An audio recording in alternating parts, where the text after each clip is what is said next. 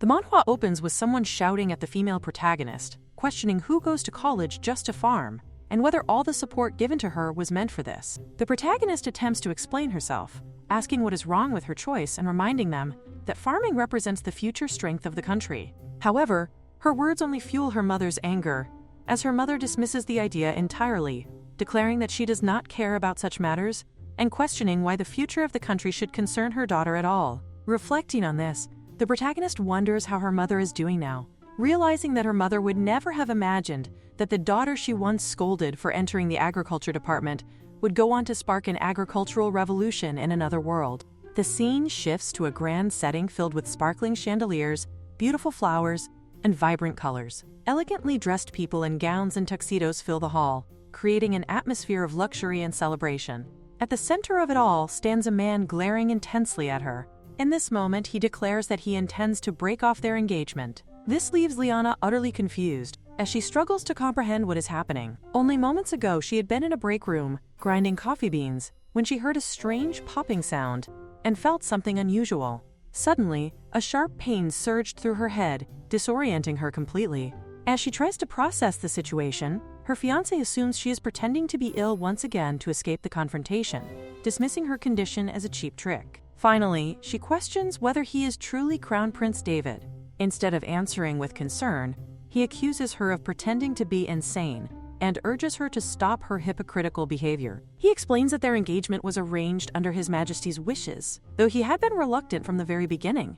This revelation shocks her deeply. She quickly realizes that she is now inside the very novel she had read in her previous life. The story revolves around a girl from another world who becomes a saint, fitting the typical romance fantasy narrative. That girl, Siana, is currently standing beside Crown Prince David, linking arms with him. As the protagonist of the story, Siana possesses a charming and quirky personality that wins everyone over. In contrast, the villainess who constantly criticizes and mistreats her is none other than Lyanna herself. Although regaining the memories of both her past and present lives should be a blessing, it instead becomes a source of despair. She cannot understand why she had to become the villainess of the story. Even with her memories restored, she feels powerless to change the course of events.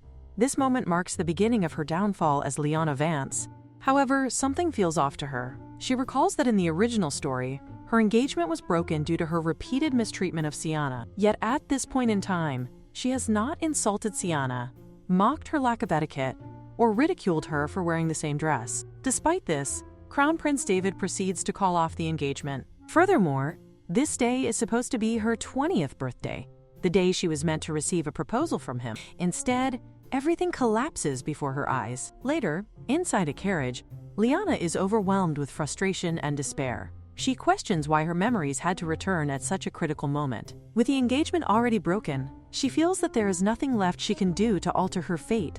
It seems inevitable that she is doomed. Upon returning home, her father reacts with anger and disappointment, calling her disgraceful. When she tries to speak to him, he coldly declares that he will erase her name from the family. He offers her one final chance to say anything she wishes, as this will be the last time she has such an opportunity. In the original story, Lyanna stubbornly resisted at this point, ultimately provoking her father's fury and being cast out onto the streets. But now, with the knowledge from her past life, she understands the harsh reality of this world. Living without money is nearly impossible. Medical care is extremely expensive, and commoners often have no choice but to rely on shamans, whose treatments are crude and unpleasant. She remembers clearly that without money, one cannot even afford to fall sick. Determined to avoid such a fate, she abandons her pride. She clasps her hands together and begins rubbing them nervously, begging her father not to throw her out. She promises to live quietly and behave properly from now on. Despite her desperate plea, her father merely smiles coldly before ordering the knights to remove her immediately. Without hesitation, the knights carry out his command, and just like that, Lyanna is thrown out of her home. In the span of only a few hours, her entire life crumbled. Standing alone, abandoned and helpless, she realizes that everything she once had is gone. Overcome with grief, she cries out for her father, but her voice is left unanswered. She can clearly see that she is completely ruined. Overcome with desperation, Lyanna cries out to her father, realizing that she has suddenly become a commoner. She cannot comprehend how she is supposed to survive in such a penniless state. For a moment, she considers clinging to the door, wondering if she should keep waiting there until someone opens it again.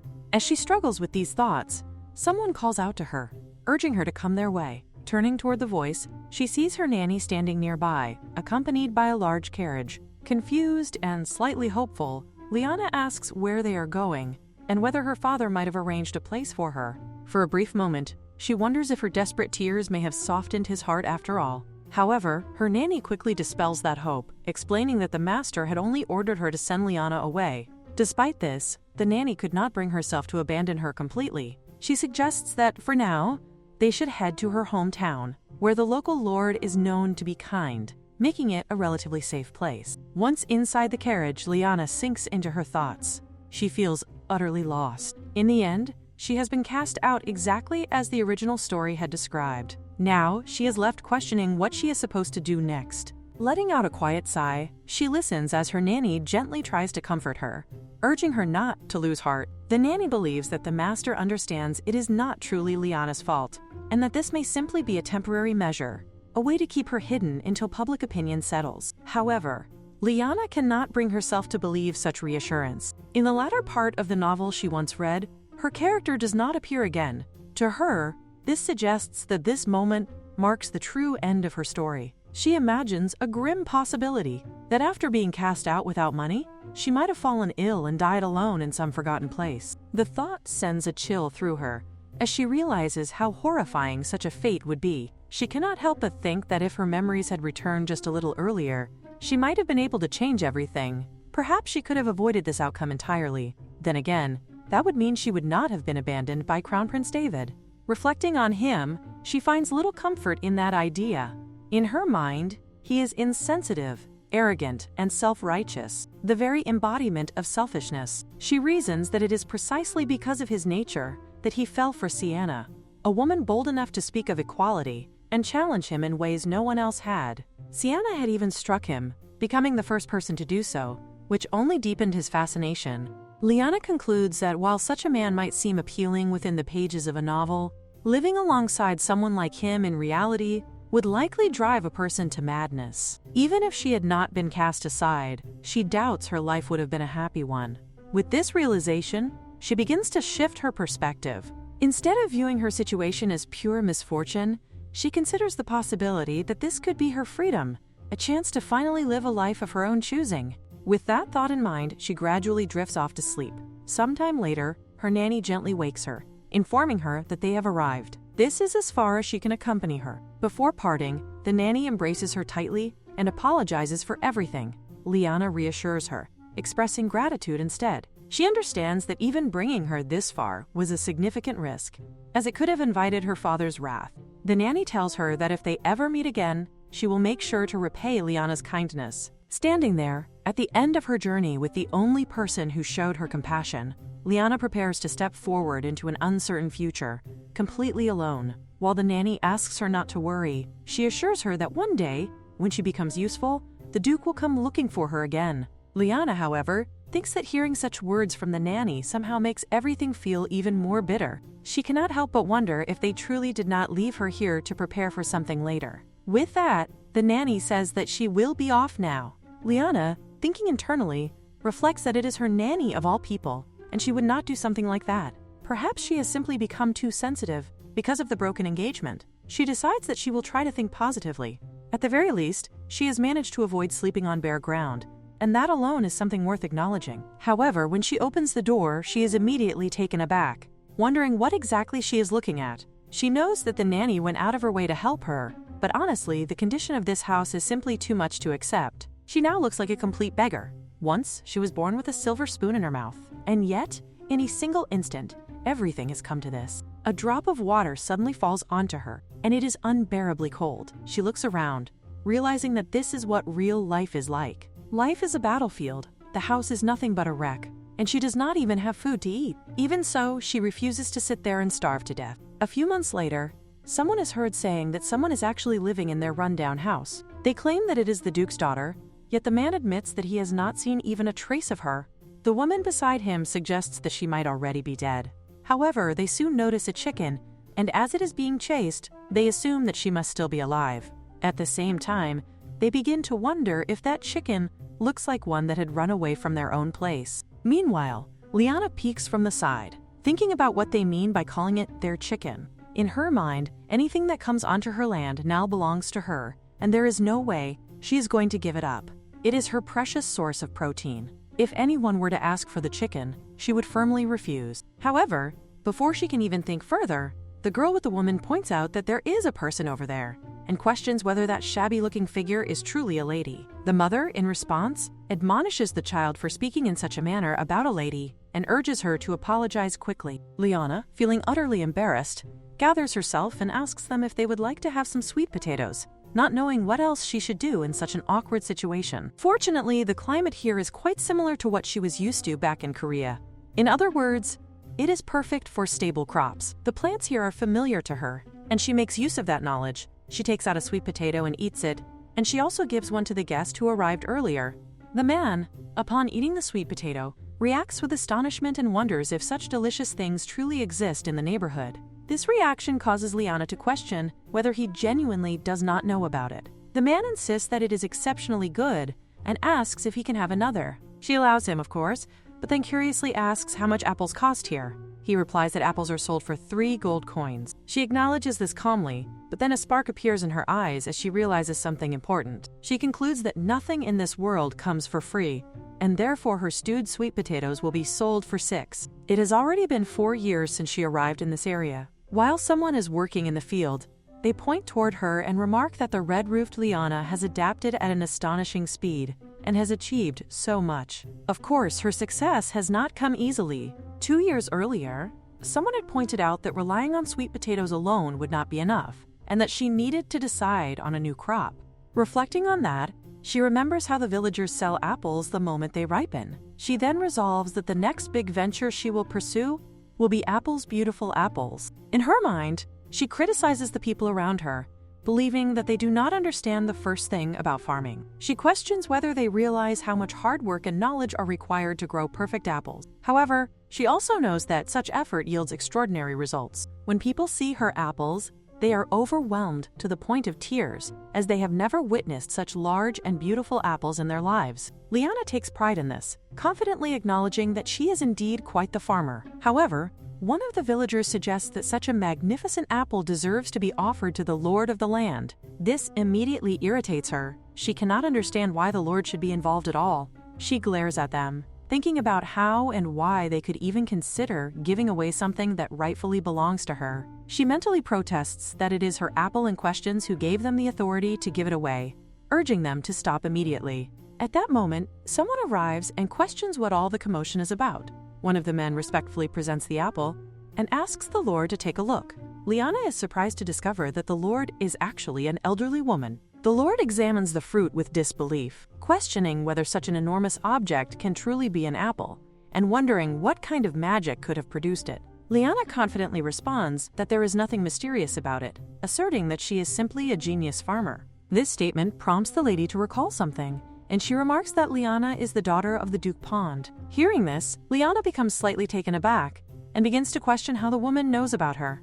The lady replies that, of course, there is no way she would not know. She explains that she has even received reports about how Lyanna has been making a living through farming here. Naturally, she had assumed those reports were all lies. This immediately irritates Lyanna, as she realizes that the lady had believed she was merely hiring others to do the work. Although she admits that such a thing could have been possible, she firmly knows that she has done all of this herself. As Lyanna begins to stroll away, she reflects on how the lady, despite knowing her identity as the Duke's daughter, has not done a single thing for her. Because of that, she turns back and states that the price will be 1 gold coin.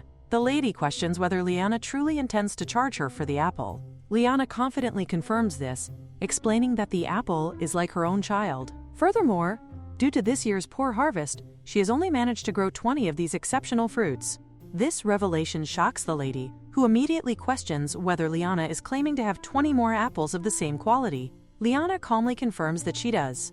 The lady then presses further, asking if Lyanna has not considered that offering them might earn her a reward far greater than a single gold coin. However, Lyanna dismisses the idea, making it clear that gambling is not something she believes in. The lady remarks that Lyanna is quite a bold young woman. She admits that she had originally expected Lyanna to come crying at the gates of her manor within a week. She then asks whether Lyanna is capable of growing other fruits as well. Lyanna confidently replies that she can, describing the peaches she grows as so sweet and tender that they practically burst in one's mouth. This vivid description causes the lady to react visibly, while Lyanna notices her interest and realizes just how tempting the idea sounds. Eventually, the lady proposes that she will hire Lyanna as the estate gardener, instructing her to grow fruit trees within the manor grounds. However, Lyanna immediately refuses, stating that she does not take subcontracted work. She believes that growing and selling the fruit herself is far more profitable. The lady questions how Lyanna intends to manage everything alone,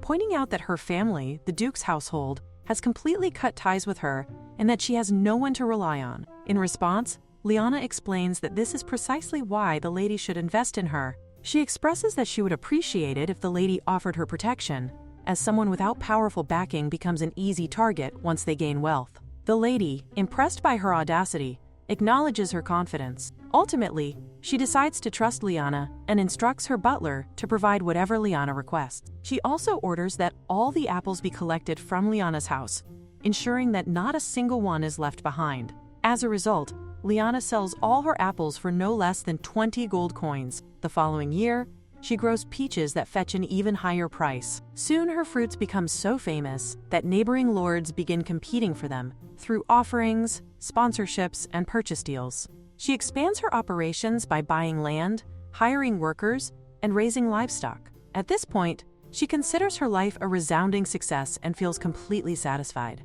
Later, the lady remarks to Lyanna that, now that she thinks about it, the Crown Prince David, whom Lyanna had so bluntly rejected, has recently gotten married. She wonders if Lyanna feels any curiosity about the rest of his story, noting that, had he not been so fickle, Lyanna might have become queen. However, Lyanna shows no interest at all, as she values farming far too much to concern herself with such matters. It appears that her second life will conclude as that of a successful farmer. On this particular day, the harvest is even greater than the previous year. She plans to sell a portion of it to neighboring villages, while another portion she intends to share with the elderly Lady Lord.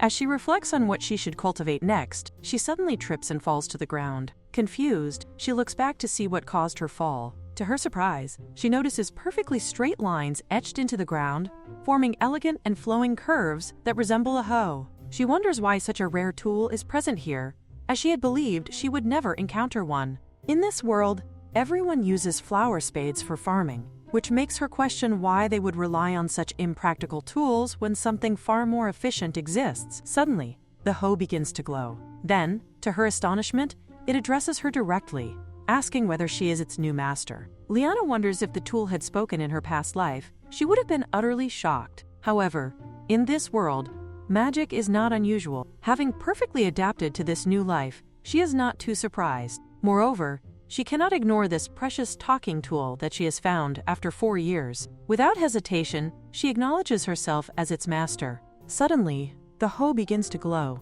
and a mark is sealed onto her hand, signifying that a contract has been established. As she looks back at it, the tool transforms into a sword and introduces itself as Sam, stating that she should consider it an honor to be his 10th master. Lyanna immediately feels that something is wrong. She is certain that she had only picked up a simple hoe, so how could it suddenly become a sword? She is also confused about this claim of being the 10th master. Louis explains that recounting the full history of his creation would be far too long, even requiring 10 handkerchiefs to endure the tale, so he keeps it brief. This only makes Lyanna more curious about the so-called Britannia stone. Louis continues by revealing that he is a sword forged by the god of abundance over 3 days and nights. Abundance resides within him, which is why many have coveted him. However, he describes himself as a very clever sword, one who has only allowed himself to be wielded by those destined to become empress. After 9 such masters, he had grown weary. More and more unqualified individuals sought to claim him, so he eventually hid himself in a humble form. Lyanna questions whether he is implying that the hoe she picked up was actually him. She finds it difficult to believe that she has encountered something so bizarre, and she wonders if there is any way to undo this situation. Louis immediately insists that his master has recognized his true worth, even when he was hidden in such a modest form. He praises her for possessing eyes that can see beauty, even in something as simple as a flower blooming in the mud. Internally, Lyanna reflects that she had merely picked it up because it was a hoe, Louis continues, declaring that she possesses the qualities of a ruler and should receive his blessing. Lyanna, however, insists that he is mistaken, as she considers herself nothing more than an ordinary farmer. Louis responds that her identity does not matter. Lyanna counters his argument by reminding him that he himself claimed to have remained hidden for a long time in search of a proper master, so he should have chosen someone brave, wise, and ambitious. Louis remains firm, stating that she possesses wisdom and humility, which are enough for him to recognize her as his master. Meanwhile, Lyanna simply wishes to return to tending her farm, finding the situation stubborn and troublesome. Eventually, she decides that it does not matter. A talking sword in a fantasy world is not such a big deal. Since she has no family and often feels bored, she resolves to treat Louis as a conversation partner for now. She agrees that they should get along. Louis expresses his desire for her to live a long life and keep him content until she reaches her grave, which Lyanna internally feels is a bit excessive. The scene then shifts to an old granny who mentions to Lyanna that something strange has been happening in the territory lately. Lyanna wonders what could be so unusual. The old woman explains that the trees and grasses have suddenly begun to grow exceptionally well, and even the Hoya plant in her office has bloomed for the first time in 7 years, which she finds astonishing. Lyanna attributes this to good sunlight and favorable weather, suggesting that perhaps divine intervention is at play, though she considers it one of those natural occurrences that simply happen from time to time. However, the old granny continues, noting even stranger events. Whenever a dog gives birth, there are always 8 puppies, and when hens lay eggs, they consistently produce double-yolked eggs. People have even started searching for normal eggs without double yolks for amusement. This leads the old granny to reflect deeply, wondering if all of this is not, in fact, very strange. Lyanna insists that everything is simply too good to be abandoned, and believes that she is merely a kind person. However, the old granny finds the situation increasingly suspicious. No matter how much she thinks about it, everything feels unnaturally strange. Meanwhile, Lyanna reflects internally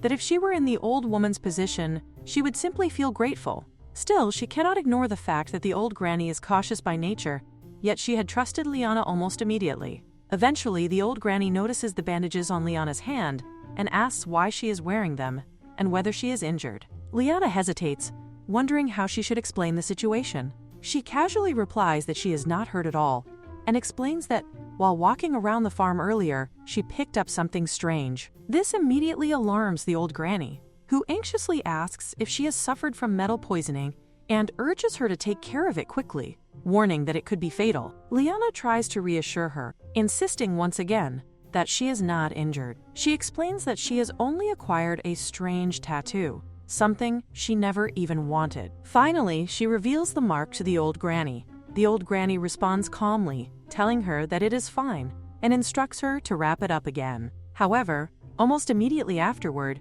she complains of a sudden headache and asks Lyanna if she could leave for the day. Lyanna departs, feeling uneasy. She wonders whether it is right to leave the old woman alone just because she is unwell. Concerned, she decides that she will bring her some fresh vegetables the next day. When Lyanna returns home, she finds Louis waiting for her, clearly upset. She asks him why he seems so angry. Louis is furious, accusing her of shamelessly coming back after using another sword. This confuses Lyanna, as she cannot imagine who would use a sword like him to cut melons. She tries to explain that she could not carry a weapon in front of the Lord, so she had no choice but to leave him behind. She reasons that it would have been worse if he had ended up in the hands of a guard or abandoned on the ground. However, Louis refuses to accept her reasoning, declaring that no human should treat him in such a manner. In an attempt to calm him down, Lyanna begins to praise him, speaking sweetly about his qualities. Louis encourages her to continue, which makes her feel that the sword's behavior is rather unusual. She then picks him up and promises that next time she will carry him by her side and proudly boast about how impressive he is. Louis asks if she truly promises, and in that moment, Lyanna cannot help but feel that he resembles a living being. She wonders whether something like him could truly possess a soul. Not only can he speak, but he can also change his form freely and even emit light like a lantern. Despite everything, she still considers the hoe to be the most practical form. Changing the topic, Lyanna mentions that the Lord had spoken about something unusual. The territory has been flourishing recently, with livestock producing an unusually large number of offspring and crops yielding abundant harvests. She finds it quite remarkable. Louis immediately claims that all of this is due to his blessing. Lyanna questions what he could have possibly done, since all he seems to do is float around her room when he is bored. Louis proudly explains that he was forged with utmost devotion by the god of abundance, so it is only natural that any land where he resides would experience prosperity, with crops thriving and livestock multiplying. Lyanna remains unconvinced. Thinking about her crops, she decides that she should go check the fields before it gets too late. Meanwhile, Louis continues explaining that he represents a form of state.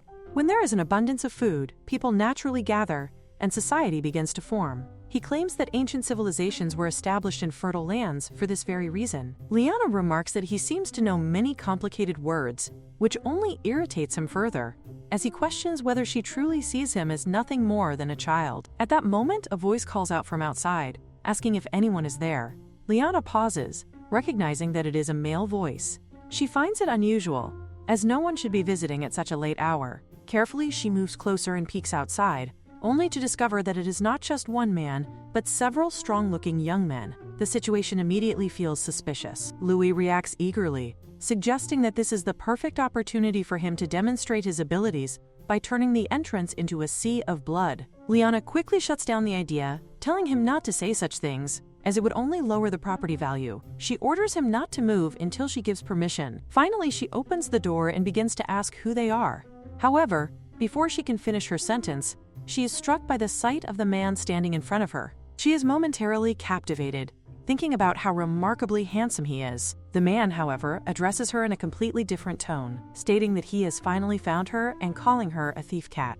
His choice of words does not match his refined and elegant appearance at all. As she continues to stare at him, somewhat mesmerized, she suddenly feels a sense of familiarity. She questions him, wondering if he is, in fact, her little kitten. Someone expresses the desire for a divorce, yet the king firmly tells the empress that no such precedent exists. The emperor, however, responds calmly that if it has never happened before, then this can simply be the first time. This bold statement leaves the king stunned, questioning what exactly she is implying.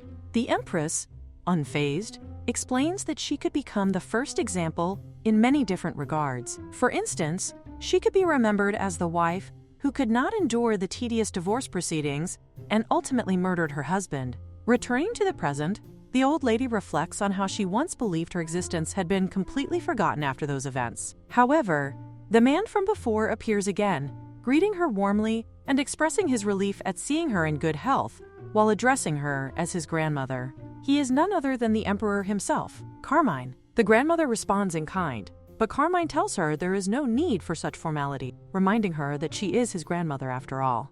Despite this, she firmly replies that she abandoned such familial ties on the very day she declared her divorce at the Grand Cathedral, and therefore His Majesty should address her as Lady now. Carmine then mentions that he enjoyed the fruit she had sent, though he had been unaware that it was grown with blessings. The old woman internally reflects that her only intention had been to send Lyanna some beautiful fruits for her children, yet things had turned out in an unexpected way. She calmly explains that it is all a misunderstanding. Carmine questions this, asking whether it is the kind of misunderstanding that conveniently appeared at the same time her presence vanished from the imperial palace after her divorce. He further challenges her by implying that such unusually bountiful harvests could not possibly be unrelated, questioning if that is truly what she is claiming. The grandmother reassures him that she has nothing to be ashamed of. She reminds him that he knows very well that she left everything behind in the imperial palace that day, including the royal family name. Carmine then asks about the sword's whereabouts. She replies that she is not the one who possesses it.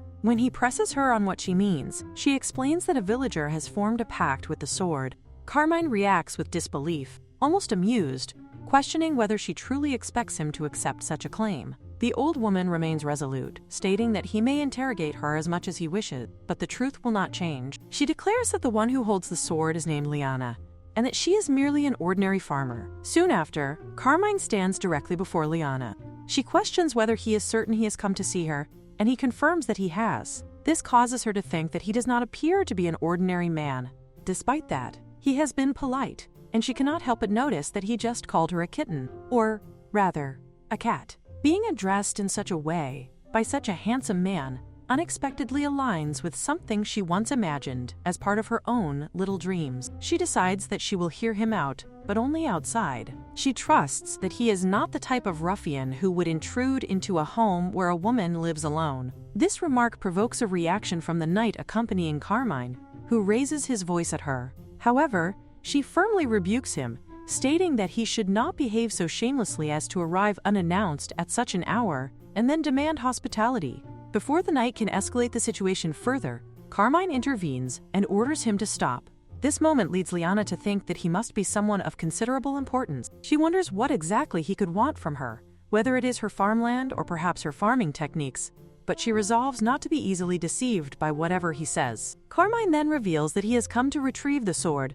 claiming that he is its rightful owner. This causes Lyanna to question Louis, asking if that is true and whether he already has another master. Louis immediately denies it, insisting that such a claim is false and declaring that she is his only master. Lyanna, however, scolds Louis for what appears to be blatant two-timing, unable to reconcile his words with the situation unfolding before her. Louis immediately begins to argue back, insisting that he never said anything of the sort, and questioning why she would assume he is two-timing her. Lyanna, however, responds that it is because of the way Carmine presents himself, which irritates Louis. He demands to know since when she has cared so much about appearances. Carmine, observing this strange exchange, finally questions whether she is actually speaking to the sword. This makes Lyanna inwardly question how its supposed master cannot even recognize such a thing. Carmine then clears his throat and states that he is indeed aware that the sword possesses a will of its own. Lyanna acknowledges that he is correct, describing the sword as quiet and reserved. However, she also points out that Louis is clearly lying about Carmine being his master. She grows suspicious and demands to know what Carmine truly wants from her.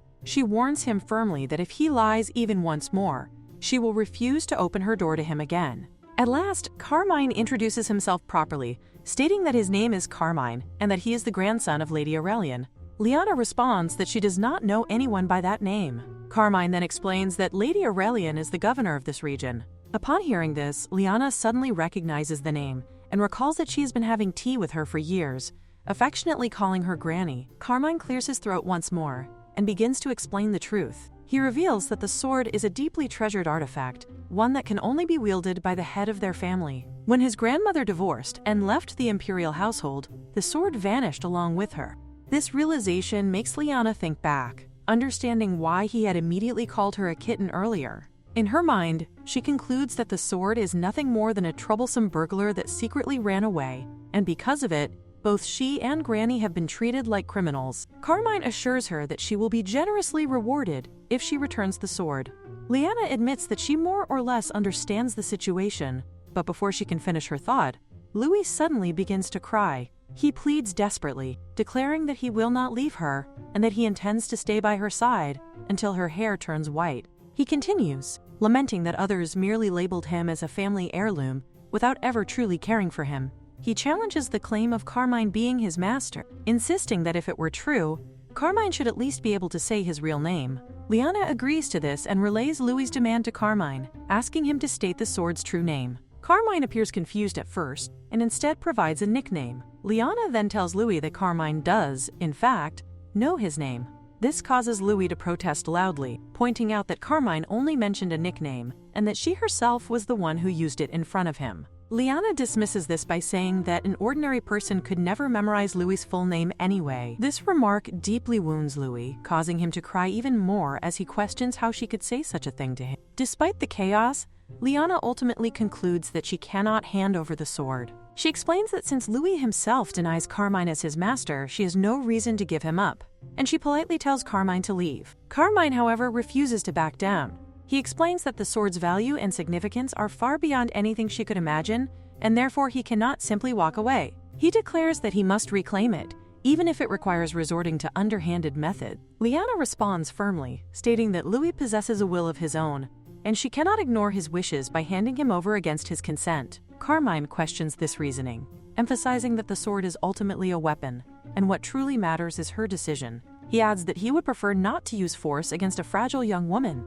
but then asks her directly whether her answer would remain the same if she knew he was the most powerful person in the world. Lyanna answers without hesitation that her decision would not change. Carmine leans in closer, as if about to act on his earlier statement, which causes Lyanna to wonder if this is what he meant by underhanded methods. Acting quickly, she raises her hand and places a finger against his lips, telling him to be quiet, and to be more careful with his words. Carmine becomes visibly confused and asks what words she is referring to. Lyanna then accuses him of implying a contract marriage. This takes him completely off guard, and he questions why she would come to such an absurd conclusion. Lyanna, however, remains entirely serious. She explains that he himself mentioned underhanded methods, and from her perspective, a contract marriage would be the most logical approach. After all, as a married couple, they would share ownership over their possessions. In her reasoning, this would make it the only legal way for him to claim the sword. Carmine says to Lyanna that, in that case, will she marry him? This makes her think that this man really would not make it as a con artist. When she gets a proposal, it feels nice to receive one, even if it is like this. The crown prince did not even propose. It would have been perfect with a big bouquet of flowers, though. She says to him that this is such an uninspired proposal, and that he should bow elegantly at the waist or something. He immediately goes down on his knees. She reacts with delight, thinking, oh yes, yes, like that, but immediately says that she will have to decline the proposal. With that, she shuts the door, which leaves him and his knights speechless. Outside, someone shouts the word loudly. She comments that he is quite good-looking, but his voice is not. Louis tells her that actually it was a subordinate next to him who yelled, and that he himself was just standing there clueless. Lyanna questions whether Louis can really see things like that. He replies that he is the magic sword, and that seeing through a shabby wall like this is nothing. Anyway, Lyanna plans to just stay home for today, which makes Louis happy. He thinks that taking a break from work must mean she is finally going to play with him. Lyanna, however, thinks that maybe she should have just discussed how to separate that handsome man from his sword, which makes Louis cry out internally, wondering why she is making that face and whether she is thinking weird things. She assures him that of course she is not thinking at all. On the other hand, Germain can see that he has been fooled completely. It has been like that ever since he has been bewitched.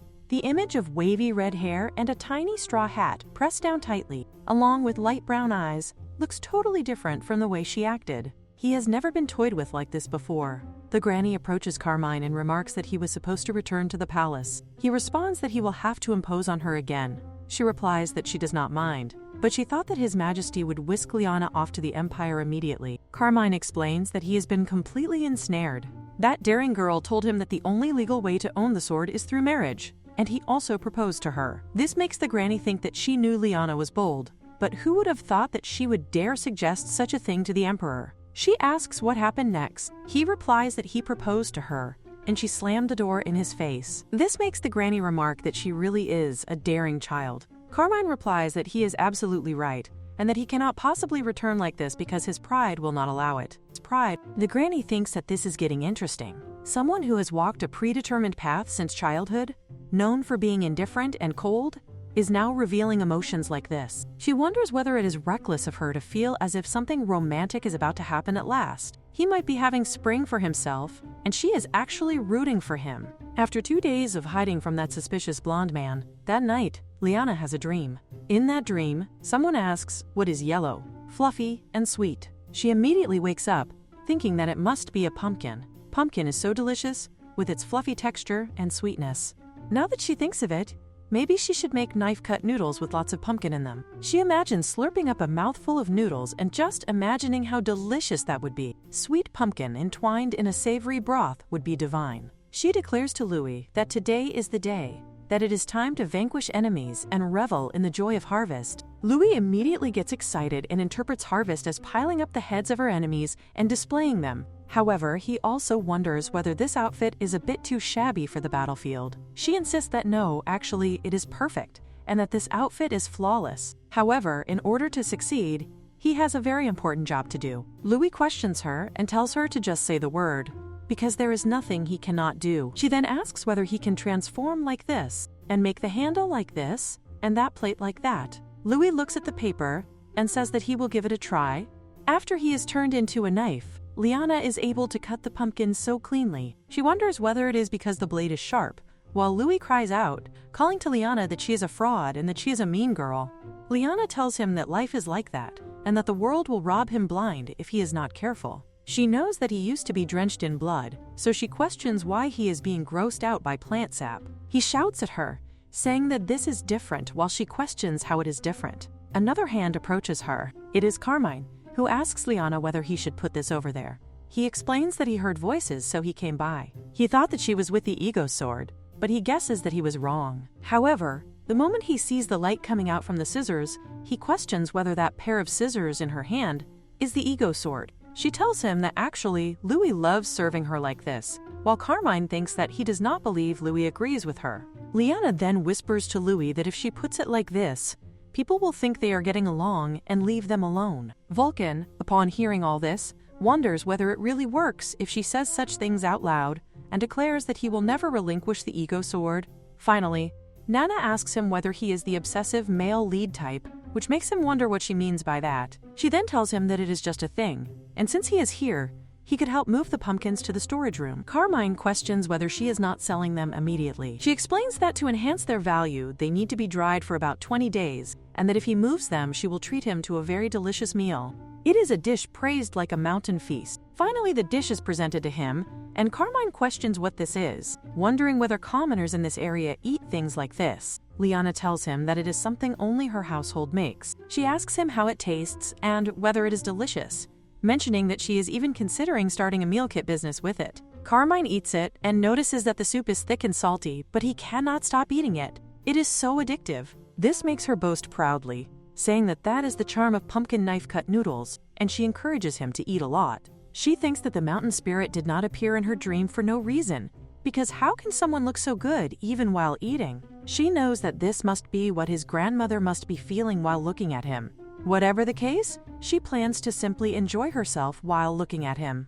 With that thought, she asks him to try something else as well. Carmine questions what this is. She immediately tells him that this is homemade 5-flavor tea, and that she does not give it to just anyone. He notices that it has ice in it. She explains that she gets hot easily, so she dug an ice cave. Carmine, confused, questions how she dug an ice cave. She replies that she did it the only way possible, with a shovel. He tells her that he will help with things like that in the future, which makes her reply that marriage tricks do not work on her, and that she can manage on her own. There is no need to ask for help with something she can do herself. After seeing her determination like this, Carmine remarks that she is quite an unusual person. A few years ago, a black-haired angel descends upon the Barker kingdom. Some denounce her as a demon, while others insist that she should be treated as an esteemed guest. Among those who seek to use her for political purposes, the girl ultimately falls in love with the crown prince and becomes engaged to him.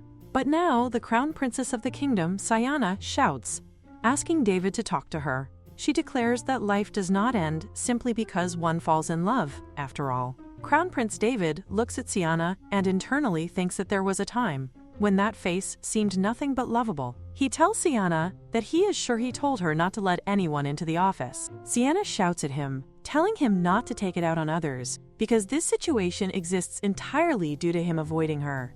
David questions what she just said. Siana demands to know why he keeps avoiding her, adding that she cannot even remember the last time they had a proper conversation. David coughs slightly and questions whether she truly wants to have an honest conversation with him. He recalls that last time she was angry because he danced with a lady, and before that she was upset because he did not give her the mermaid tear she wanted. He then asks what it is today, and what she has come to be angry about now. Siana becomes furious and insists that those incidents were all his fault. She points out that he said that lady was going to become his concubine, and that the mermaid tear by now is probably hanging around the neck of the princess from a neighboring kingdom. She demands to know whether he thinks she was upset without knowing the truth. David sighs and questions how many times he has to explain this to her. He states that for a king, the queen's position is a very important political tool, but he planned to give that position to her and asks whether that is not enough. This makes her declare that it is a cowardly excuse. She says that she has no one but him,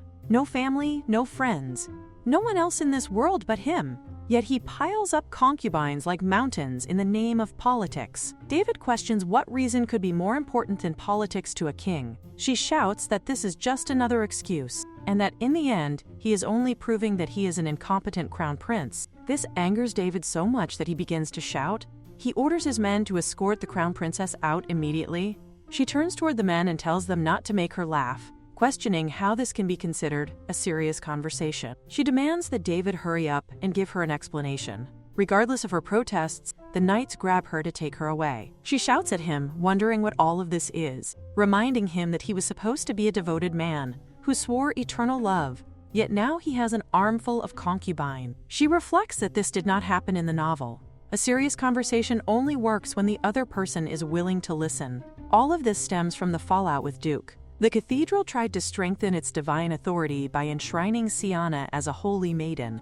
To counter this, they rushed into breaking off his previous engagement and arranged his engagement with Siana instead. However, David honestly thought the Duke would at least beg him to accept Lyanna as a concubine. Instead, the Duke disowned his daughter, calling her a disgrace to the family and garnering public sympathy. He never imagined that the Duke would actually cast his daughter aside like that. Not only was the position of Crown Princess suddenly taken from her, but noble support poured toward the Duke, who had no choice but to dishonor his daughter. With that backing, the Duke joined the Second Prince's faction, threatening the line of succession. Above all, David remembers that Lyanna never acted like this. He never thought there would come a day when he would miss her. He asks his lieutenant about Lyanna's current situation and whether they have found out anything. The lieutenant replies that they have searched the duchy thoroughly, but have not even found a trace of her. David thinks that they were only supposed to pretend to cast her out, but he wonders how a woman who only knows embroidery is supposed to survive as a commoner.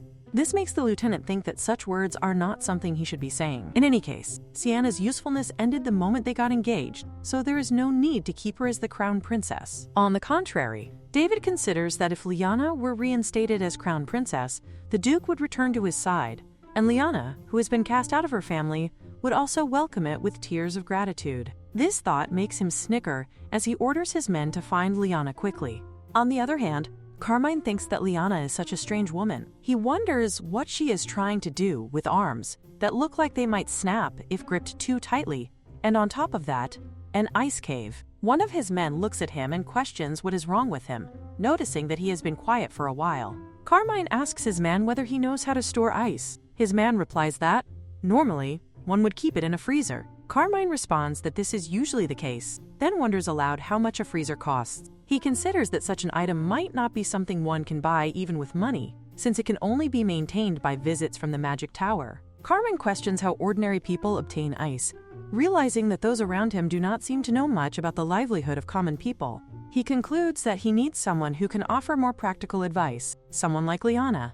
As he thinks this, he suddenly sees that she is actually standing right in front of him. He questions what she is doing there. She immediately shouts at him, declaring that she should be the one asking that question. She wonders whether he expected her to come here. Carmine replies that he lives here, so in that case, she must have come looking for him. She immediately questions why she would do such a thing and clarifies that she is here to meet his grandmother.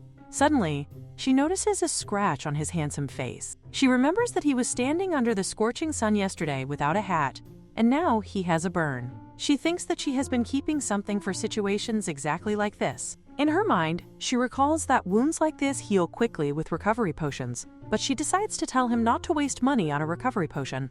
While he is observing her, he notices the symbol on her hand and begins thinking that it looks like the mark of the owner of the Ego Sword. Meanwhile, she moves closer and puts something on his face while asking what he is thinking about. Carmine notices that whatever she applied feels quite refreshing. She explains that it is aloe vera, which is perfect for burns because of its cooling properties. She also mentions that there is a plant in his grandmother's greenhouse that looks similar, called agave. She admits that she does not know much about that plant yet, so she plans to compare them later. Carmine remarks that common folk seem to develop such practical wisdom in order to survive. She laughs lightly and says that he must be someone important, judging by the way he speaks. Carmine then questions whether her parents passed this knowledge on to her. She replies that she does not have parents.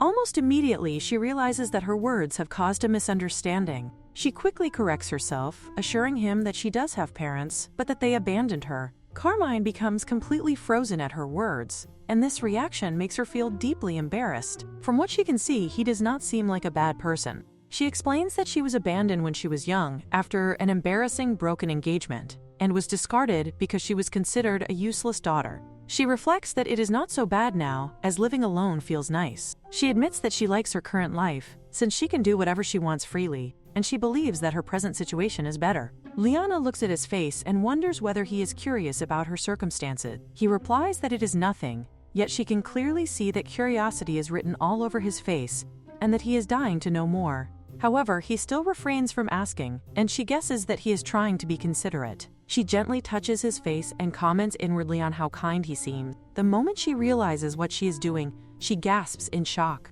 She quickly turns away, telling herself that this does not mean she has allowed herself to develop feelings, and she insists internally that she cannot give him permission to become close to her. Carmine clears his throat and says that he did not say anything at all. At that moment, someone from behind remarks that they had been wondering why she had not arrived yet, so they came to check on her. The newcomer then notices that Lyanna is still standing in the lobby, and internally thinks with amusement about these little rascals. The granny is about to call him Majesty, but Carmine immediately calls out to her, saying that he is just about to head up with Lady Lyanna, while referring to her as grandmother. This makes the old granny think that perhaps he has not mentioned the fact that he is the emperor. With that thought in mind, she turns to Lyanna and asks whether she has met her grandson. Lyanna replies to her that not only did they greet each other earlier, but she even applied medicine to him. This makes the granny think that the two of them have already gotten very close. Carmine then whispers that it might be misunderstood if she phrases it like that, but Lyanna insists that it is the truth,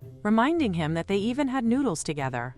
This makes the old granny comment that if they are speaking to each other so formally, then they should stop using such formal tones, since they are the same age. She believes that they will become good friends in the quiet countryside, which makes Carmine respond that mutual respect is necessary. However, he notices that Lyanna looks extremely happy about this situation. Lyanna then teases him by saying that there is no way they could possibly be the same age, and she repeats the thought while joking that they must be destined for each other. Carmine can clearly see that these two are truly enjoying themselves at his expense, so he tells her to do whatever she wants. This makes Lyanna feel delighted, as she realizes that she now has a guy friend. With excitement, she suggests that they should all try some watermelon punch. Both Carmine and the old granny are astonished when they see it, finding the creation cute and pretty. They ask her how she managed to cut it in such a way. She proudly tells them that it is all about technique. This makes Carmine wonder whether she used the ego sword for such precise cutting, but she immediately denies it,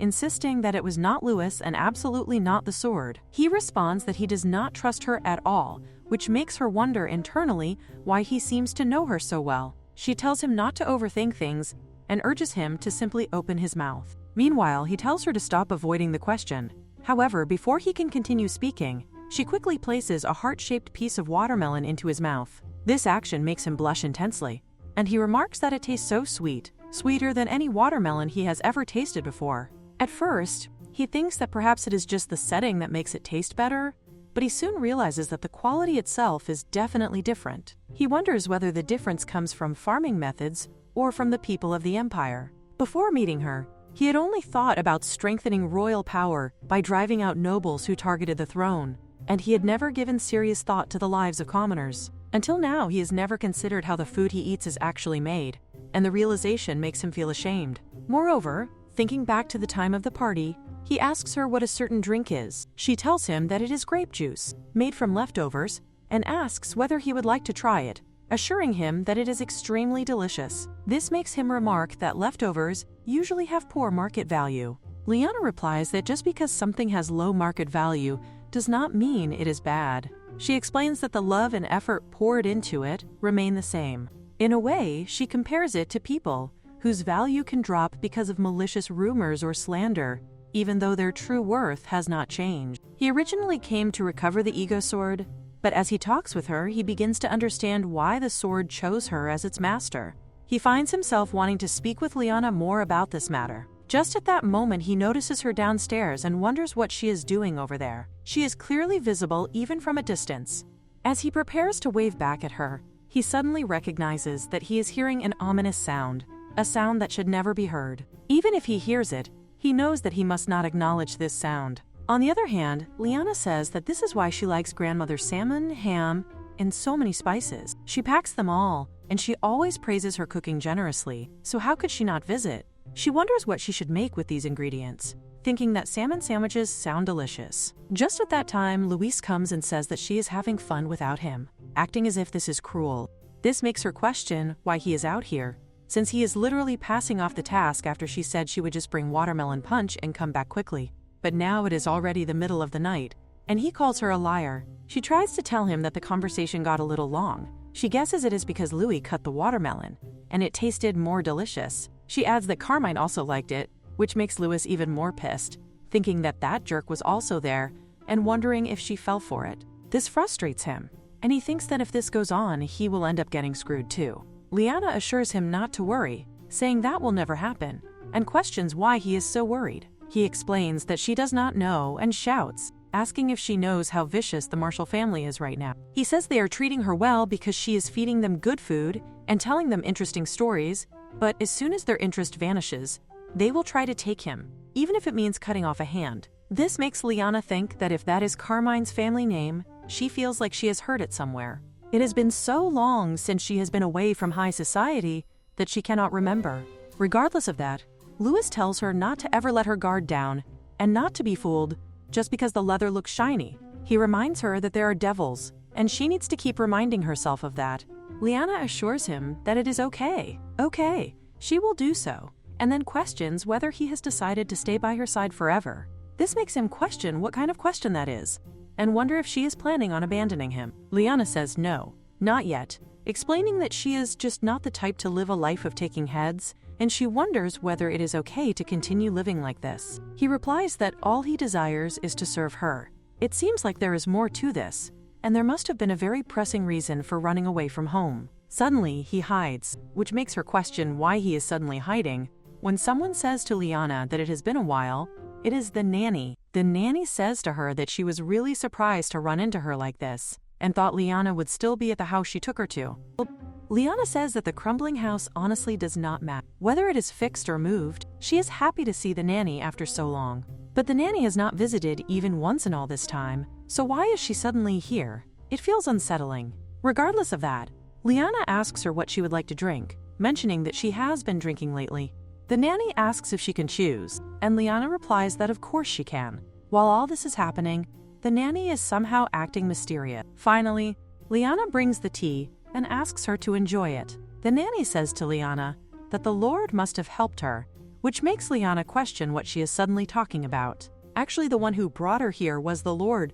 The Lord is also in a difficult position, living alone after the divorce, so she thought she would take pity on the broken-off and abandoned miss. She adds that she is glad it turned out the way she expected. This makes Lyanna question what the nanny just said, and assure her that she is completely wrong if she thinks that grandmother has no interest in her, because she survived on her own efforts. This makes the nanny question whether she lived on her own, telling her not to lie since she does not even know how to make money. This makes Lyanna feel angry, realizing that now the nanny is openly looking down on her. Since she is no longer the Duke's daughter, the nanny probably thinks she does not need to be careful with her words. So Lyanna tells the nanny to believe it or not, and then adds that, by the way, the tea is for 1 coin.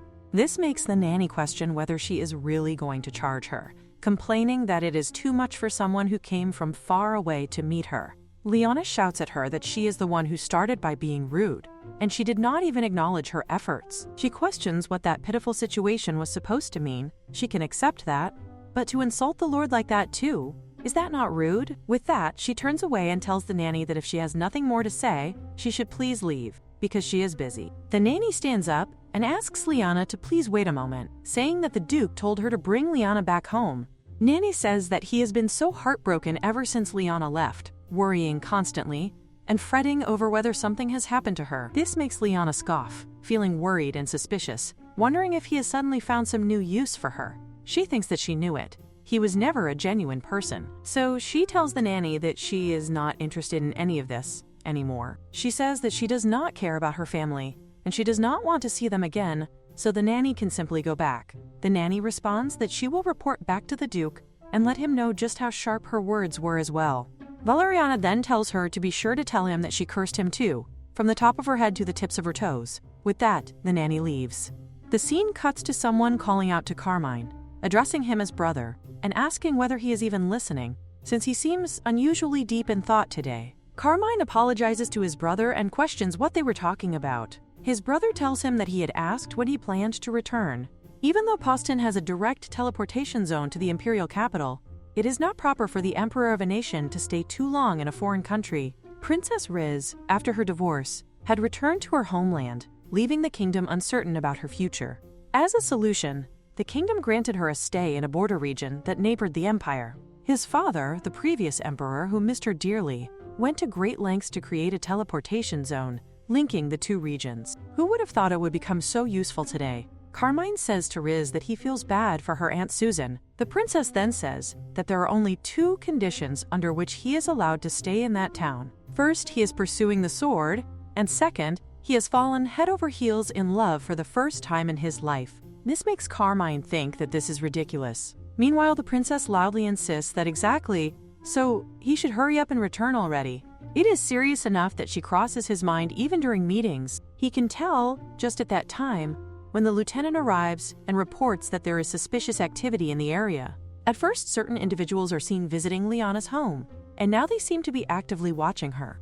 Additionally, a few days ago, a commoner woman visited her, and it appears that she is connected to the group observing her. He wonders what they could possibly gain by spying on her. According to his grandmother, it seems to be related to her former fiancé. He recalls that Lyanna once told him that when she was young, she went through a disgraceful, broken engagement. This thought makes him extremely furious, as he cannot believe that the man has the nerve to show up now after tossing her aside so easily, especially now that she is finally thriving as a farmer and has found a path of her own. The lieutenant asks what he intends to do and where he is planning to go. Carmine immediately replies that he is going to protect Lyanna. They did agree to be friends, yet he wonders whether friends usually deal with their friend's ex-fiancé. Still, he cannot understand why he feels such intense anger about this situation. To justify his actions, he reasons that if she were to be kidnapped, the sword might be taken as well, so he decides that he is going to assess the situation. This makes the lieutenant think with admiration that he possesses such noble intentions. He also understands that if that wretched man is planning to forcefully take Lyanna back now, or worse, if he has realized her value only to beg for her return in tears, then the situation could become dangerous. On the other hand, Brianna appears strong, yet he wonders whether she might have been quietly struggling with loneliness. Even so, he firmly decides that there is not a chance he will allow anything bad to happen. Finally, he reaches her house and informs the lieutenant that he will go inside to check the situation while the lieutenant secures the perimeter. The surroundings are quiet, which makes him wonder whether she might have already left with the man. Suddenly, he hears a scream from inside. He immediately opens the door and calls out for her.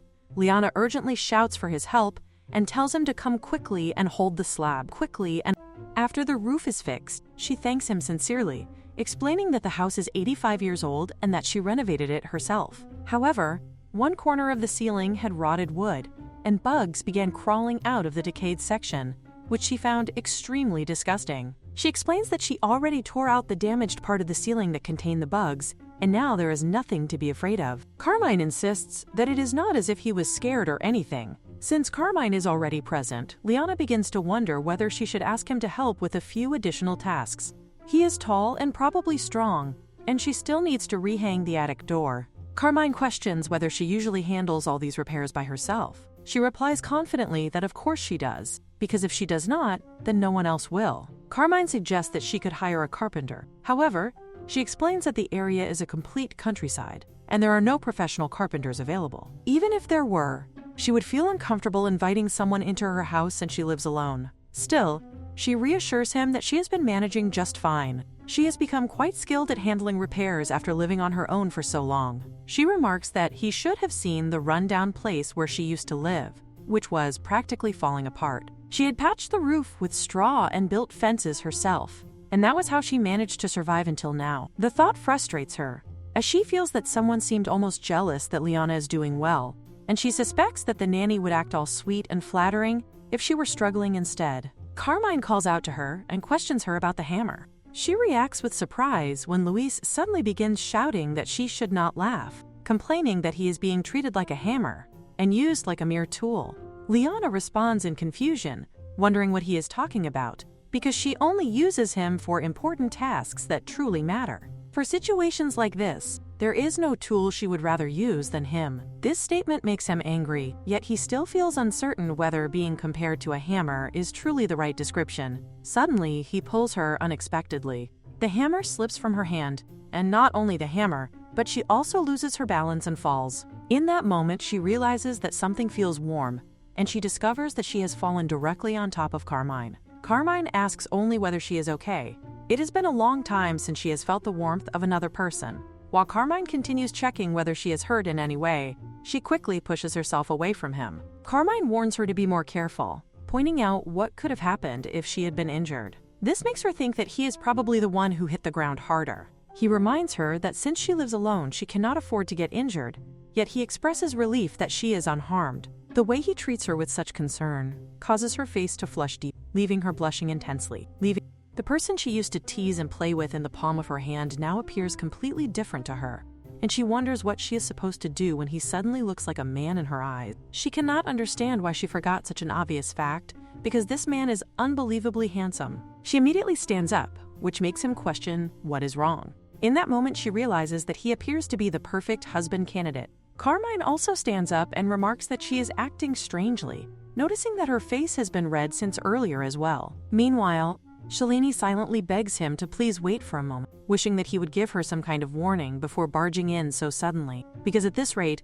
she feels as if she might die from a heart attack. Carmine, on the other hand, gently holds her hand and questions whether she is certain that she did not hit her head earlier, insisting that he should take a look. He soon notices that her wrist is already beginning to swell, and he questions whether she is truly okay, realizing that it must hurt a lot.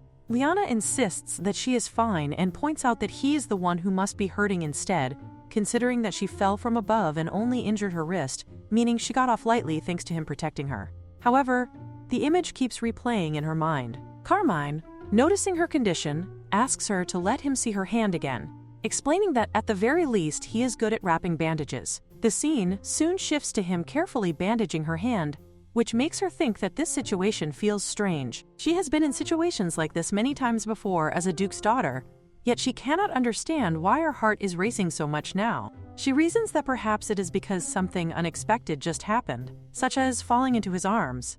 Carmine remarks that he had expected her to be feeling down, but seeing her look energetic brings him relief. This makes her wonder whether he had been worried about her. With that thought, he gets up and states that he will be leaving now. Lyanna quickly asks him to wait a moment, pointing out that it is almost lunchtime and suggesting that they eat before he leaves. However, he refuses politely, explaining that he cannot impose on someone who is injured. He advises that if anything happens, she should make sure to inform him and not try to handle everything on her own like she did today. This causes her to respond with only a quiet agreement. After the door is shut, Louis approaches Lyanna and apologizes, admitting that he forgot how much weaker she is compared to him. However, Lyanna simply calls out to Louis and moves forward to hug him tightly, thanking him sincerely. This reaction makes him wonder whether she is truly all right and whether she might have hit her head or something. She knows that if it were not for him, where else would she ever have the chance to be hugged by a national treasure of a handsome man? In comparison, that loser David was nothing but an utter embarrassment, possessing a terrible personality and a face that reminded her of half-dried squid. Even so, she understands that Carmine's interest is actually directed toward Louis. That is why he even proposed during their first meeting, and she realizes that the moment that just happened was likely all part of his attempt to win Louis over. Yet, even if he was using charming tactics, his appearance is simply too attractive to resist. Now she finally understands why emperors throughout history made foolish decisions over beautiful people. At the same time, she feels guilty about sending him away on an empty stomach. She begins to wonder whether she should prepare a sandwich or something for him. Before doing anything else, she decides that she first needs to boil some potatoes. Meanwhile, Louis feels extremely tired and somewhat sad, realizing that he has done so much work with the hammer today that he cannot transform into a hoe now, and therefore he needs to rest. Lyanna says that she is boiling the potatoes, not harvesting them, so he can simply go and rest on the bed. Louis then remarks that, by the way, he wonders whether it would be acceptable if that man were to turn out to be an emperor. She lets out a sigh and questions whether he is saying this because she mentioned emperors earlier. She admits that he is certainly handsome enough to be one, though she clarifies that she means his face alone, not his role as the main character like Carmine. He attempts to tell her that he truly is the emperor, but before he can finish speaking, he suddenly hears someone outside the house. This unexpected sound makes her wonder who it could possibly be at this hour. She considers that perhaps Carmine has returned again, thinking that he must have started craving her cooking after all. Without hesitation, she moves toward the door and opens it. However, her eyes widen in shock the moment she sees who is standing there. The scene then shifts to Carmine, who reflects that no matter how much work he does, it never seems to end. In truth, his thoughts remain completely disorganized because of what happened earlier. At that moment, Granny approaches him and asks whether he is all right. He replies that he is fine, and invites her to come inside.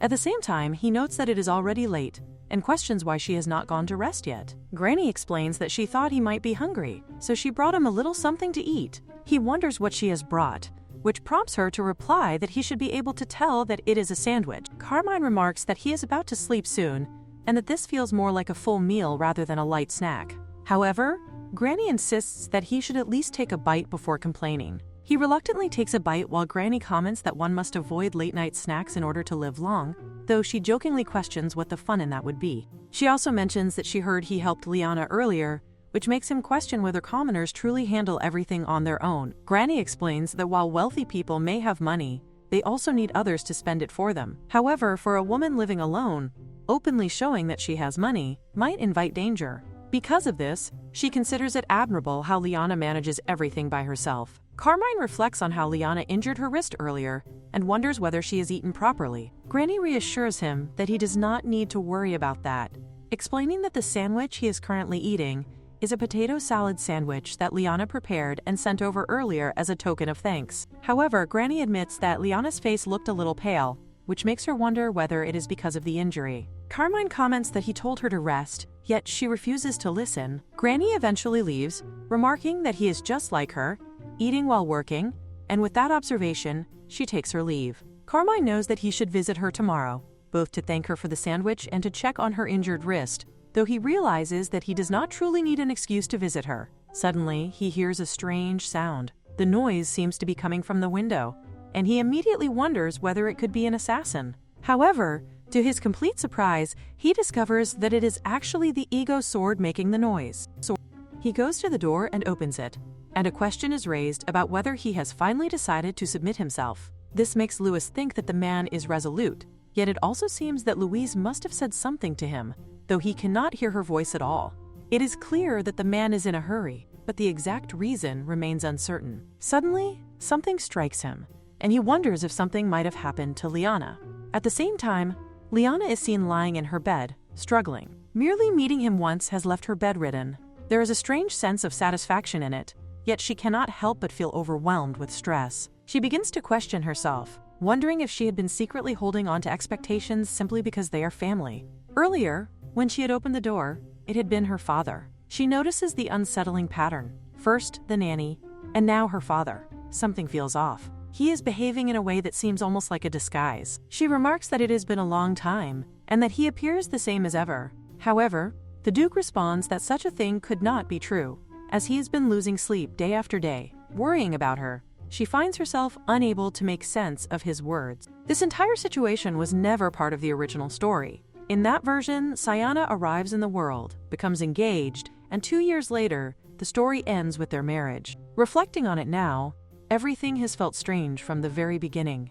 Unlike the original plot, Siana became engaged immediately upon arriving in this world, and Lyanna herself was brought down before she could even commit any villainous act. The pace of the story feels unnaturally fast. She wonders if she had skimmed through the novel too carelessly.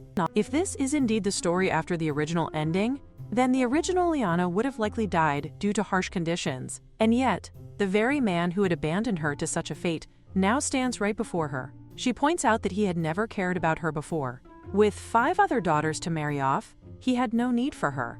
At the very least, he is no longer confusing her name. The Duke takes her hand, admitting that he knows she must resent him. However, he explains that he had feared that helping her would only anger the royal family further. Fortunately, his guest had been correct. By quietly accepting punishment, the Crown Prince now pities her and is secretly searching for her. Her gentle and obedient nature must have made him miss her. Hearing this, she feels hurt. It seems clear to her that he simply needs the strength of the duchy again. Welcoming a girl from another world as Crown Princess might have once seemed exciting, but in reality, she would be of little use in managing internal affairs or gaining influence. Instead, they likely faced backlash for discarding a flawless fiancé so cruelly. Bringing her back now would improve public opinion and repair his relationship with her father. The Duke questions her expression, remarking on how she looks, but she abruptly pulls her hand away and declares that it has nothing to do with her anymore. This confuses him, and he presses further,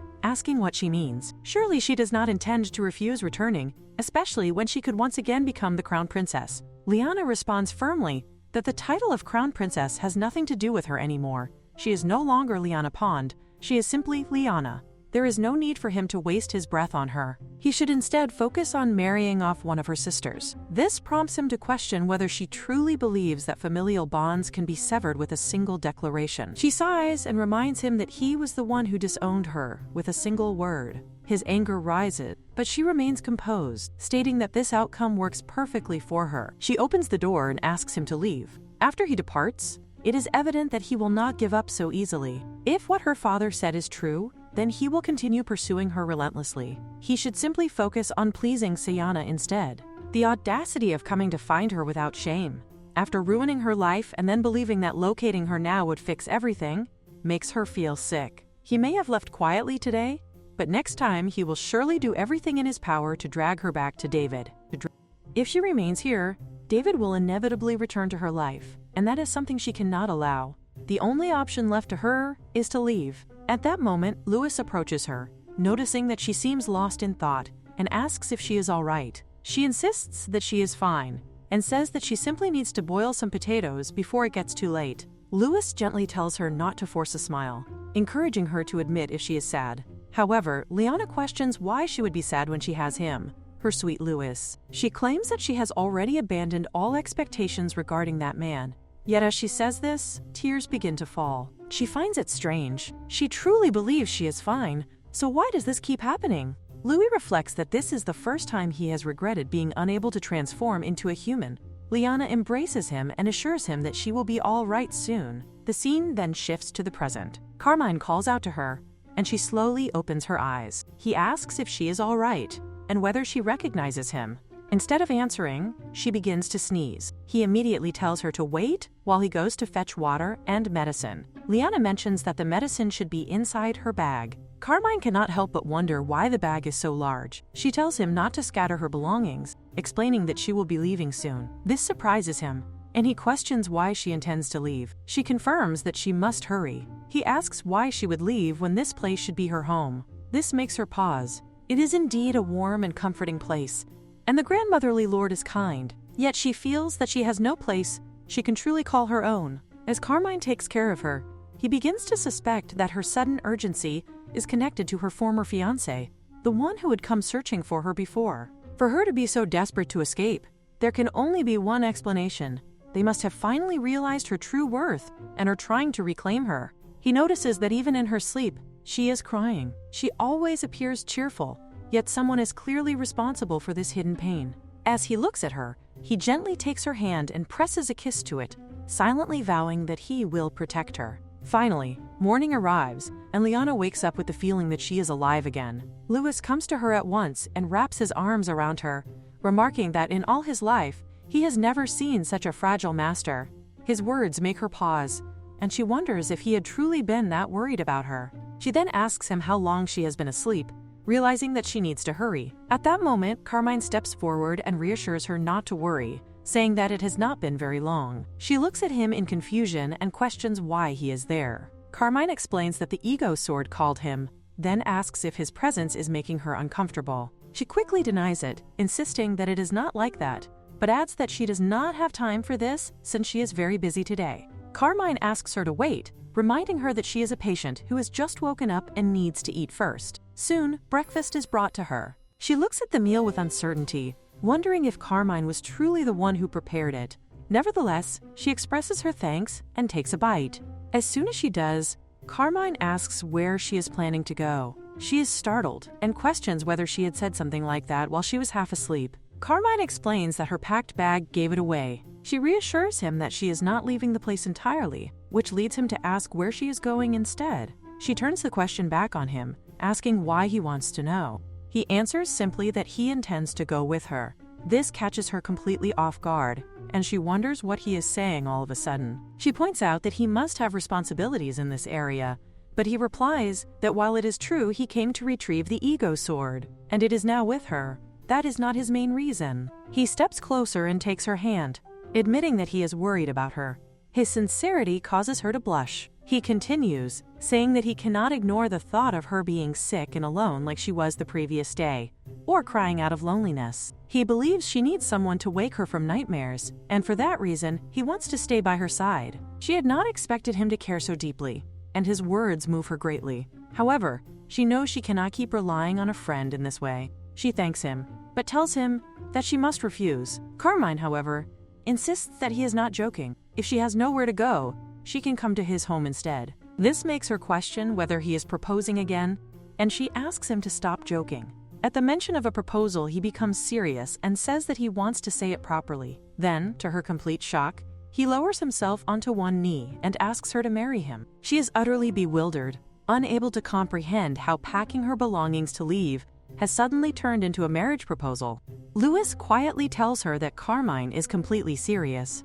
He recalls how, the moment he heard that she was unwell the previous night, Carmine had rushed over without hesitation. Lyanna knows that even if Carmine's feelings are genuine, being with her could place him in danger. She has not even explained her situation or her true identity, so she believes she should refuse him. Yet when she looks at his face, she hesitates. In her mind, she acknowledges that he is handsome, dependable, and always there for her, even in her weakest moments. He respects her and embodies everything she had once imagined in her ideal partner. Turning him down and leaving him behind feels deeply unfair. Observing her hesitation, Carmine wonders if this will be another rejection. With no other choice, she finally reveals the truth. Her real name is Lyanna Pond, and she is one of the 5 daughters of the duchy. He listens calmly, simply responding with a quiet acknowledgement. His reaction confuses her, and she asks if he is not surprised. He explains that he will listen to everything before reacting, then asks if she is packing to return to the Pond Duchy. She tells him that her father had come to take her back against her will, and that she is only leaving to escape him for a while, as she sees no other option. As she thinks further, a realization strikes her. Does she really need to go somewhere far away? If her father cannot find her, that alone would be enough. Perhaps she could remain here and simply find a place to hide temporarily instead of leaving altogether. She thanks Carmine, saying that he has helped clear her thoughts. She tells him that she is going out for a while, but before she can leave, he stops her, pointing out that she has not yet answered his confession. She cannot help but think that he is like an unstoppable force of flirting, his personality so different from before. Carmine clarifies that he means everything he said.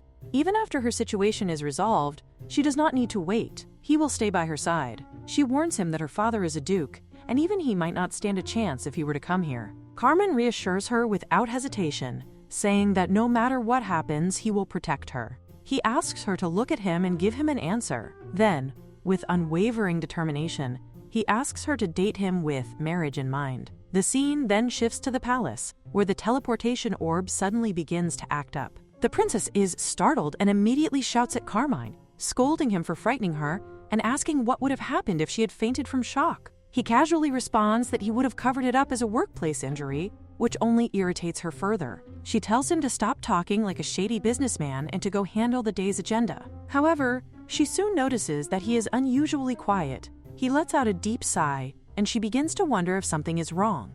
It seems as though he might have made some kind of mistake. The man who once cared about nothing but work is now behaving strangely ever since returning from that town. Though she finds it troublesome, she considers humoring him for a moment and asks what is bothering him. She thinks it would be best to hear him out quickly before returning to her overdue tasks. When he finally speaks, he tells her that he has found someone he wants to marry.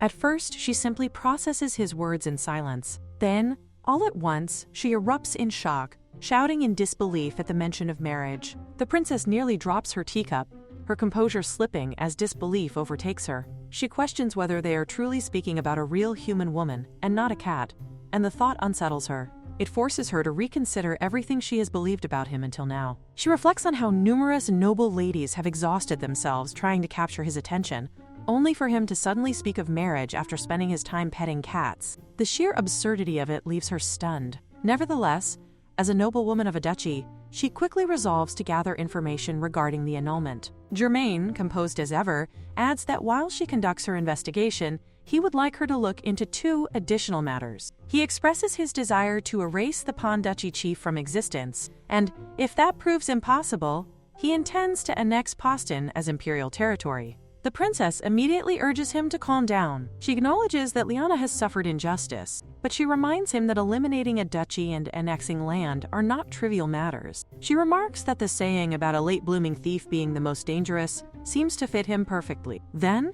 as realization dawns on her, she raises her voice and demands to know why he went to Poston in the first place. The most important matter, the eagle sword, has not been mentioned even once since then, and she cannot believe he has forgotten it. Carmine reassures her that there is no need for concern regarding that matter. His calm confidence leaves her with little room to argue, and she decides to say no more. Instead, she shifts her focus and questions whether the young lady has agreed to marry him. She finds it difficult to believe that any young woman would so readily accept a proposal from the emperor, concluding that the girl must be quite bold. Carmine then reveals that Lyanna does not yet know he is the emperor.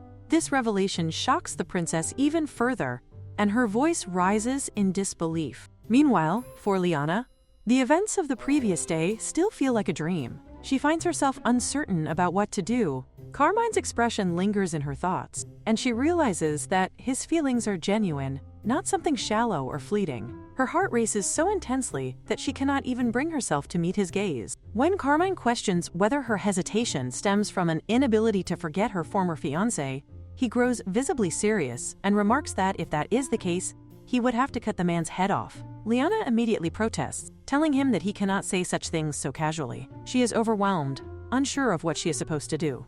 There is still so much she does not know about him, and too many unresolved problems remain. Yet despite all of this, she ultimately declares that she will date him. Though her mind is still conflicted, her heart is already moving in that direction, and she begins to think of him as her boyfriend. The scene shifts, and Lyanna is now with the old grandmother. The elderly woman mentions that someone has brought her a plant. It is not the type typically used for grafting, yet it tastes remarkably delicious. She wonders aloud if it could possibly become even sweeter. Lyanna responds affirmatively.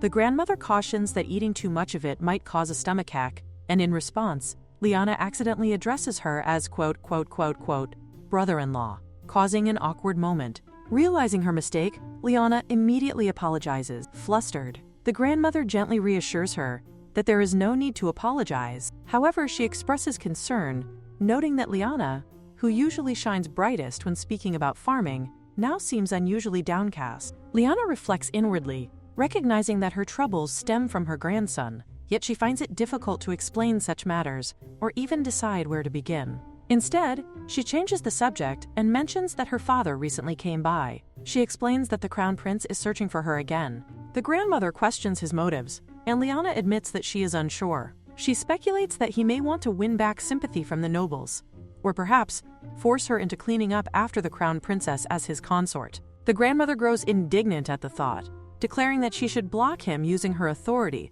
and questioning how he dares to enter the territory without permission. However, Lyanna quickly asks her not to do that, insisting that she does not want to cause trouble. When asked what she plans to do instead, Lyanna reveals that she has been considering leaving the place for a while. The grandmother responds with quiet pride, stating that while it may not be self-praise, there is no place more welcoming to outsiders than this one. She reminds Lyanna of the sweet potato field she first cultivated, which may have already been seized by the Lord, and points out that Lyanna is not particularly street smart. The dangers of wandering elsewhere weigh heavily in her word. Overwhelmed, Lyanna blurts out that her boyfriend has told her to stay here. The grandmother immediately asks who this boyfriend is, and Lyanna shyly confirms the relationship. The grandmother presses further, wondering if it is someone she knows. At that very moment, Carmine enters and calmly confirms that it is indeed him. The grandmother looks between the two of them, her surprise quickly turning into excitement. She enthusiastically declares that they should be married immediately, suggesting next week and even expressing her wish for 3 children, insisting there is no time to waste. Carmine, slightly taken aback, points out that they have only been dating for a single day. The grandmother laughs at herself, admitting she may have gotten too excited, and then asks when their relationship even began. Lyanna notices how uncharacteristically shy Carmine appears and finds it difficult to reconcile this with the man who had been so boldly flirtatious the day before. She explains that they grew closer while sharing meals and that things simply developed naturally. The sight of them holding hands fills the grandmother with joy, and she asks what they plan to do next. Lyanna admits that they have not decided anything yet and jokingly suggests hiding in an ice cave. The grandmother quickly dismisses such an idea and proposes that Lyanna stay in the Lord's castle instead. She reasons that no matter how bold Lyanna's father may be, he would not dare enter the Lord's castle without permission, nor would he think to search for her there. Lyanna considers the offer, feeling that it would indeed be a safe and comforting option, but she hesitates, worried about causing inconvenience. The grandmother reassures her warmly, saying that she would be delighted to have her stay, as the castle often feels lonely. Hearing this, Lyanna feels a surge of happiness. She reflects on how fortunate she is to have ended up in this place after being abandoned, where she met someone as kind as the lady grandmother. The grandmother, in turn, insists that her kindness exists because of Lyanna, and urges her not to overthink it. With that, she leaves to instruct the butler to prepare a room for Lyanna. As the arrangements are being made, Carmine adds that the room should be close to his own, insisting that if anything happens, he must be the first to reach her. His words cause Lyanna to blush deeply, and she exclaims that he should express himself more plainly, as his current way of speaking is far too overwhelming. Unable to contain her embarrassment, she quickly excuses herself and leaves the room. Once the door closes, the grandmother turns to Carmine and admits that she truly does not understand his thoughts. Carmine asks whether she disapproves of the relationship or if her concerns stem from Lyanna's status. The grandmother reacts strongly, insisting that he should not mistake her for someone who would oppose such a union over something so trivial. Instead, she points out that Lyanna does not know he is the emperor, and questions when he intends to reveal the truth. She warns that if Lyanna discovers it later, she may feel deeply betrayed. Carmine responds honestly, explaining that he never intended to keep it a secret. However, he admits that he is afraid that when faced with the truth, Lyanna might choose the simple life of the farm over him, the emperor. He remains quiet for a while after asking his grandmother whether she believes Lyanna would abandon the farm and choose him instead. His grandmother replies that Lyanna is certainly happy living there, but he must tell her the truth. A relationship built on lies, no matter how beautiful it appears, ultimately becomes an empty illusion. Her words are shaped by her own past, as she recalls how her husband once spoke of living happily together, only for reality to prove otherwise. She questions whether an emperor of an entire nation could truly live only for one woman. She adds that Lyanna should be satisfied with having been the crown princess and criticizes the selfishness in expecting more. Despite her harsh tone, she makes it clear that she genuinely cares for both of them. She considers Carmine her dear grandson and Lyanna her precious friend, and she sincerely hopes that the two of them can live happily without experiencing the kind of pain that defined her own marriage. Her unhappy union is well known, even within the royal family. Though she is acknowledged as a master of swordsmanship, she wonders aloud whether she might have been happier had she never come to the empire at all.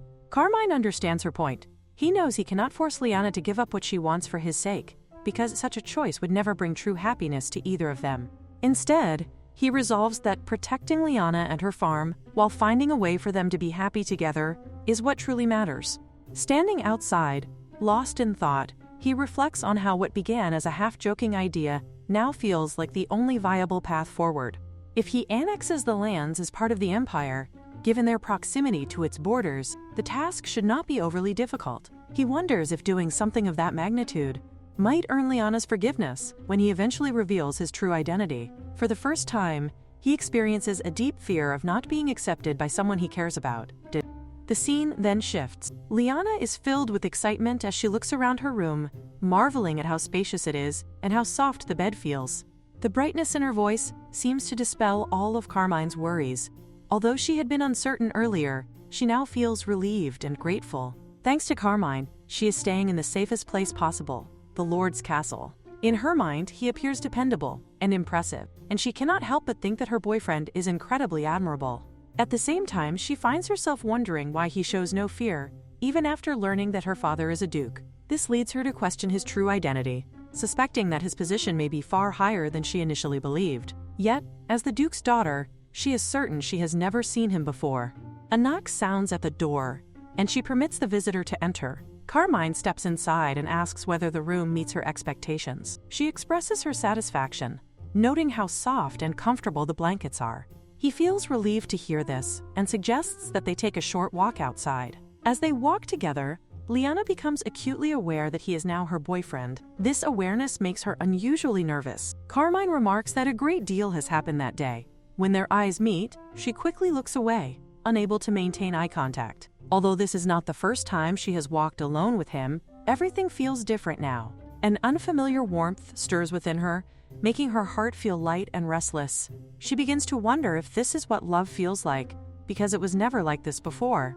Her thoughts drift to a past moment with David.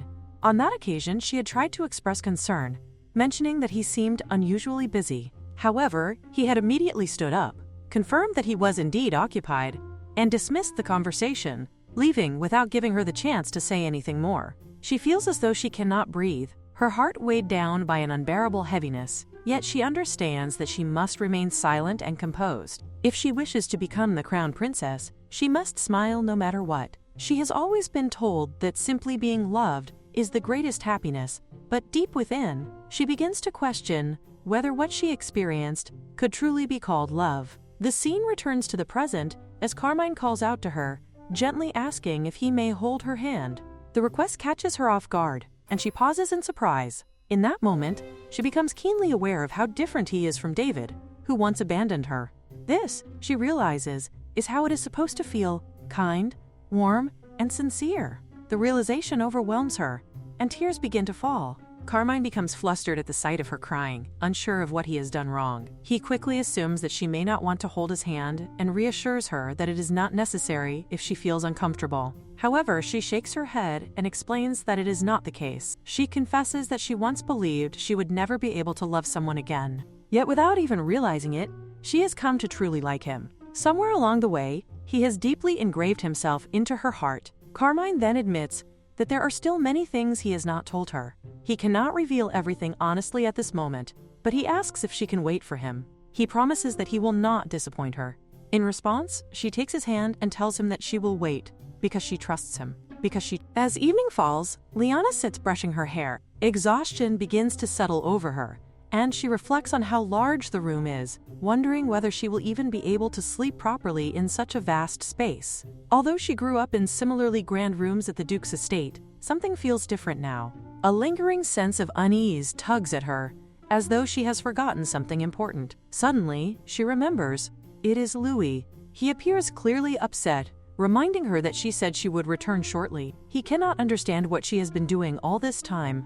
She apologizes repeatedly, explaining that she had planned to come back for him in the morning. This only makes him even more irritated, accusing her of being mean after he waited for so long. She continues to apologize and informs him that they will be staying at the castle for a while. She adds that she will explain everything tomorrow as well. However, this does little to calm him, and he continues to complain loudly about her behavior. The next morning arrives.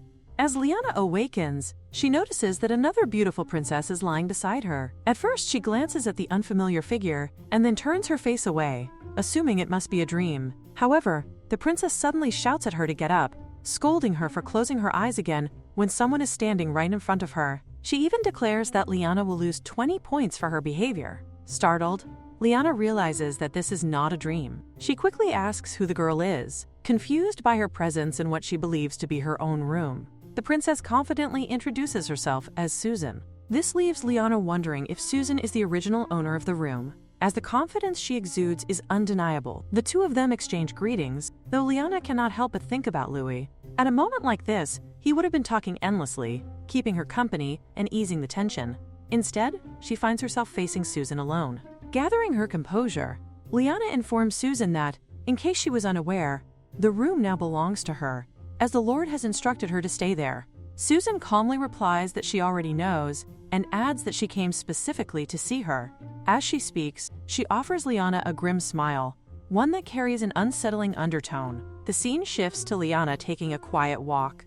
As she moves along, she reflects on how strange Susan is. Lyanna had stepped outside because she felt awkward, yet now Susan is following her, despite them barely knowing each other, not even by name. This behavior puzzles her. Eventually, Susan asks where she is going, and Lyanna responds that she is simply out for a walk to clear her thoughts. Susan reacts enthusiastically, remarking that walks are wonderful, and casually mentioning that Lyanna is likely to receive a passing grade. This comment confuses Lyanna, though she cannot sense any suspicion from Susan. In fact, everyone they pass greets Susan naturally, which makes her seem trustworthy. Soon after, Susan asks whether Lyanna likes the area. Lyanna replies that it is wonderful, praising the generosity of the people and the kindness of the Lord's grandmother. Susan then insists that the empire is even better, a statement that causes Lyanna to wonder why the Empire has suddenly been brought into the conversation. Susan proceeds to question what Lyanna thinks of the Emperor. Lyanna, unable to follow the thread of these questions, grows increasingly puzzled. She begins to suspect that perhaps rumors about her crops have spread as far as the Empire. If that is the case, she considers that expanding her business there could be an excellent opportunity, especially since it is relatively close to this region. With that thought in mind, Lyanna changes the subject slightly and mentions that there are wild raspberries nearby, offering Susan the chance to try some. Susan hesitates, noting that such berries are usually washed before eating, but Lyanna dismisses the concern, reasoning that in such clean air, washing them hardly seems necessary. Susan tastes one and observes that while it appears sour, it is actually quite bland. Lyanna explains that when turned into jam, the berries develop a tart flavor. She adds that she prepares everything she eats herself, which leaves Susan wondering how she manages to. This somehow reminds Susan of Carmine's reaction in the past. Lyanna then encourages her not to stand idle and instead help gather more berries, mentioning that she will later prepare a refreshing raspberry iced. Meanwhile, elsewhere, Luis is quietly observing Carmine as he trains. Luis has heard that Carmine is the grandson of the foolish former emperor, yet the young man before him seems entirely different. There is something strangely familiar about him, especially in his confident gaze, which reminds Luis of his first master. Memories begin to surface. His first master once asked him for his name, and Luis had replied that he had none, that ego sword was sufficient. That self-assured young man, who had sought to slay dragons, had captivated Luis and ultimately became his first master. In time, that same man rose to become the Empire's first emperor. However, as his stature grew, he gradually became more of a symbol than a person. Successive emperors treated Luis merely as a ceremonial sword, a display piece devoid of true purpose. Even so, Luis endured, sensing traces of his first master's presence in their descendants, until it all ended with the previous emperor, a hopeless fool who could not even hear his voice. When the Empress divorced that emperor, Luis quietly left the Empire alongside her. He never imagined that he would encounter a descendant of his first master in such a distant place. Reflecting on this, he regrets not asking to be given a proper name back when his master was still alive, especially if that man had truly been using such a crude designation for him. At that moment, Carmine suddenly calls out, telling Luis to stop sneaking glances and to come out if he has something to say. Luis becomes flustered, insisting that he was not sneaking glances at all, but merely ensuring that Carmine was training correctly. Carmine, unable to hear him, assumes that Luis is once again talking about Lyanna. Carmine then declares that he is serious about Lyanna. While he initially approached her because of the ego sword, things have changed. Now he genuinely respects Luis's decision to choose her as his master. Hearing this, Luis cannot help but feel puzzled, wondering why Carmine is such a genuinely kind and considerate person. While Carmine wonders whether Luis has come because he wants him to wield him, he finally steps forward and grabs the sword. Luis, caught off guard, thinks that perhaps he should allow this, if only briefly, to determine whether Carmine is truly worthy of becoming his master. As Carmine begins training with him, Luis feels a sudden unease creeping in. He realizes that he is almost being swayed, and this thought alarms him. Carmine's skill and composure only make matters worse, as his competence is undeniable. At the same time, Carmine assumes that Luis is permitting him to wield him so that he can protect Lyanna, and he silently expresses his gratitude. Luis, however, does not mean any of this in the way Carmine believed. Despite that, he cannot deny that being wielded by Carmine feels right in some inexplicable way. These conflicting emotions leave him troubled, unsure of what he should do. At that very moment, Lyanna notices Carmine in the distance. Her gaze then shifts, and she realizes that Luis is there as well. Suddenly, Luis rushes toward her in distress, declaring himself to be a bad sword. His abrupt movement startles Lyanna, causing her to drop the raspberries she had been holding. Before they can fall to the ground, Susan swiftly catches them, calmly stating that the raspberries are safe. Lyanna, impressed, remarks on her excellent reflexes. Carmine soon arrives at the scene and questions Susan about what she is doing there. In response, Susan addresses him as her brother, revealing that she is the second princess of the Empire. This revelation leaves Lyanna stunned, and she begins to wonder if this means Susan is actually Carmine's younger sister.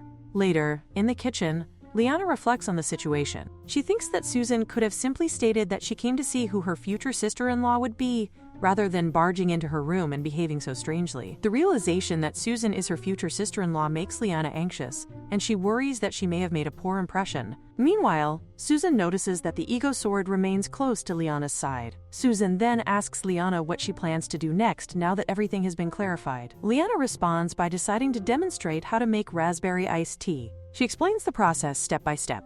First, sugar and lemon juice are added to black tea.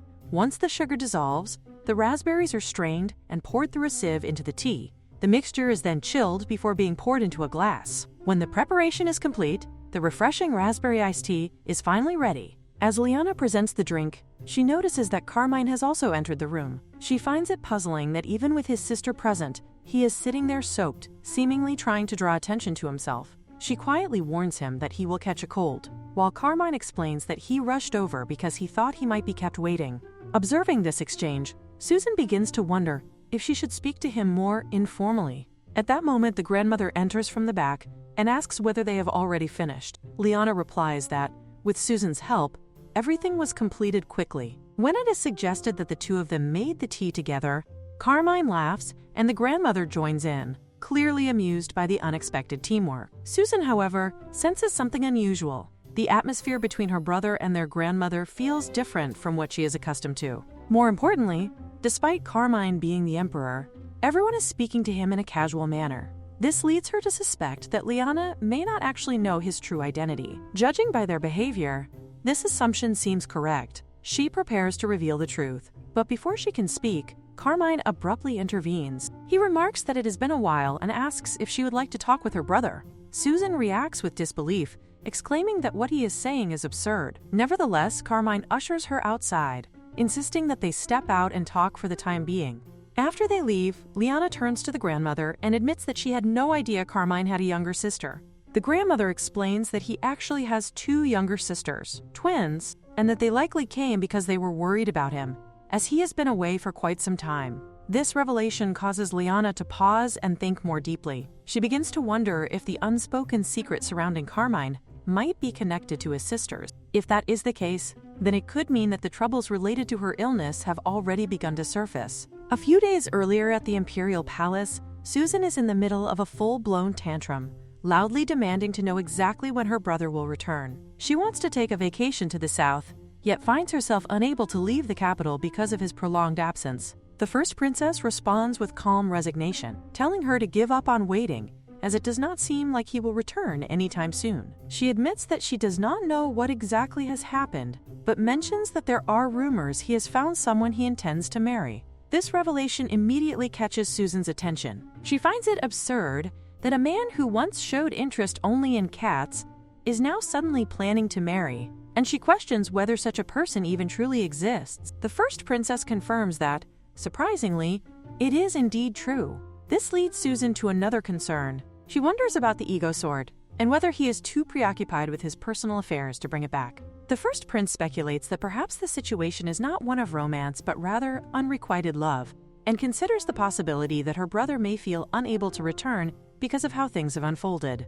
As the emperor of a nation, he seemingly lacks nothing, yet something is clearly holding him back. Despite all of this, Susan resolves that she will have to see her brother herself and personally bring back this supposed fiancé. Her determination prompts the first princess to sharply reprimand her, insisting that she should not interfere in someone else's love life and should instead focus on her own responsibilities. However, Susan refuses to listen and runs off, complaining that it is unfair for him to enjoy what seems like a vacation alone.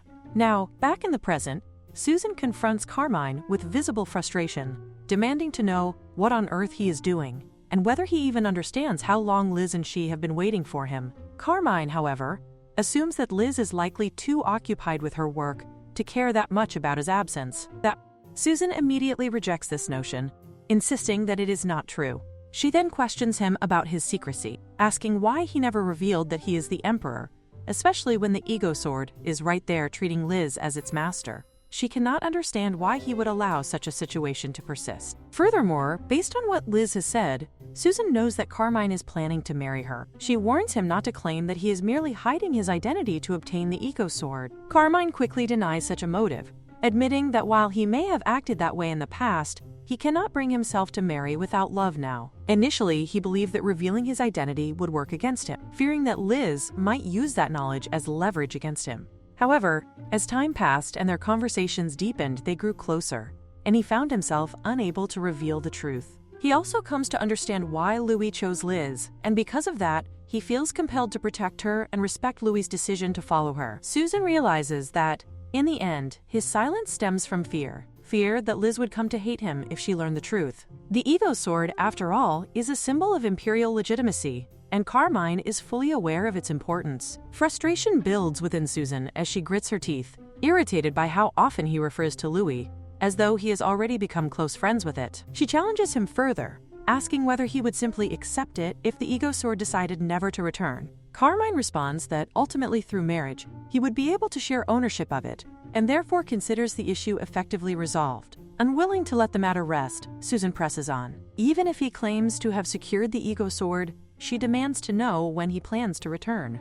She reminds him that, regardless of the presence of their grandmother, this place is still a foreign country. Carmine reveals that he has already asked Liz to consider incorporating this region into the empire. By doing so, he would no longer need to leave and could continue managing affairs from there as he currently does. Susan is taken aback, questioning whether he is serious, and wonders why Liz has not mentioned such a significant matter to her. Carmine assures her that he is entirely serious.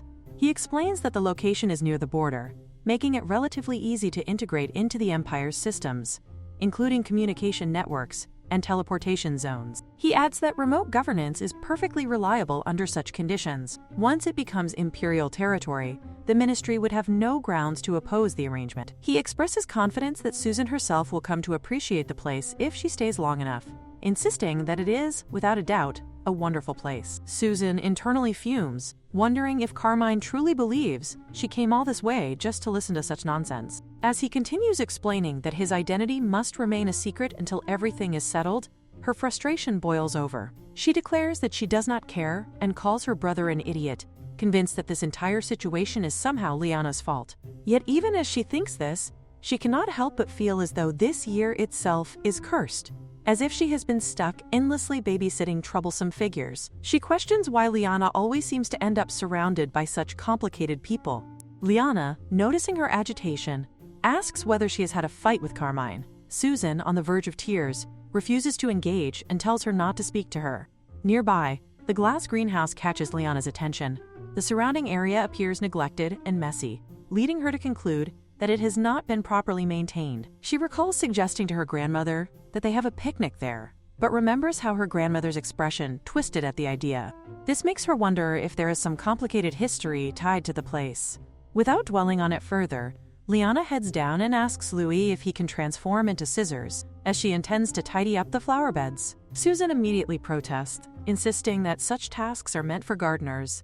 Lyanna responds casually, acknowledging the point, but continues anyway. She sits down beside Susan, repeating her earlier remark in a thoughtful tone. Susan, already furious from her argument with her brother and exhausted from doing random chores all day, insists that a future empress should not be doing such things. Lyanna, however, calmly tells her that if she is going to help, she should at least wear gloves, as beginners are likely to hurt their hands. This only aggravates Susan further, who raises her voice and demands to know if Lyanna understands her at all, insisting once more that an empress should not be doing this kind of work. At this point, Lyanna has had enough. She directly questions what Susan is trying to say and whether she is simply venting her frustration. She points out that if Susan is going to keep grumbling, she might as well use that time to reconcile with Carmine. She adds that it is only natural for people to work to make a living, and if Susan is to become a leader, she should lead by example. Susan is struck by these words, recalling how her brother once said something very similar, that leaders should eat less and work harder for their people. This realization leads her to understand, perhaps for the first time, why he has fallen for Lyanna. After a moment of silence, Susan abruptly asks Lyanna whether she loves her brother. The sudden question catches Lyanna off guard, leaving her confused about what prompted it. Susan begins to explain, speaking about how difficult their brother's life has been since childhood. She describes their grandfather as a strict and terrifying man. Lyanna asks if she is referring to their grandmother's former husband, and Susan confirms it. She explains that he particularly despised Liz, constantly nitpicking even the smallest things, and that their brother would always stand up for them, only to be scolded in return. Despite his tendency to nag and his rigid nature, Susan recalls how he never once held her back. Whether she wanted to learn horseback riding or begged for a wooden sword, he always supported her and encouraged her to pursue what she was good at. Reflecting on this, she realizes that she may have become overly sensitive without even noticing it. Turning to Lyanna, she offers an apology. Lyanna, in turn, reflects that this sounds exactly like Carmine. He has never once belittled her for being a farmer. She reassures Susan that everything is fine and remarks that Carmine is fortunate to have such kind siblings. She then shares her own past, explaining that when she was cast out of her home, no one came to her aid, not even her sisters. She describes how pitiful her life once was and how she used to believe that the world was something one had to navigate alone. However, when Germain told her that he would protect her, it surprised her deeply. Meeting him became a blessing in her life, and she now wishes to become that kind of person for him as well. Hearing this, Susan stands and sincerely asks Lyanna to take good care of her brother. She tells her that if she ever faces hardship, she should come to her as well, because they are going to become family. The word family fills Lyanna with warmth and happiness. The two of them clasp hands, promising that they will both do their best. Suddenly, a loud commotion interrupts the moment. Someone outside is shouting, demanding to be let in. The man is clad in armor, his presence imposing and urgent. Susan, startled, wonders what is happening. Soon after, the butler arrives and informs them that, for the time being, they must remain inside the greenhouse. Intruders are attempting to enter the estate without permission. Outside, their grandmother looks on with sharp displeasure, questioning the audacity of those who dare to force their way in. She wonders who they think they are and whether they are truly attempting to take Lyanna away by force, deeming such behavior utterly insolent. At that moment, Carmine arrives as well, his expressions serious. He states that bringing soldiers into another territory without permission is no different from declaring war. He turns to Lyanna and asks her to allow him to stay by her side, clearly concerned for her safety. However, their grandmother firmly refuses. She reminds him that this is her land and questions why the emperor should interfere. Moreover, she points out that he is currently Lyanna's lover and might act rashly in the heat of emotion. As the lord of this territory, she insists that she will handle the situation herself and asks him to trust her. Carmine reluctantly agrees but urges her to be careful. He warns her about the man outside, reminding her that he once abandoned his own daughter, calling her useless. Even if Lyanna were to forgive him someday, Carmine believes that such a man never truly will. The Duke addresses the grandmother, remarking that it has been quite some time since they last met. He then wonders aloud whether he should now address her as the lord of this place instead. Despite the fact that she was once the emperor's wife, she is now merely a ruler of a remote domain. The grandmother immediately perceives the mocking tone behind his words, recognizing it as typical arrogance from nobility. In response, she calmly reminds him that he is, after all, one of the strongest pillars of the central power, whereas she is nothing more than an old woman living in seclusion. She invites him to speak freely without restraint. The Duke dismisses the tension by claiming that he is merely joking and insists that he would never dare to show her such disrespect. The grandmother, unconvinced but composed, shifts the topic and questions what could have brought him all the way to such a countryside. He explains that he has come to express gratitude for her care of his daughter over the years. However, she corrects him, stating that it was never a matter of her taking care of the girl. Lyanna has always been intelligent and diligent, earning the affection of everyone in the estate. With the pawn castle no longer in use, there had been no particular reason for the Duke to concern himself with this place until now. The Duke, however, notices her composure and inwardly remarks upon her audacity in standing before him without hesitation. He then states his true purpose. He has come to take his daughter back. He demands to know where Lyanna is. The grandmother informs him that he is too late, as Lyanna recently expressed a desire to travel. Trusting her judgment, she provided her with a travel pass and allowed her to leave. The Duke immediately refutes this explanation, stating that there has been no record of anyone from this estate passing through nearby checkpoints. The grandmother speculates that Lyanna may have traveled farther than expected, but the Duke challenges this notion, questioning whether she truly believes that a girl who has barely traveled in her life could have gone so far on her own. His words prompt the grandmother to grow wary, and she begins to question what he is truly implying. Abandoning subtlety, the Duke speaks frankly. He reveals that His Highness, the Crown Prince, has grown deeply suspicious of Lyanna and has begun to see through the facade of the so-called saintly woman. The grandmother questions whether he truly believes that Lyanna still wishes to become the Crown Prince's wife. The Duke responds that regardless of her wishes, it is the duty of her parents to guide and persuade their child toward what they deem to be happiness. He uses the grandmother herself as an example, suggesting that by following her own heart, she ended up as nothing more than a pitiful ruler of a remote land. Although she obtained the divorce she desired, her life did not turn out as happily as she might have hoped. She lost the ability to live alongside her children and grandchildren, and those aware of her circumstances regard her with quiet humiliation. The grandmother listens without anger, then counters his argument with calm conviction. She acknowledges that persuading children for their happiness may sound noble, but she questions whether he truly observed Lyanna's condition when he last saw her. From her perspective, Lyanna appeared genuinely happy and content with her current life. She reflects that living according to one's own will does not always guarantee happiness, yet it ensures a life without regret. This, she implies, is a lesson many parents claim to teach their children. She further urges him to leave Lyanna alone, asserting that what he calls a parent's duty is not necessarily what will bring the girl true happiness. The Duke internally dismisses her words as nonsense. He cannot comprehend how a girl who once lived in luxury as the daughter of a duke could possibly be content in such modest circumstances. To him, her happiness is irrelevant. Given everything she has received as his daughter, he believes she is obligated to obey her parents, regardless of her personal desires. In his mind, it is her unquestionable duty to serve her family. Meanwhile, Lyanna reflects on the situation from afar. She had not expected her father to escalate matters so quickly, yet he has already marched soldiers into the Lord's estate. To her, this act is no different from a declaration of war. She realizes that even if she chooses not to intervene, her father will inevitably attack, and the consequences will be devastating. The farmland will be destroyed, the villagers will suffer, and both her grandmother and Carmine will be placed in grave danger. At her side, Susan reassures her that he will protect her and urges her not to worry. Lyanna, recalling his earlier behavior, questions how someone who had been crying so frequently could now claim to protect her. Susan explains that his tears stemmed from guilt, as he had been overwhelmed with regret and sympathy for her situation. Hearing this, Lyanna expresses her gratitude, admitting that his words have eased her heart.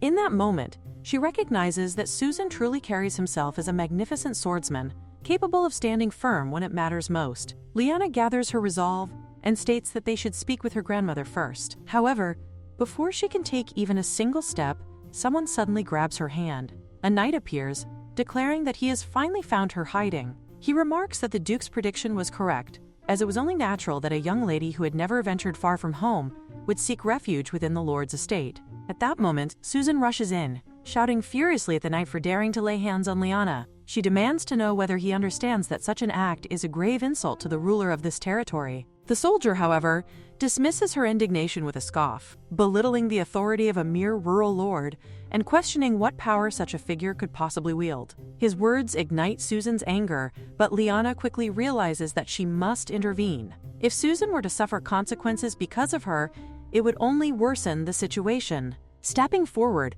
Lyanna positions herself between them and firmly addresses the soldier. She questions whether invading another territory constitutes a declaration of war. The soldier scoffs again, rejecting the term invasion as unnecessarily harsh. He insists that the fault lies with this estate for hiding her, and claims that everything being done is for her own benefit.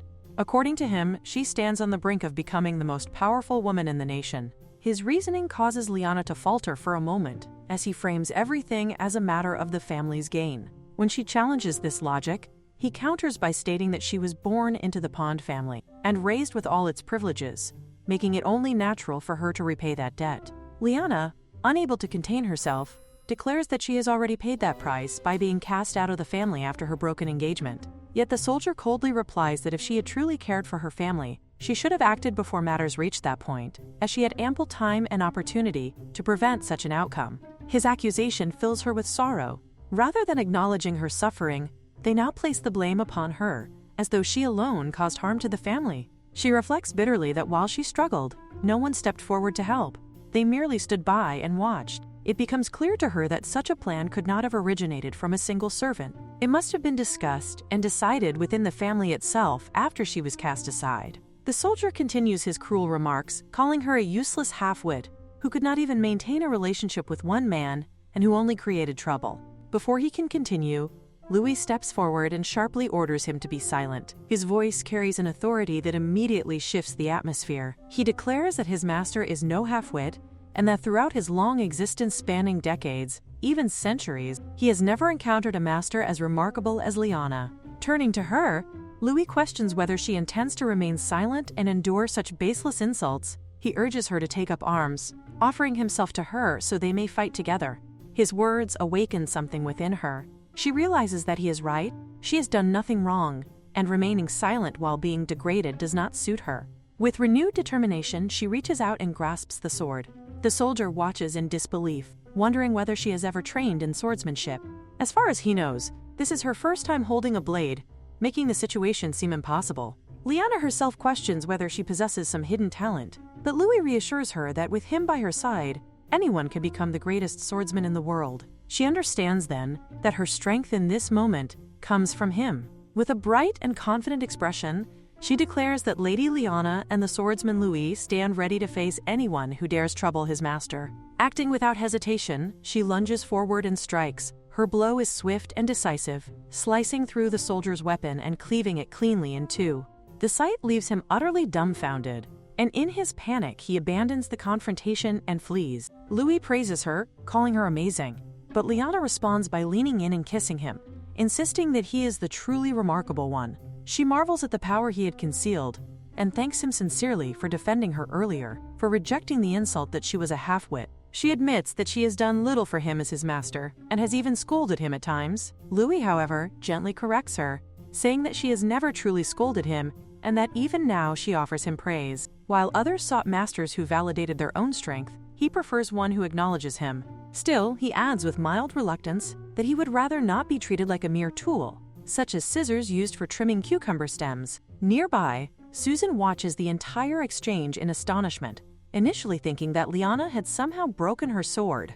As Lyanna attempts to explain, Susan abruptly interrupts, her eyes shining with excitement. She exclaims that Lyanna is incredible and unbelievably cool, enthusiastically referring to her as, quote, sister-in-law. She eagerly asks if Lyanna can demonstrate her swordsmanship again, expressing a strong desire to witness her unmatched skills once more. Lyanna is left momentarily bewildered, wondering how she had suddenly been promoted to the role of sister-in-law in Susan's mind. She tries to tell her that this is not her skill at all, but Louis's power, yet Susan persists in claiming that yes, the great ego swordmaster is none other than her sister-in-law. She repeatedly pleads, insisting that her sister-in-law teach her swordsmanship.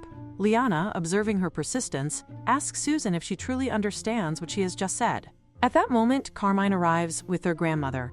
He mentions that he had heard earlier that soldiers had entered the castle, and he questions whether they had been able to avoid them safely. The soldiers did not come this far, did they? Susan assures him that they are safe, noting that the men who had come all the way there were defeated by her sister-in-law. Lyanna reacts with exasperation, insisting that it was all Louis, and that she had merely been holding him. Louis is incredibly intelligent, excelling in combat. Her sword is powerful and adept in fighting. Carmine, astonished, questions whether the ego sword can truly fight on its own and even control a mastered body. Lyanna confirms this, explaining that it can indeed do so, and that all of the past master's exceptional combat skills were actually enhanced by Louis. Carmine reflects that the past emperor's martial prowess had been entirely the ego sword's power. Lyanna, noticing his expression, questions whether he had misunderstood, and he quickly responds that it is nothing, while internally he wonders why their grandmother has been silently standing there all this time. Lyanna approaches and calls out to her grandmother, asking what she is looking at. The grandmother, visibly enraged, points out that the agave leaf is broken, noting that one of the soldiers must have damaged it.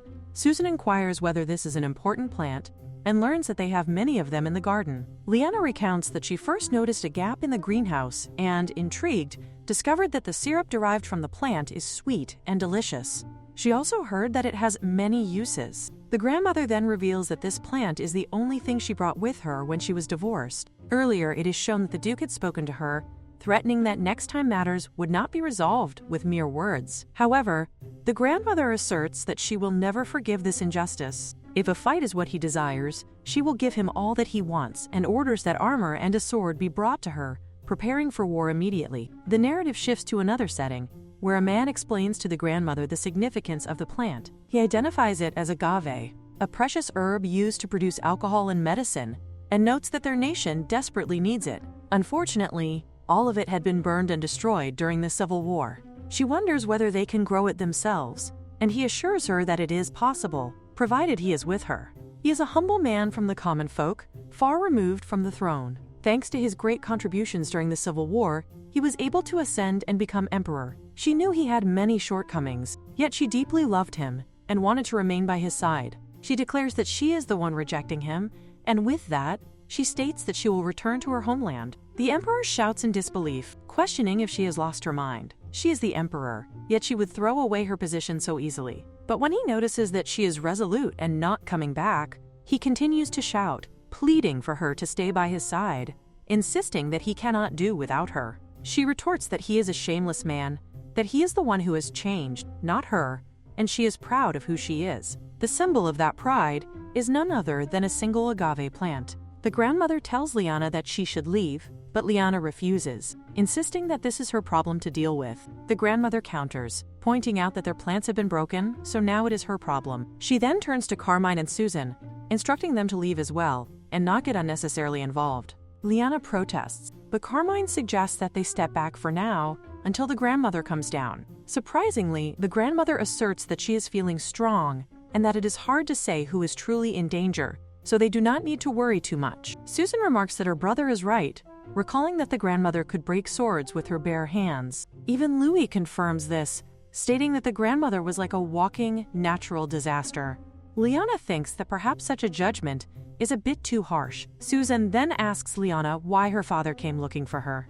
Lyanna responds that it is a long story and proceeds to tell it. Afterward, Susan turns to Carmine and asks him to lend her his sword, declaring that there are many people she needs to send to hell today. Lyanna urges her to calm down, but Susan is practically fuming. She insists that they should confront her father and her ex-fiancé directly, punching them in the face and tearing them apart. She wonders why women are so sweet and soft toward men who have treated them this way.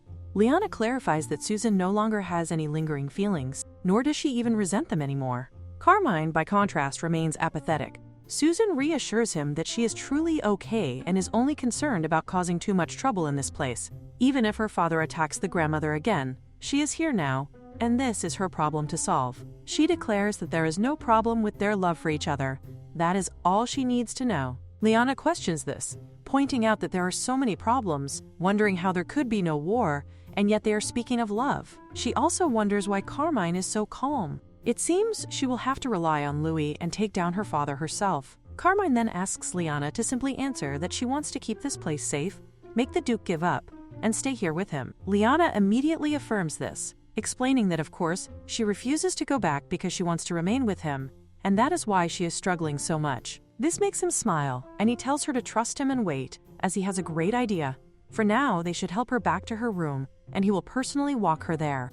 As they make their way, Lyanna asks Carmine if his plan involves not fighting them directly, concerned about the possibility of the Crown Prince getting involved. Carmine assures her not to worry, stating that he can easily handle such matters if necessary. He thanks her for saying that she does not want to go back, adding that even if she had declared that she was returning, he would have still stayed by her side. With that, he reiterates that they should head back to her room, and he will lead the way. Lyanna whispers to Louis, expressing that something feels ominous and wonders if it is just her imagination.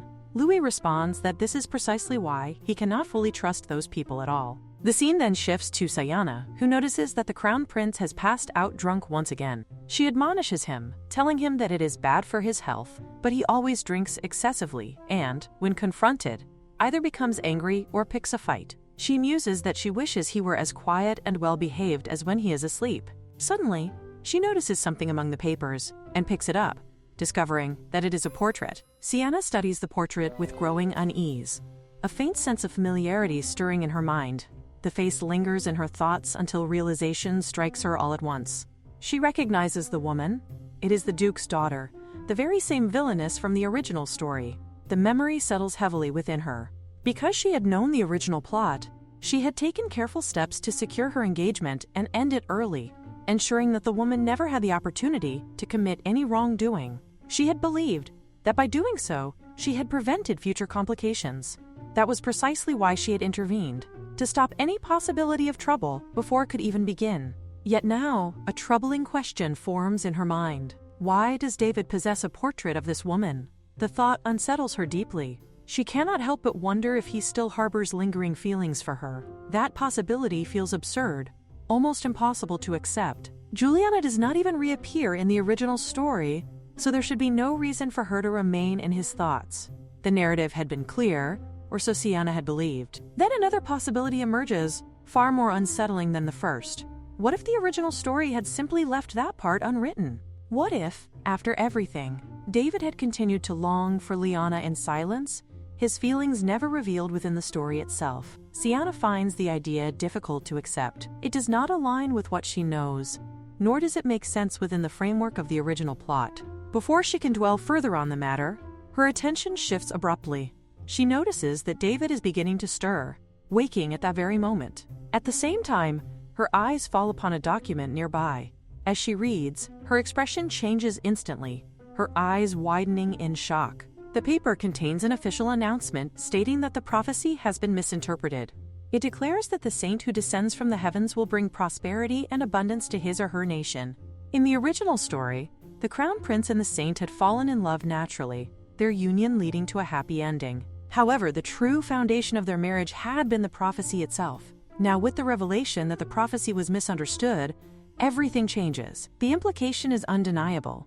Their relationship is destined to fall apart. The very bond that secured their future together is now unraveling. As she continues reading, another detail captures her attention. One of the Duke's letters reveals that Lyanna is staying in a small directory, and that he intends to bring her back no matter what. This revelation sends a chill through Siana. She cannot help but question whether the two of them had been planning this from the very beginning. The thought leaves her deeply unsettled. She struggles to comprehend how the original story could have changed so drastically. Despite her knowledge of the narrative and her efforts to alter events early on, everything is shifting in unexpected ways. A troubling conclusion forms in her mind. Even though she had acted with foresight, Lyanna is still the villainess. Perhaps she is far more cunning and devious than Siana had anticipated. So much so that she has managed to alter the course of the original story itself. Realizing the urgency of the situation, Siana decides that she must act. She resolves to meet that cunning woman before David does, determined to confront the source of these changes herself. The scene shifts to Carmine, who reflects quietly on recent events. He believes that he has managed to calm Lyanna for the time being, but he knows that his efforts cannot end there. He considers his grandmother next, understanding that he must stop her soon. If a territorial war were to break out, it would disrupt his plans entirely. Despite this concern, he acknowledges her formidable martial abilities. She would not easily lose, even against the Duke. However, his thoughts soon turn to his own limitations. He recalls the words of his grandfather, who had once told him that no matter how hard he tried, he would never become an emperor recognized by all. The memory does not surprise him anymore. His grandfather had never valued him for anything beyond his martial strength. Carmine reflects on how he had devoted himself to honing those skills, believing that they were his only path to recognition. Yet even that belief is shaken. He realizes that much of his strength came from the ego sword, not from himself alone. The realization leaves a bitter taste in his mind. He had worked tirelessly, seeking his grandfather's approval, only to understand in the end that the old man had been narrow-minded and petty. Even so, Carmine acknowledges one thing with a sense of reluctant gratitude. Because of his grandfather's actions, the ego sword had chosen Lyanna. That chain of events had ultimately led him to her, and it was for that reason that he now stands determined to protect both the sword and its chosen bearer. The memory of their first meeting lingers as he approaches a door and knocks. He requests permission to enter, addressing his grandmother respectfully. She grants him entry, and as he steps inside, he immediately notices that she is clad in armor even within her own home. The sight confirms his suspicions. She is fully prepared for conflict and takes the situation seriously. Carmine observes her carefully, concern evident in his demeanor. He wonders whether she is truly well, considering the intensity of her temper. In response, she carries herself with unwavering confidence, showing no sign of weakness or doubt. He reflects quietly that his concern stems from the possibility that her anger might aggravate her condition, particularly her blood pressure. However, her presence makes it clear that she is not someone easily restrained. Carmine understands the purpose of his visit and the delicate nature of the situation. He considers the Duke's position as Lyanna's father. Even though their ties may have been severed, the connection of family still remains. He doubts that his grandmother would truly wish to see him injured or killed, no matter how tense the circumstances may become. However, his expectations are quickly met with resistance. His grandmother reminds him that it was the Duke who destroyed her plant, fully aware of what that plant meant to her. To her, the act is not a trivial offense, but something deeply personal, as if he had trampled upon her heart itself. Her anger is neither shallow nor fleeting. It is rooted in something far more profound. She questions him sharply, wondering whether he truly believes she is so foolish as to cling to the emotions of the past, unable to move forward. There is a hint of challenge in her demeanor, as though she is testing his understanding of her. Carmine, however, does not dismiss her feelings. He acknowledges them with sincerity, expressing that she is not foolish in the slightest. In fact, he admits that he himself is unable to let go of what resides in his own heart. It is precisely because of that inability that he sought her out. In that sense, he recognizes that he must resemble her more than he realizes. His words cause her to pause, a flicker of curiosity crossing her expression as she wonders what he truly means. Carmine then reveals his intentions. He explains that he is currently exploring ways to incorporate this region into the Empire's territory. With that in mind, he asks her to halt the looming territorial conflict, for his sake. This proposal takes her by surprise. The idea of annexing a kingdom's land is not a trivial matter. It would inevitably strain relations with the neighboring kingdom. Moreover, the region in question holds little geographical significance. It is neither strategically vital nor particularly advantageous. She cannot understand why he would pursue such a course of action. Carmine, however, anticipates her concerns. He acknowledges that he understands her reasoning but reminds her that the land falls under her ownership. As such, the decision ultimately lies with her. The autonomy of lords, after all, is an unspoken rule respected across nations. She concedes that his point is valid, yet she remains skeptical. Annexing territory in such a manner appears impulsive and rash. Before she can continue, Carmine interrupts gently but firmly, clarifying that his request is neither careless nor made on a whim. He explains that after thorough discussions with Les, they concluded that transferring ownership would be the most viable solution. Even so, he recognizes the complications such a decision might bring. If it were publicly declared that she was handing over the land to her grandson, it would invite criticism and suspicion. Therefore, he proposes an alternative. Instead of transferring the land to himself, she could designate it for his future child with Lyanna. This suggestion gives his grandmother pause. The idea of her grandson marrying Lyanna, a citizen of the kingdom, and granting the land to their future child does not trouble her. In fact, she finds no immediate objection to it. However, she cannot ignore the obvious. He is not even married yet. Carmine explains that this is precisely why the plan works. Since the marriage has not yet taken place, the transfer would naturally require time. During this period, she would continue governing the region as its lord, albeit under imperial authority. Meanwhile, Les is already in the process of sending a marriage notice to the royal court. If a lord formally requests annexation under such circumstances, the kingdom would have little grounds to oppose it. As she listens, his grandmother cannot help but notice how much his initiative resembles her own younger self. There is a familiar determination in his approach, a calculated boldness that she recognizes all too well. She acknowledges that she understands his plan, yet she raises another concern. Should they not first persuade Lyanna to move to the Empire? Carmine responds with calm certainty, stating that the decision will rest entirely with Lyanna. If she wishes to remain in this land, she will do so. If she chooses to leave, then she may depart of her own will. This answer leaves his grandmother momentarily speechless. The notion that the empress of a nation could reside in such a rural area rather than the imperial capital seems unorthodox, even unthinkable. Yet Carmine explains that since their last conversation, he's been reflecting deeply on how to ensure happiness for everyone involved, without forcing anyone to make sacrifices. His grandmother considers his words carefully. She reflects on the rigid expectations of her own time and realizes that such rules should not be imposed upon Lyanna. If Lyanna were forced to conform to the role of an empress against her true nature, she might lose herself entirely, and in doing so, even love could eventually fade. With a quiet sigh, she begins to understand. Lyanna's love for farming is genuine, and it is likely that she will care for the plants with dedication. Although they may currently lack the means to cultivate them widely, there is potential for those plants to flourish across the empire in time, especially if Lyanna and Carmine stand together. A subtle realization settles within her. Perhaps holding on to the emotions of the past was not entirely meaningless after all. Whether or not those feelings held significance, they had led to the birth of the next generation children, who now lead the empire with strength and resolve. Recognizing Carmine's determination, she ultimately relents. She agrees to refrain from initiating war, though she makes it clear that her patience has limits. Should the Duke provoke her again, she cannot guarantee that she will remain passive. Carmine feels a sense of relief and gratitude, silently thanking her for her decision. As she observes him, she notices a quiet happiness in his demeanor, one that confirms how much this outcome means to him. The scene then shifts to the Duke, who is deep in thought as he questions the nanny. He seeks confirmation about whether Lyanna truly cultivated the crops herself. The nanny affirms that this is indeed what Lyanna had claimed. The revelation leaves the Duke visibly shaken. As her father, he believes he knows her capabilities better than anyone. He had only ever instructed her in the ways of a noble lady and had never taught her anything beyond that. Yet now she is living independently, engaging in farming and sustaining herself. The situation defies his understanding. A tremor runs through him as he struggles to reconcile this reality.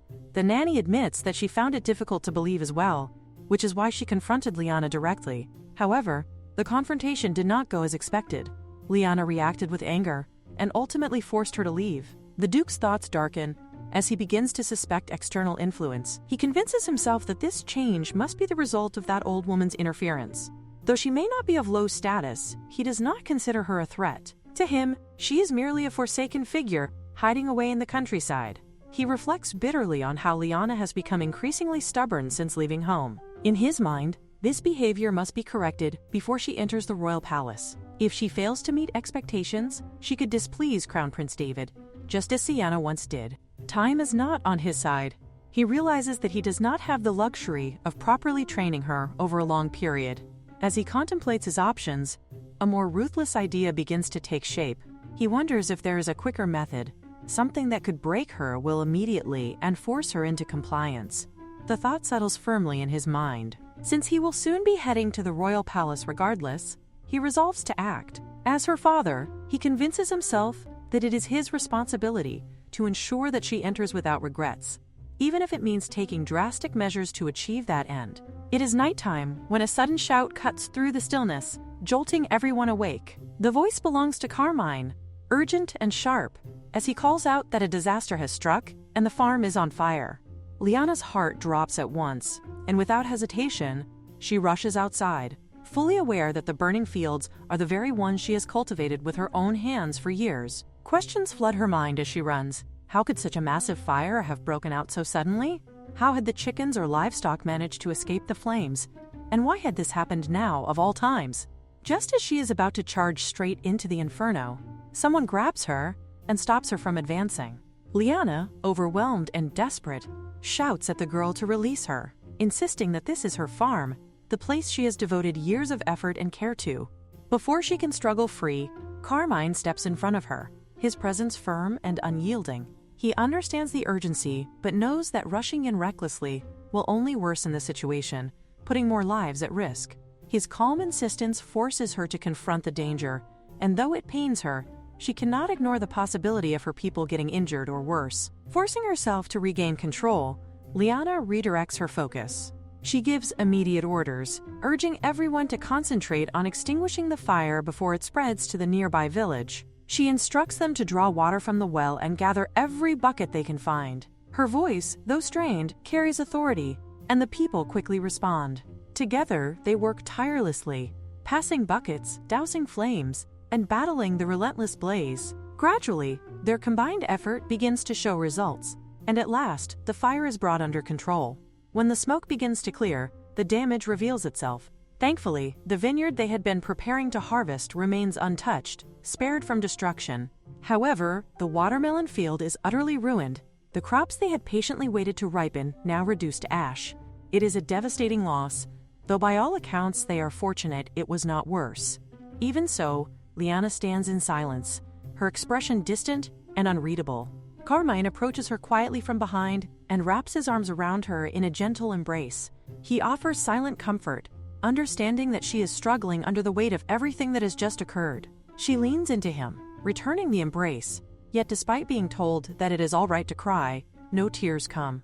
There is a heaviness within her, but it does not manifest as sorrow.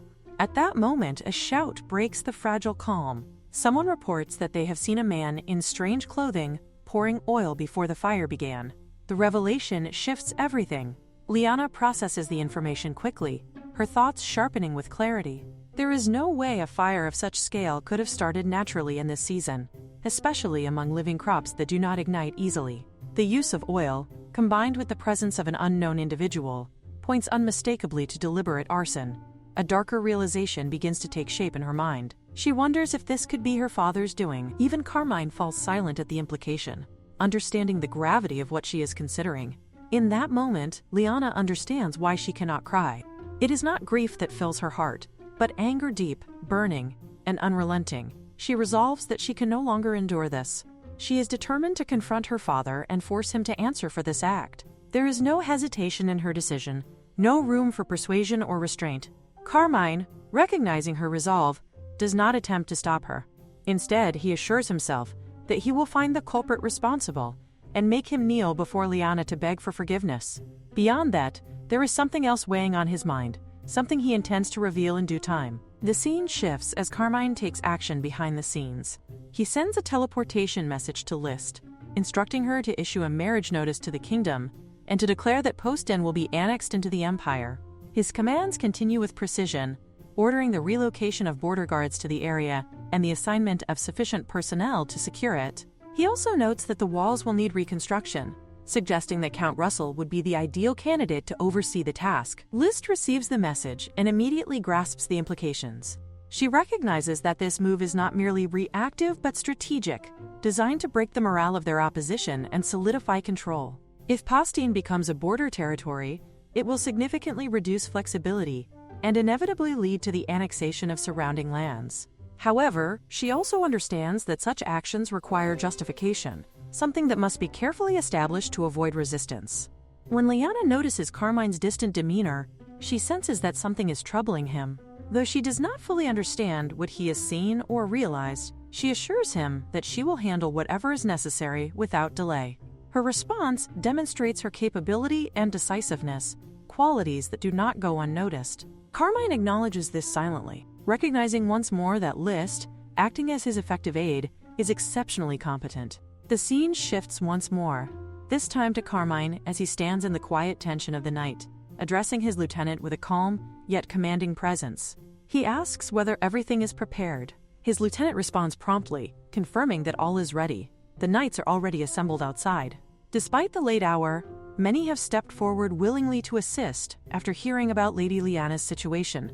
However, the lieutenant cannot ignore the political implications. If word were to spread that they had entered the kingdom's territory without permission, it could create serious diplomatic trouble. Carmine acknowledges the risk, but dismisses it without hesitation. He states that it cannot be helped. This is a matter he must handle personally, regardless of the consequences or inconvenience. His resolve hardens as his thoughts turn to the Duke. That man had crossed a line that should never have been touched. It was not enough that he had intruded upon this land. He had gone so far as to burn down the fruits of Lyanna's labor as if they meant nothing. Carmine cannot forget the expression on her face, the quiet devastation she tried to suppress. Even as the Emperor, he would never disregard her efforts so carelessly. The memory fuels his determination. At that moment, a presence emerges from behind him, the ego sword. Its voice carries a strange mix of pride and reluctance as it declares that it will lend Carmine its strength for this special occasion, claiming that it is doing so to avenge its master. Yet it quickly adds that there should be no misunderstanding. This is not betrayal, nor a shift in allegiance. It insists that it is merely siding with the enemy temporarily and nothing more. Absolutely not, because it misses Carmine's grip or anything of the sort. The lieutenant, Lafran, listens in confusion, unable to make sense of what the sword is even saying. Carmine himself admits that he does not understand either, finding the words incomprehensible. However, the intention is clear enough. The sword is urging him to take hold of it. As he does, the ego sword responds, expanding and reshaping itself to fit perfectly within his grasp. Witnessing this, the lieutenant is struck with awe. It is exactly as expected of His Majesty. The ego sword has recognized him without question. Yet Carmine understands the truth more clearly. The sword has not truly acknowledged him. it has only chosen to lend its power temporarily, and that too for Lyanna's sake. He asks that no unnecessary fuss be made over it. Just then, a voice pierces through the air, calling out sharply to Lyanna, demanding to know how long she intends to remain hidden and ordering her to come out at once. The sudden interruption draws everyone's attention. Carmine reflects inwardly that this saves him the trouble of hunting the culprit down himself. Outside, the source of the voice is revealed. It is the Duke. He stands with authority, calling out that the longer Lyanna delays, the worse things will become for her. Carmine steps forward, his expression cold as he considers the situation. If it is Lyanna, she would undoubtedly be standing her ground, defending her fields even after everything that had been done to them. The thought stirs frustration within him. The Duke has inflicted such harm, yet he does not even seem to understand his own daughter. The surrounding soldiers begin to notice the unusual scene, murmuring among themselves.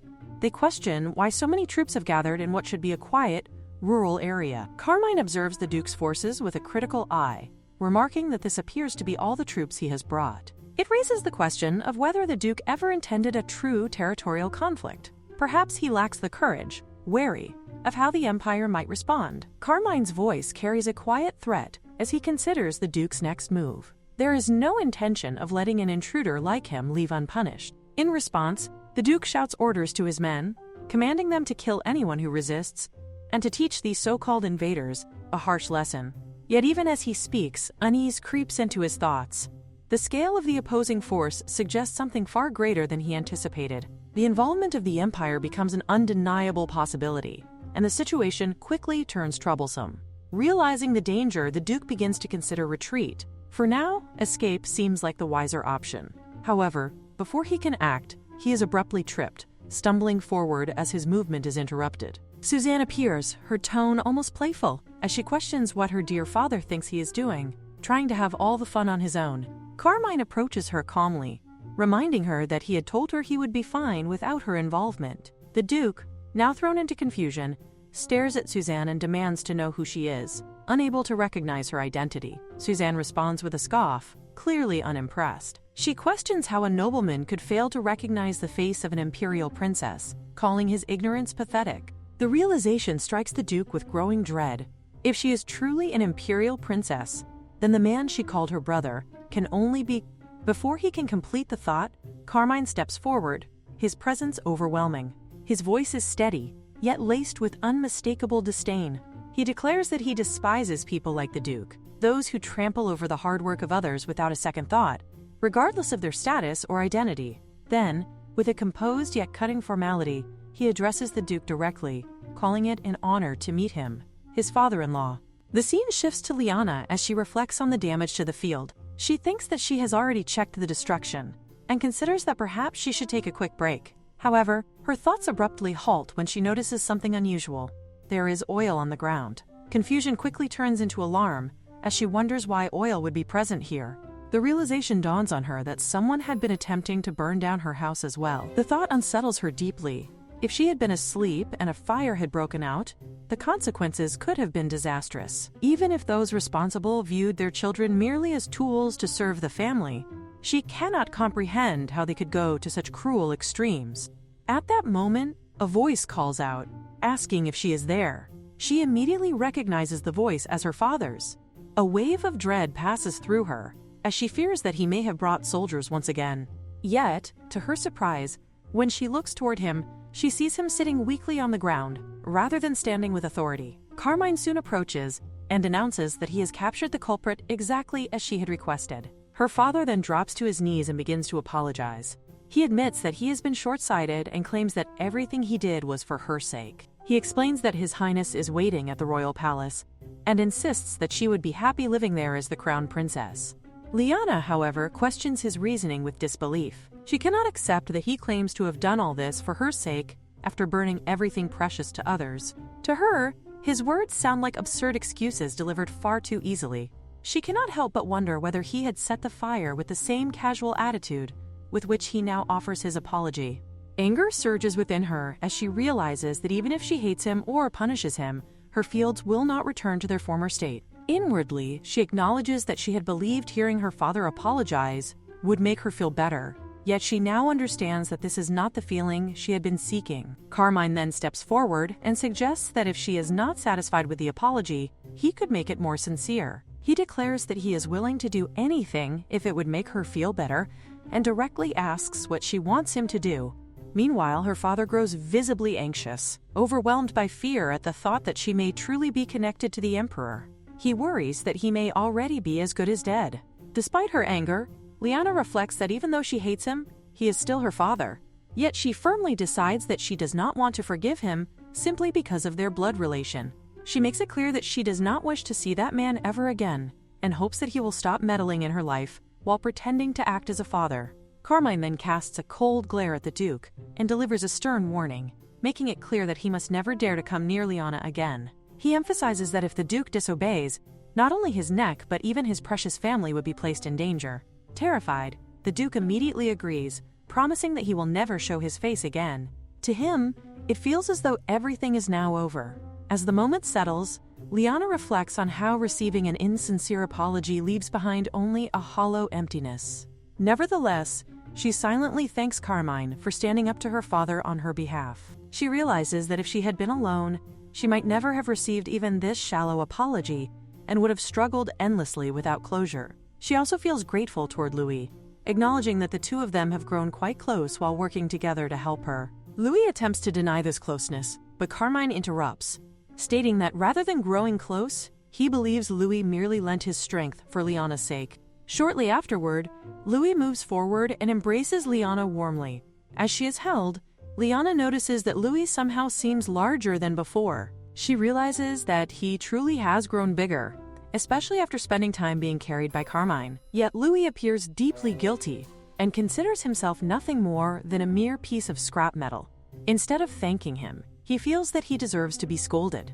Lyanna finds this reaction unexpected. She had assumed that Louis would act smug, yet instead he seems weighed down by sadness. Carmine then turns the conversation back to practical matters and asks Lyanna about the extent of the damage. She reports that only the watermelon field has been burned, while the rest of the land appears to be safe. Hearing this news causes Carmine to grow furious, especially because he values Lyanna's watermelons so highly and finds them exceptionally delicious. To him, the destruction feels unacceptable, and he believes the matter should not be allowed to pass without consequence. However, Lyanna gently reassures him that everything will be all right. She expresses calm determination, stating that it is not a disaster beyond repair, because they can simply plant more watermelons and begin again. There are times when harvests turn out badly, and sometimes a farm faces failure despite all efforts. Yet in moments like these, people do not surrender to despair. Instead, they gather their strength and begin again from the start. Lyanna stands firmly in such a moment, her body marked by the signs of honest labor. Sweat clings beneath her skin, her hair is tied high to keep it out of the way for easier work, and her fingers are rough and calloused from countless days spent tending the land. She appears entirely different from the elegant noble lady Carmine's father once described, yet to Lyanna, this difference is neither shameful nor wrong. Rather, she feels a deep sense of pride in who she has become. She silently acknowledges that she likes the person she is now, far more than the person she used to be when she lived as a duke's daughter. Carmine approaches her with admiration, evident in his expression. He gently takes her hand and presses a respectful kiss upon it, praising her resilience and the strength she has shown while enduring so many hardships. His voice carries a thoughtful tone as he reminds her that earlier he had mentioned having something important to tell her once everything was settled. Lyanna assumes that he intends to speak about his younger sister, explaining that she has already heard about the matter from her grandmother. However, Carmine quickly clarifies that this is not what he meant. He begins to speak again, preparing to reveal his thoughts, but before he can finish, Suzanne suddenly appears from behind them. Suzanne's sudden arrival interrupts the moment entirely. She rushes forward toward Lyanna with visible concern, immediately asking whether she is all right. As she looks more closely, she notices that Lyanna's appearance has worsened from the smoke and fire.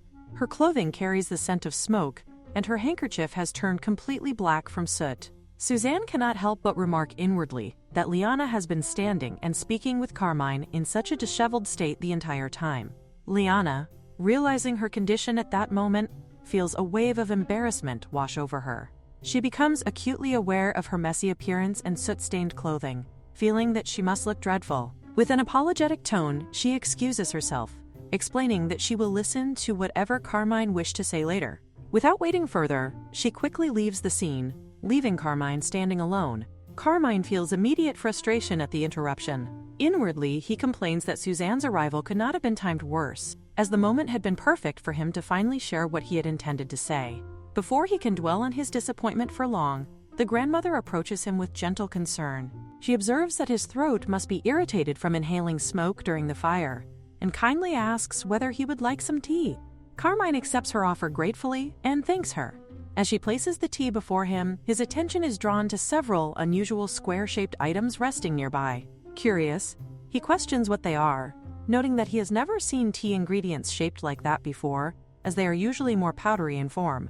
The grandmother explains that the items are called sword bean tea, the very ingredient used to prepare the tea she has served him. She mentions that Lyanna had given the tea to her earlier, explaining that it is beneficial for respiratory health, especially after exposure to smoke. Lyanna had also generously shared the tea with the villagers who helped extinguish the fire. Hearing this, Carmine reflects that such thoughtfulness is exactly like Lyanna, always considering the well-being of others, even in difficult situations. After a brief pause, the grandmother shifts the conversation toward a more serious matter. She asks Carmine what he intends to do about the Duke. Carmine responds with calm confidence, explaining that when he sends the marriage preparation notice to the royal palace, he will declare that the Duke is accompanying them to the Empire in order to attend his daughter's wedding ceremony. In reality, however, he plans to leave the Duke in Lyanna's custody so that she may decide his fate as she sees fit. He emphasizes that the Duke has harmed something precious to her, and therefore, justice should rest in her hands. The grandmother carefully considers his strategy.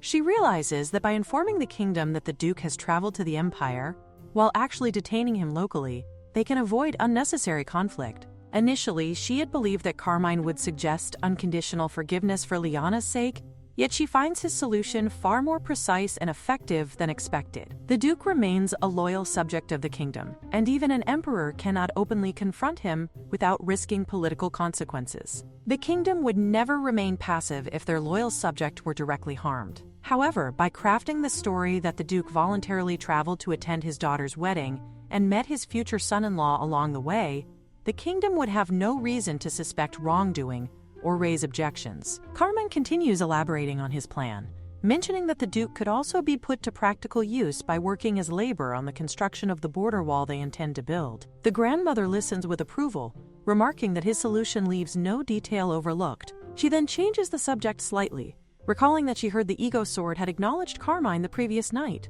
and that it seemed unusually excited by the encounter. Carmine responds modestly, explaining that he merely borrowed the sword's power briefly because Lyanna is its true master. However, the grandmother finds this difficult to believe. Even when her incompetent husband had once been considered the sword's master, the ego sword had refused to allow her to touch its blade, let alone acknowledge her authority. The sword's unusual reaction suggests that it may have recognized Carmine as a master as well. From her perspective, everything seems to be progressing exactly as Carmine intends. Yet Carmine shakes his head slightly, stating that matters are not yet finished. This confuses the grandmother, who had believed that with the Duke's situation and the kingdom's involvement resolved, the crisis had effectively ended.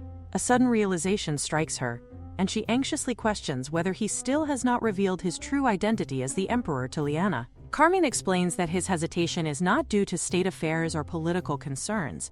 Instead, it is purely because the matter involves Lyanna herself. Upon hearing this, the grandmother immediately retracts her earlier praise about the situation being a perfect resolution, realizing that as long as his identity remains hidden from Lyanna, the situation cannot truly be considered settled. The scene then transitions to a moving carriage. Inside, Lyanna sits quietly, her posture steady but her expression filled with restrained emotion.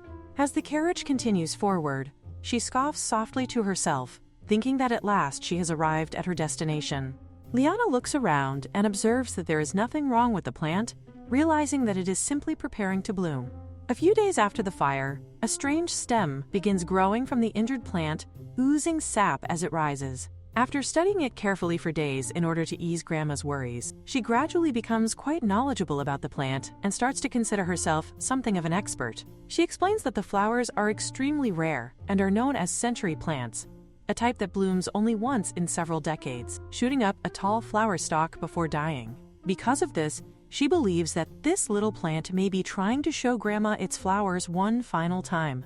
Although she is not completely certain of the exact date, she estimates that the flowers should open in about 3 days. People say that anyone who witnesses such a precious bloom can make a wish, and so she plans that they should all make wishes together when the plant finally blossoms. Grandma reflects on the mention of 3 days, and the thought makes her visibly happier.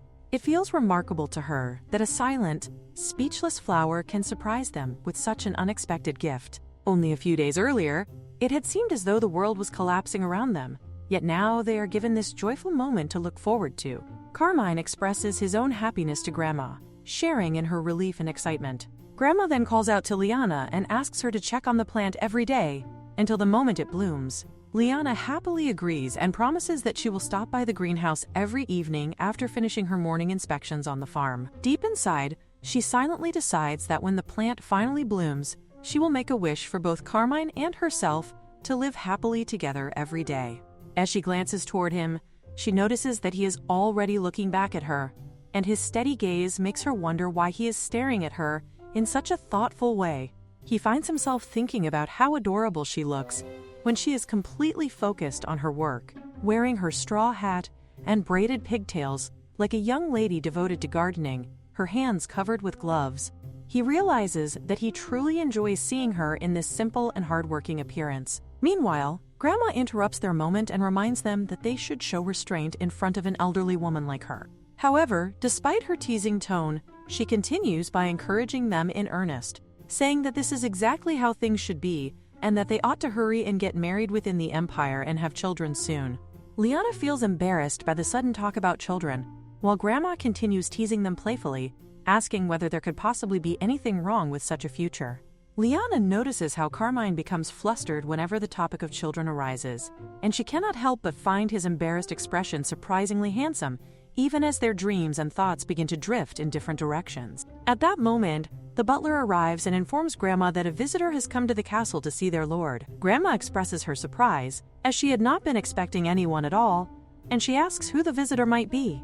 The butler hesitates slightly before replying, explaining that the identity of the visitor is somewhat unexpected, though the exact details remain unclear to the others. The scene shifts as Lyanna reflects inwardly, realizing that even after all these years, nothing has truly changed for her. She still carries that same out-of-place feeling, that lingering sense of being unable to fully adapt to this unfamiliar world. The somewhat clueless expression she once had remains the same, and even becoming the crown princess has not improved that uneasy feeling inside her.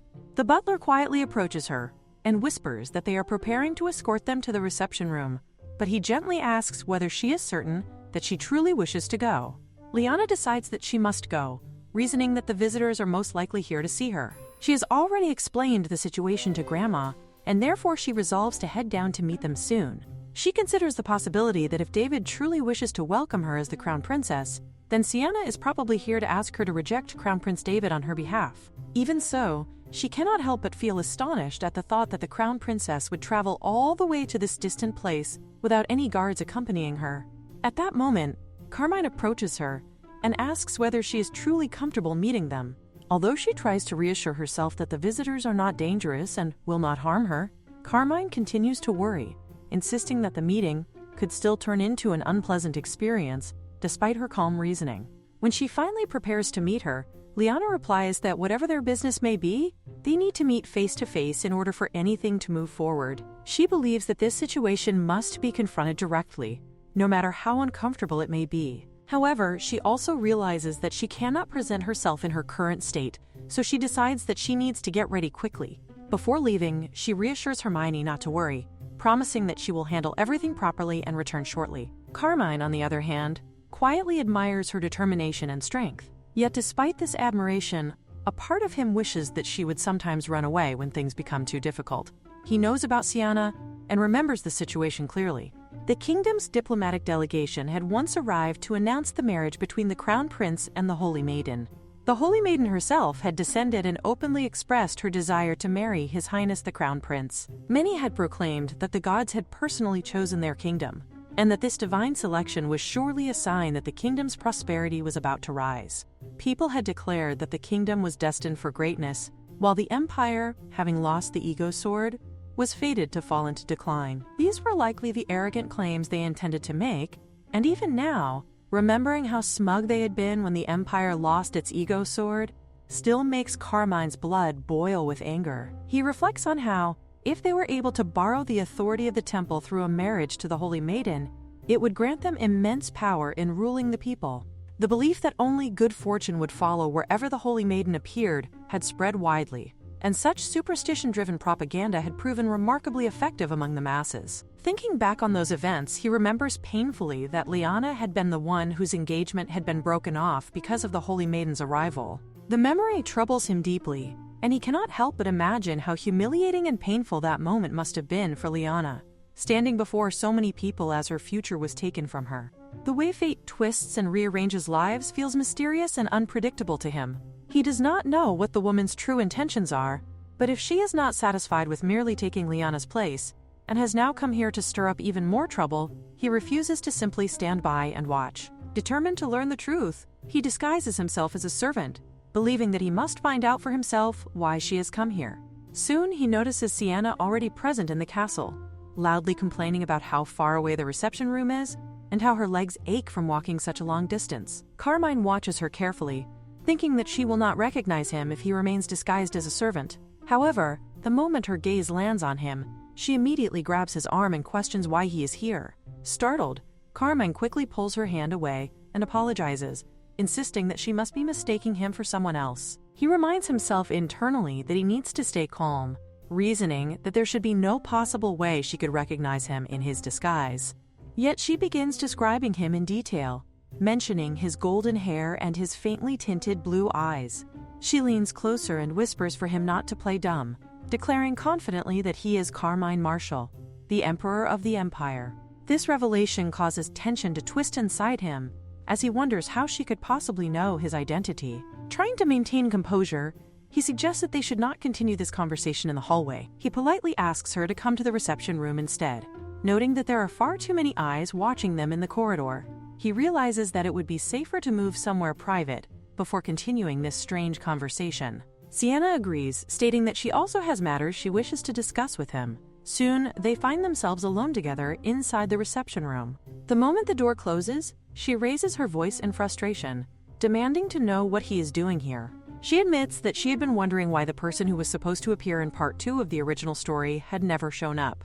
It now seems to her as though the plot itself has changed, and she begins questioning whether he might not actually be Carmine after all. Still, she acknowledges that his appearance matches the description perfectly, leaving her confused. Carmine senses that something about her reactions feels deeply unsettling. It is obvious to him that she knows who he is, yet it does not seem as though she recognizes his face directly. He wonders whether she may have studied records about the Empire beforehand, trying to memorize important figures. At the same time, her strange references to an original story in part 2 leave him confused and suspicious. Meanwhile, Siana grows impatient with his silence and questions why he has remained quiet for so long. She jokingly warns him not to claim that he has fallen in love with her at first sight, reasoning that he seems like the type of man who prefers bold and straightforward women, even those who behave shamelessly, just like herself. Carmine acknowledges internally that he does admire women with strong and fearless personalities, but he immediately rejects the idea that she could ever be the one he admires. In his heart, he knows that the person he truly values is Lyanna. He recalls her unwavering gaze, filled with confidence and trust, believing without hesitation that she will be loved and protected. Compared to that warmth, Siana's arrogant attitude, behaving as if she has already figured him out, despite being a complete stranger, feels deeply unpleasant to him. He finds it astonishing that someone could display such disagreeable behavior without even realizing how offensive it appears. Growing irritated, Carmine finally tells her that if she has finished speaking nonsense, she should step back, because her behavior has become unbearable and obnoxious. His sudden coldness causes Siana to hesitate in confusion, wondering why his demeanor has become so frightening all of a sudden. At that exact moment, the tension in the room shifts as Lyanna arrives. She looks directly at Carmine and questions what he is doing there, then turns her attention toward both of them, silently demanding to know what the two of them are doing together in the same room. Before all that, Lyanna is getting ready. She stands before the mirror, carefully examining her reflection. As she studies herself, she thinks that her dress looks far too luxurious for meeting that woman. At times like this, she believes it is best to dress like herself rather than appear overly elegant or extravagant. The thought makes her consider her safety as well. Since they do not know what might happen, she decides that taking Louis with her would be wise for self-defense. She turns her attention to Louis and tells him that they should go together. Her words make him question why she specifically wants him to accompany her. In response, she pouts slightly and asks whether he does not want to come with her. She reminds him that he used to beg to come along everywhere with her, yet now he hesitates.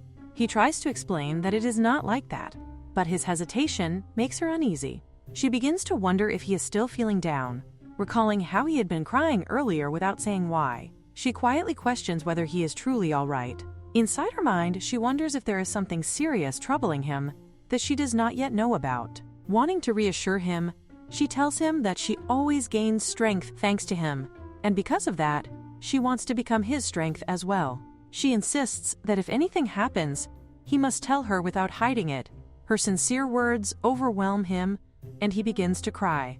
He calls himself a bad person and says that someone like him, who has such a good master, deserves to be thrown into a hot furnace. Despite his harsh self-criticism, she simply smiles gently at him. She reassures him that he is not such a person at all. Then, thinking practically, she mentions that he is too noticeable in his current form. She asks whether he could transform into a dagger instead. Once he becomes a weapon, she will have a proper means of self-defense. With a dagger now in hand, she prepares herself mentally, planning to confront Siana and give her a piece of her mind. However, the situation turns unexpectedly before she even gets the chance. Instead of finding Siana alone, she suddenly notices that both Siana and Carmine are already there. The sight catches her completely off guard, leaving her momentarily stunned. Carmine reacts first. He immediately rushes toward her, attempting to explain himself and urging her not to misunderstand the situation. Meanwhile, Siana calmly states that Lyanna should come in a little later, explaining that they had a great deal to talk about before being interrupted. The tone of her remark implies annoyance at Lyanna's sudden appearance. Lyanna, however, refuses to be silent. She directs her attention to Siana and remarks that even in a situation like this, Siana still places blame on others, proving that she has not changed at all. She mockingly refers to her by the title of Holy Maiden. Hearing that title again makes Siana remark that it has been quite a while since she last heard it. She acknowledges that she is no longer a maiden, and her tone carries a mixture of bitterness and pride. Lyanna internally reflects that since Siana never received official recognition from the temple, she should not even be called by that title.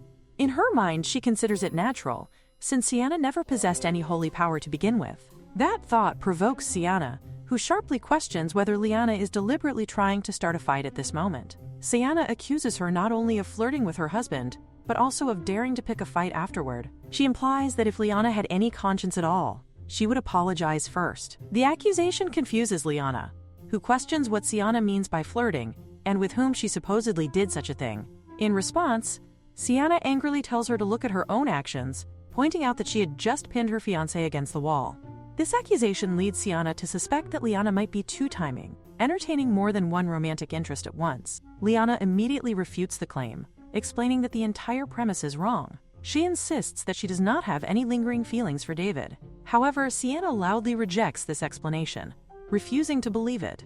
She claims that Lyanna came all the way to the countryside pretending to be pitiful and seductive, intentionally trying to tempt her husband. Siana questions why David would send the Duke to bring Lyanna back if there were truly nothing between them. Lyanna, growing increasingly frustrated, shouts back that she has no idea what David is thinking, as his actions are beyond her understanding.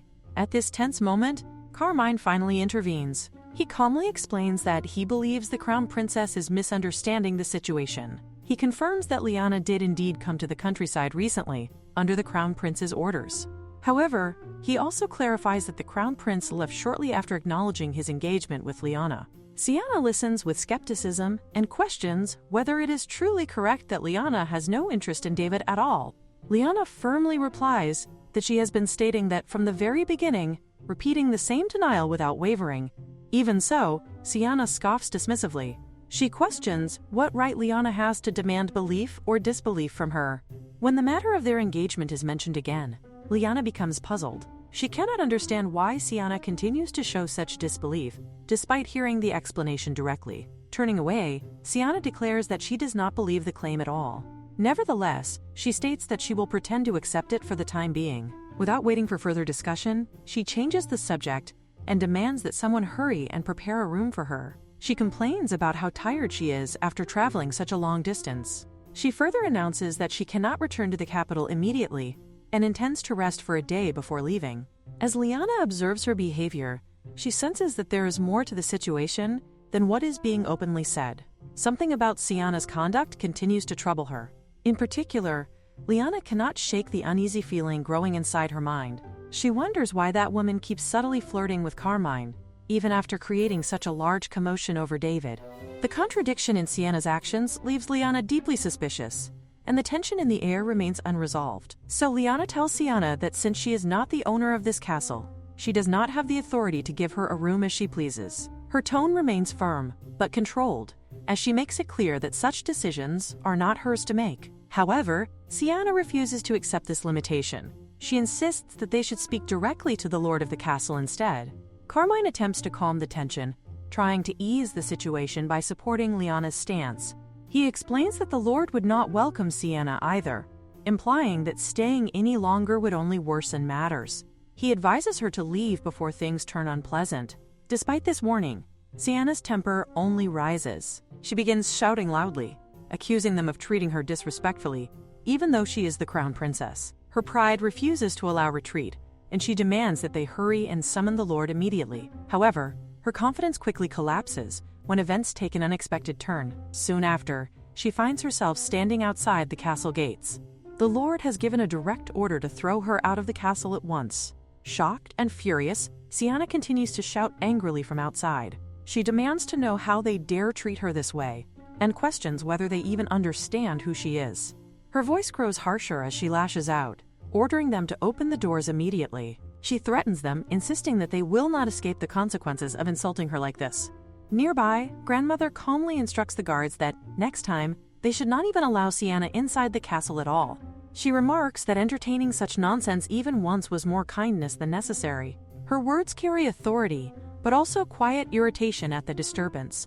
As the situation settles, Lyanna turns toward Grandmother and expresses her gratitude. However, in the midst of relief, a memory suddenly flashes through her mind, the earlier wall-pinning incident. The thought makes her stiffen slightly. She turns toward Carmine and questions why that strange situation had happened earlier. Carmine calmly explains that he had been disguised as a servant in order to observe what kind of person Siana truly was. He admits that he had not planned to enter the reception room alone with her. However, events had changed unexpectedly when she suddenly called him by name Carmine and demanded to know why he was there. This detail makes Lyanna pause in surprise. The realization that Siana recognized him so easily makes her question how such a thing was possible. She wonders how Siana could have known him at all. Carmine admits that he was equally curious about that point and had attempted to confirm his suspicions. That attempt led directly to the strange confrontation between them. He explains that during the encounter, Siana suddenly grabbed him and began speaking incomprehensible things. She talked about an original work and mentioned something about a second part of a story. Her words had sounded confusing and disconnected, but the more he recalls them, the more unsettling they feel. According to what she said, Siana had once become a holy maiden in another world. In that story, Crown Prince David gradually falls in love with the bold and charming Siana, who was originally an ordinary, common high school student. Meanwhile, Lyanna, who was already engaged to the Crown Prince, was portrayed as someone who constantly harassed Siana, treating her like a thorn in her side until the engagement was eventually broken off. Afterward, Siana and Crown Prince David married, achieving what she described as a happy ending. This explanation matches the plot of what Siana called the original work. Hearing this makes Lyanna fall into deep thought. When she reflects on the story, something feels off. Despite Siana supposedly being a bright, cheerful protagonist, it seems strange that there were almost no episodes showing that personality before the wedding ending. As an avid reader of romance fantasy stories, Lyanna finds it hard to believe that she overlooked such an inconsistency. She begins to suspect that there must be a second part to the story, one she never read. Her thoughts then shift to Carmine. In that supposed second part, he appears as the second male lead. Suddenly, everything begins to make sense to her. There is no way that Carmine's striking appearance could belong to a mere background character. His extraordinary looks fit perfectly with the role of a prominent second male lead. Now she understands why he holds such importance within that imagined narrative. Carmine watches her carefully and asks whether she understands what all this means. He explains that the fact Siana used the term original work strongly suggests that she believes herself to be a character from a book. That realization allows Lyanna to understand Siana's earlier reaction more clearly. From Siana's perspective, someone who believes in the original story, it must have been shocking to discover that the second male lead, who was supposedly destined to love her, is actually engaged to the villainess instead. This line of thought makes Lyanna uneasy. She begins to wonder whether Carmine has already started developing feelings for Siana. The possibility troubles her deeply. If he were to fall for Siana, then all the effort she has made could vanish instantly. It feels unbearable to imagine that everything could disappear simply because of a few lines written in a story. The thought fills her with sadness. Seeing her expression darken, Carmine gently reassures her. He promises that next time, he will not give anyone any opportunity to misunderstand him. He asks her not to make such a sad expression. Lyanna responds that although she does not doubt his sincerity, she wants him to stay away from Siana from now on, even if he feels something strange when he sees her, and even if curiosity draws his attention, he must never take interest in her. Her words come out firmly, almost like a command born from concern. Carmine reacts with a faint smile, remarking that he feels happy if she is jealous at this moment. His teasing makes her protest immediately. She insists that if the situation had been reversed, if she had pinned another man against the wall in a private room, he would surely not find it amusing. She clarifies that this is not jealousy at all. He then admits that his earlier thinking had been shallow. He apologizes sincerely and promises to be more careful in the future, making sure he does not end up in such shameless situations again. While listening to him, Lyanna notices that his smile appears flawless and his voice remains gentle. Yet strangely, something about the moment feels cold, leaving her with a faint sense of unease. The scene then shifts to Carmine observing Siana from a distance. He notes that she is still lingering nearby with persistent determination. As he watches her, he recalls something she said earlier, that he prefers women who are bold and straightforward, even shameless. At the same time, he remembers Lyanna's firm warning that even if he feels curious about Siana, he must never take interest in her. The more he reflects on these reactions, the stranger they seem. Both women behaved as though it were natural for him to feel drawn toward Siana.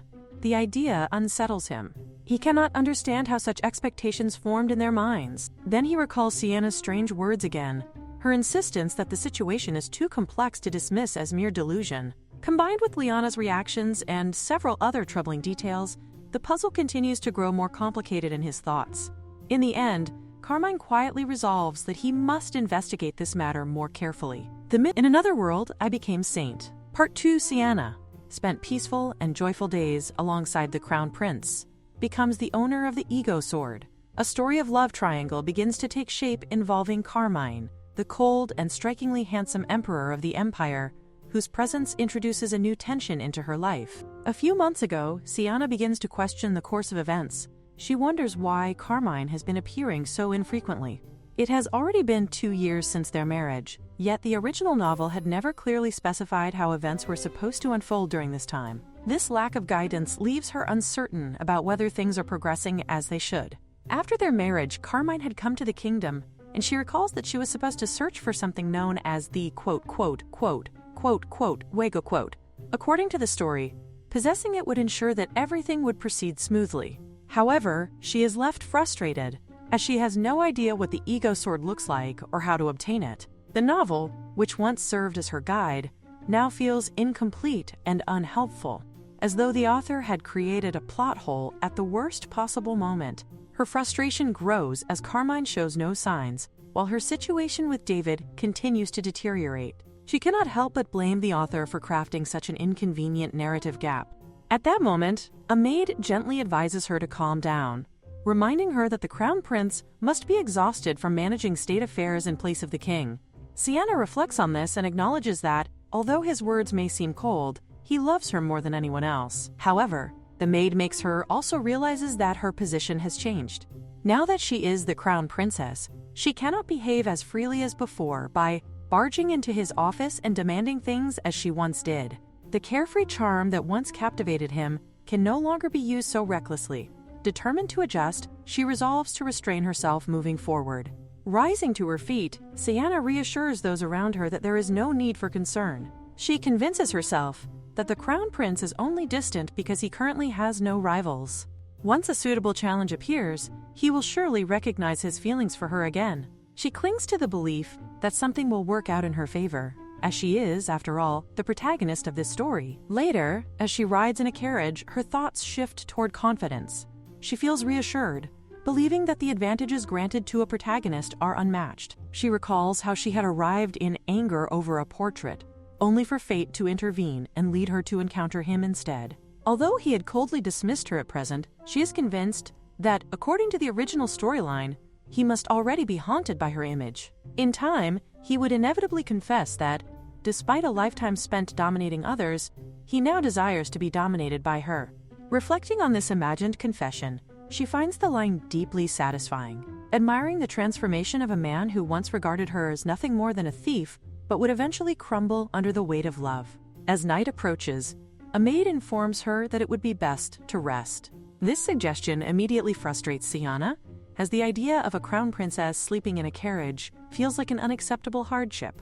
The maid explains that the recent fire has made it difficult to secure proper accommodations. Supplies are scarce, and for reasons unknown, there is a heightened vigilance against outsiders, making it nearly impossible to stay at an inn. Although Siana questions whether such circumstances are even plausible, she ultimately resigns herself to the situation, though not without complaint. She even finds herself wishing that, at the very least, the carriage could be equipped with something as modern as an air conditioner. In her irritation, the maid reflects on how she had always believed her to be unique, but the current situation seems to test that belief to an extreme degree. She recalls a moment in the past when Siana confidently declared to the maid that she would become the crown princess and that the maid would serve as her chief lady-in-waiting. At the time, she had advised the maid to sever ties with Lyanna, dismissing her as a lost cause.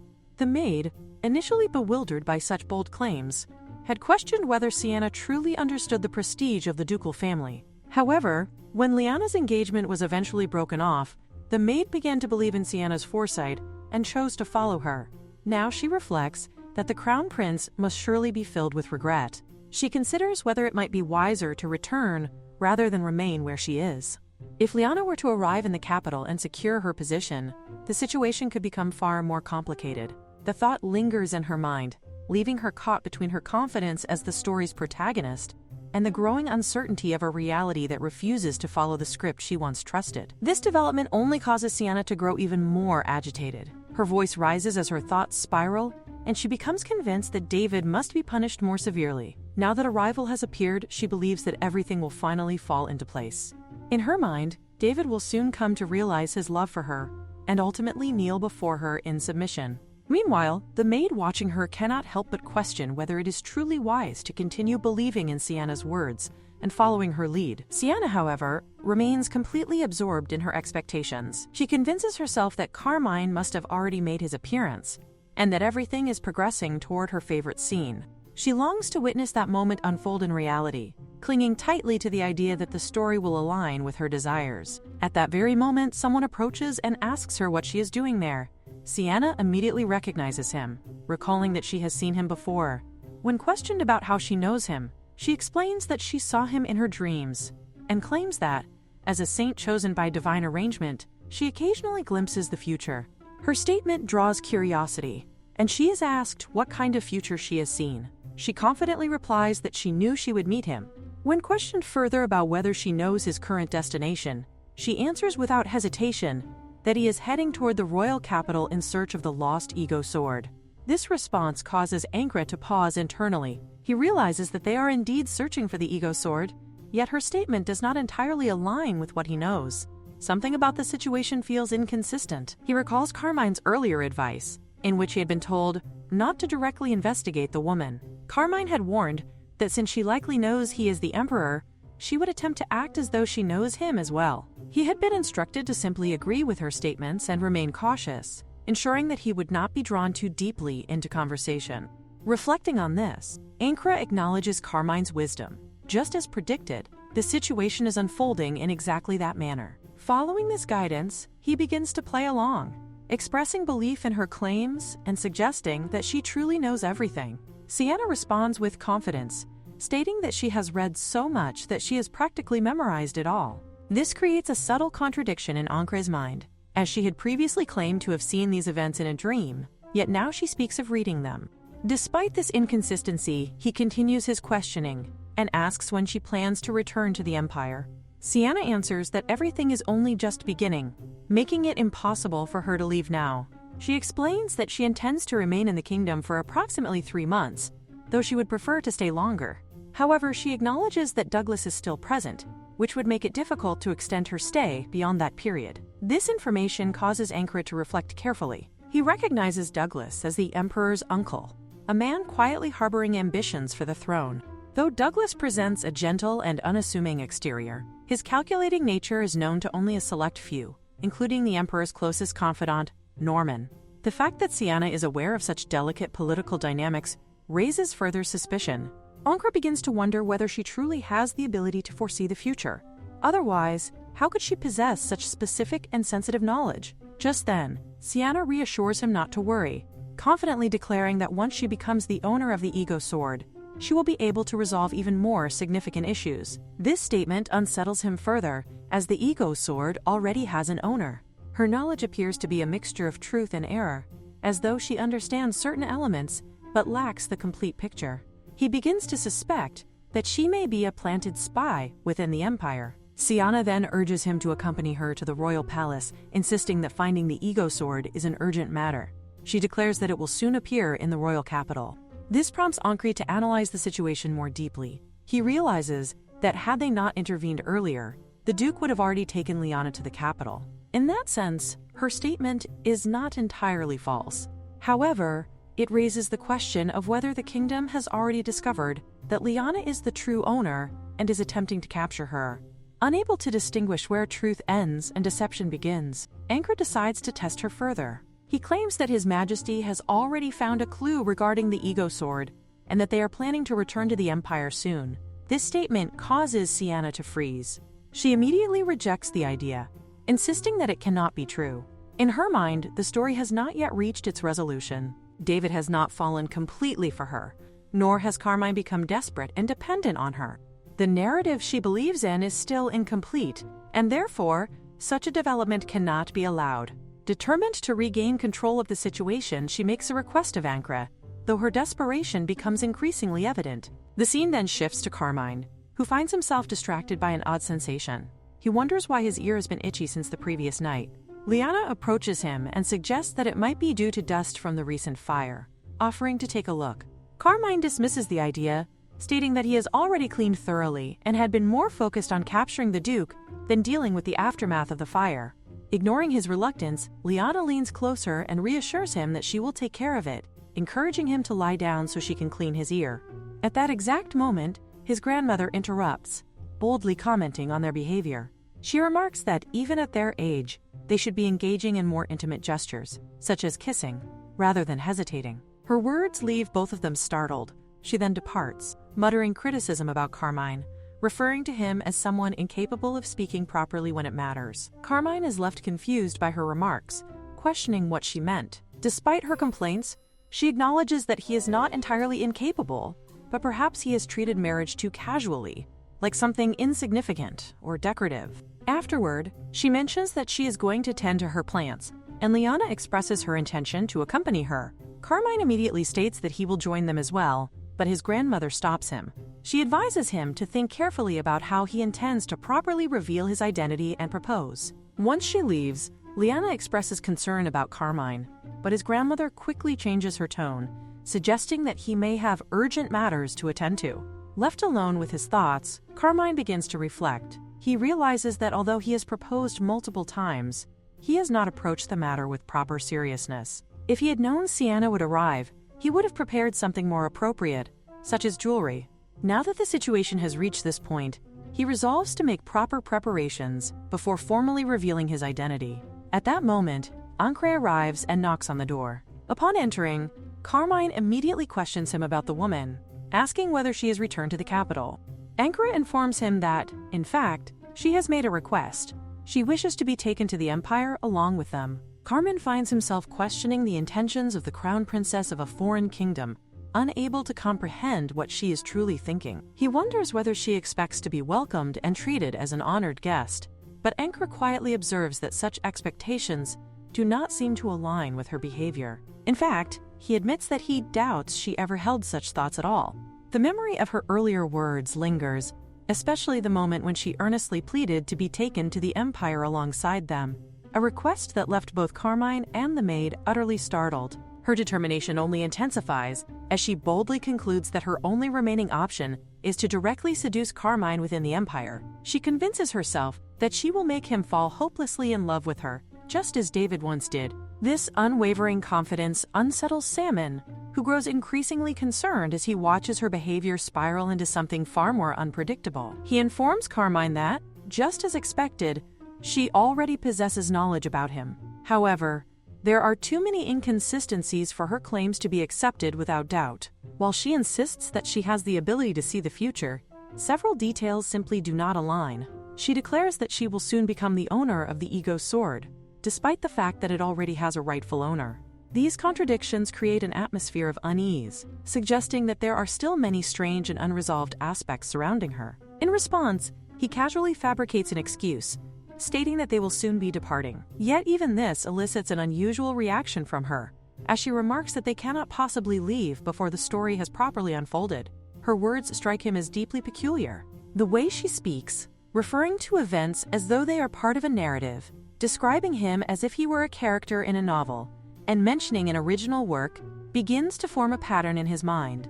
Everything starts to make sense if her perspective is that of someone observing a story, as though she herself were a reader. Carmine contemplates the possibility that she may have seen the future, not as reality, but as a structured tale. Could it be that she witnessed a version of events in which she replaces Lyanna and claims the Ego Sword for herself? However, he cannot fully commit to this theory. Her naive and almost unfiltered behavior toward him suggests another possibility, that she may not even be aware of Lyanna's current position as the rightful owner. Given the uncertainty, Carmine decides that, for now, it would be best to allow her to act as she pleases. Since she has already declared her intention to follow him regardless of his decisions, she will inevitably remain by his side as long as he stays. Ankara, however, raises a serious concern. He points out that her presence could lead to significant diplomatic complications. As the crown princess, she is not merely an individual but a symbol of her kingdom's prosperity and stability. If news of her actions were to spread, it could trigger political unrest. Carmine listens carefully, but responds with calculated reasoning. He reminds Ankara that the crown princess did not arrive alone. Her maid accompanies her. If it becomes known that the princess chose of her own free will to remain here and insisted on traveling to the Empire, then the responsibility would not fall upon them. In fact, such a situation might even work to their advantage, potentially stirring internal conflict within her kingdom. With this in mind, Carmine concludes that the maid must be sent back to inform the royal palace of the situation. The question then becomes, how to ensure this outcome? Carmine devises a simple yet effective plan. They will openly declare, in front of the maid, that they intend to take the crown princess to the Empire. As expected, the princess will immediately agree, since it aligns perfectly with her desires. The real uncertainty lies with the maid. Bound by duty, she may have followed her mistress this far, but accompanying her to the Empire is an entirely different matter. Such an act could result in her being labeled a traitor, facing severe consequences, possibly even execution. Faced with such risks, the maid's instinct for survival will likely compel her to act. If she values her life, she will seek a way to return and report everything to the palace. Upon hearing this reasoning, Ankara acknowledges the brilliance of Carmine's strategy, recognizing it as a carefully calculated move worthy of admiration. The plan now only requires someone to play the necessary role in executing it. Carmine turns his gaze toward Ankara, silently indicating his choice, leaving him momentarily taken aback as he begins to realize what is being asked of him. The scene then shifts, revealing Lyanna in conversation with her grandmother. With quiet sincerity, she reflects on Carmine's natural charm, admitting that it is precisely this quality that led her to fall for him. Grandmother tells Lyanna that she cannot continue coddling him, reminding her that her husband is a grown man, not a child. Lyanna reflects on Carmine's expression from that moment, recalling how it carried a deep sincerity, as though he could not endure keeping his feelings unspoken. It is a memory she treasures, one that feels far more meaningful than jewels or any decorative bookcase. Grandmother then admits that she may not be the best person to give such advice, as her own marriage ended in divorce, caused by her inability to properly maintain distance when it mattered. This confession leads Lyanna to feel that such self-criticism is too harsh. Although she does not know every detail, she believes that her grandmother must have done her best for her husband. In Lyanna's eyes, the grandmother she knows has always been fair and kind. However, grandmother dismisses this defense, stating that there is no need to justify her past. She calmly explains that her first mistake was failing to recognize that her husband was a shallow person who changed easily, while her second mistake was not being firm enough to correct his flaws. She reflects that this, perhaps, is what it means to be in a relationship. Even flaws can appear lovable, and that is why couples struggle to sever ties, even when they argue and hurl harsh words at each other. Lyanna considers this perspective carefully, yet she cannot help but question whether it is truly a wife's responsibility to fix the flaws of a fully grown adult. The thought makes her wonder if her own understanding of relationships is still too immature. Sensing the shift in conversation, grandmother asks about Lyanna's plant and how it is progressing. Lyanna responds that it is growing remarkably well, so much so that it may soon reach the ceiling of the greenhouse. This prompts grandmother to jokingly suggest breaking through the roof if necessary, though Lyanna quickly pleads with her not to do such a thing. Grandmother smiles gently, admitting that her desire to see the plant grow so large is merely a selfish wish. She reveals that this plant was the only thing she took with her when she divorced. Hearing this, Lyanna begins to wonder if her grandmother has always thought of her husband whenever she looks at it. She recalls the moment when her grandmother's expression darkened at the mention of the greenhouse, realizing that there are emotions she may never fully understand. Even so, she can clearly see that her grandmother truly loved her husband, and perhaps still does. Although her grandmother refers to herself as foolish, Lyanna finds her deeply admirable. She begins to question whether she herself could ever love someone with such depth and endurance. After a moment of reflection, she resolves that she will love deeply and for a long time, and that she wants to convey those feelings directly to Carmine when the time comes, though only after she has completed what needs to be done first. Her thoughts shift quickly, and she becomes filled with energy, excitedly suggesting that they should begin their work, reasoning that if someone does not work, then neither should they eat. Suzanne shares in her enthusiasm, clearly eager to get started. However, Lyanna notices that Louis remains unusually quiet. The change catches her attention, and she jokingly wonders if even a sword with a personality can experience something like puberty. Louis finally calls out to her, and Lyanna asks whether he has finished worrying.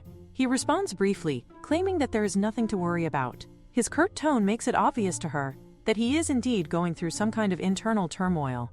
Despite having lived for a long time, experiencing such emotions for the first time must be confusing for him.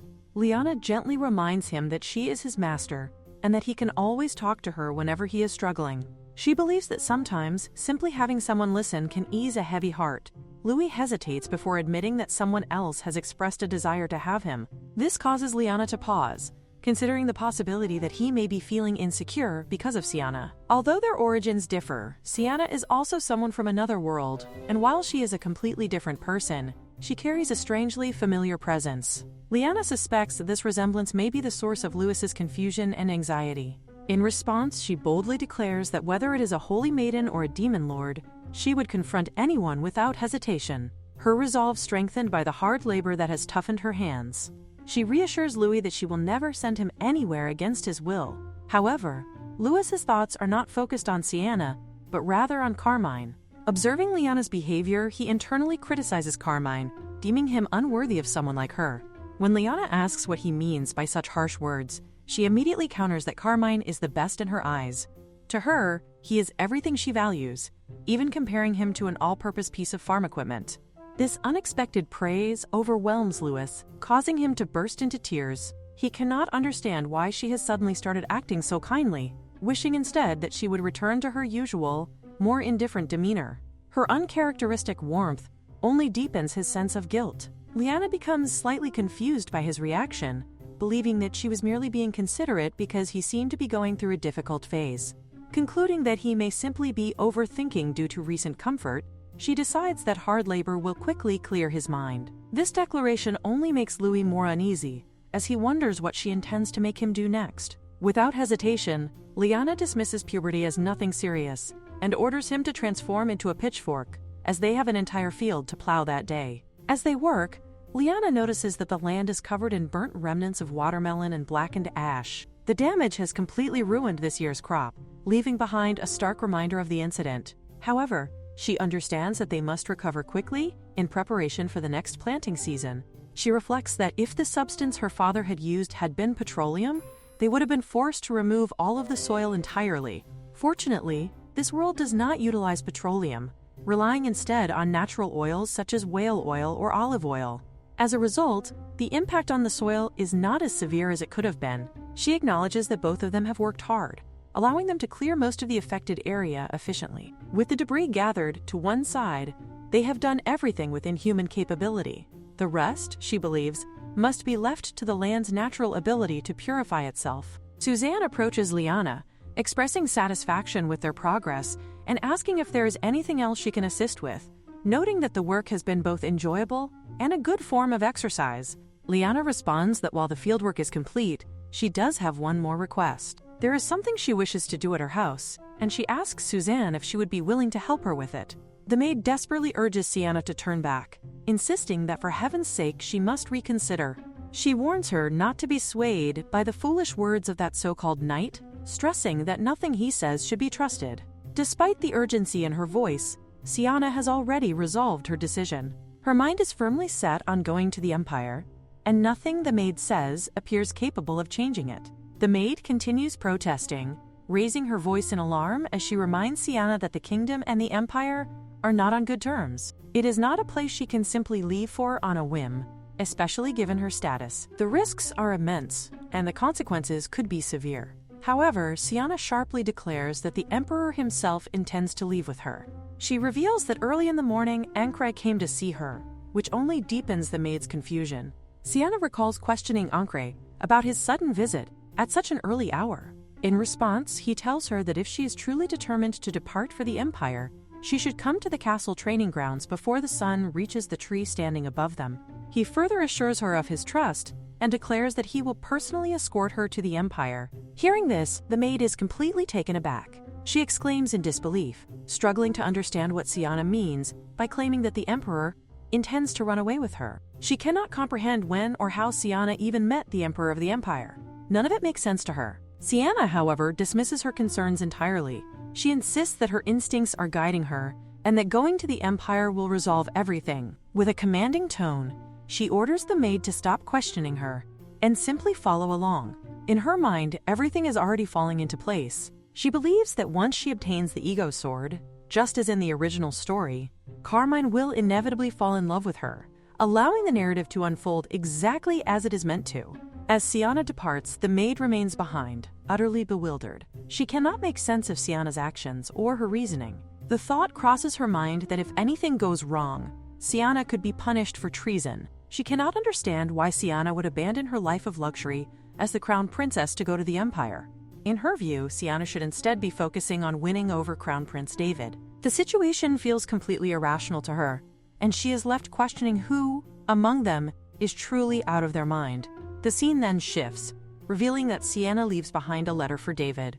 Upon seeing her handwriting, David feels an immediate sense of irritation, as though it brings him a headache just by looking at it. Meanwhile, the Duke appears to be taking his time, yet he also seems eager to bring Lyanna back as soon as possible. David assumes that Lyanna must have been deeply upset when the Duke left, which likely means it will take time to comfort her.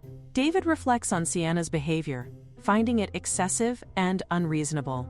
Compared to his first impression of her, she now seems less like a person and more like something unpredictable and unnatural. He recalls how she once approached him eagerly, expressing her desire to see him, which only adds to his current frustration.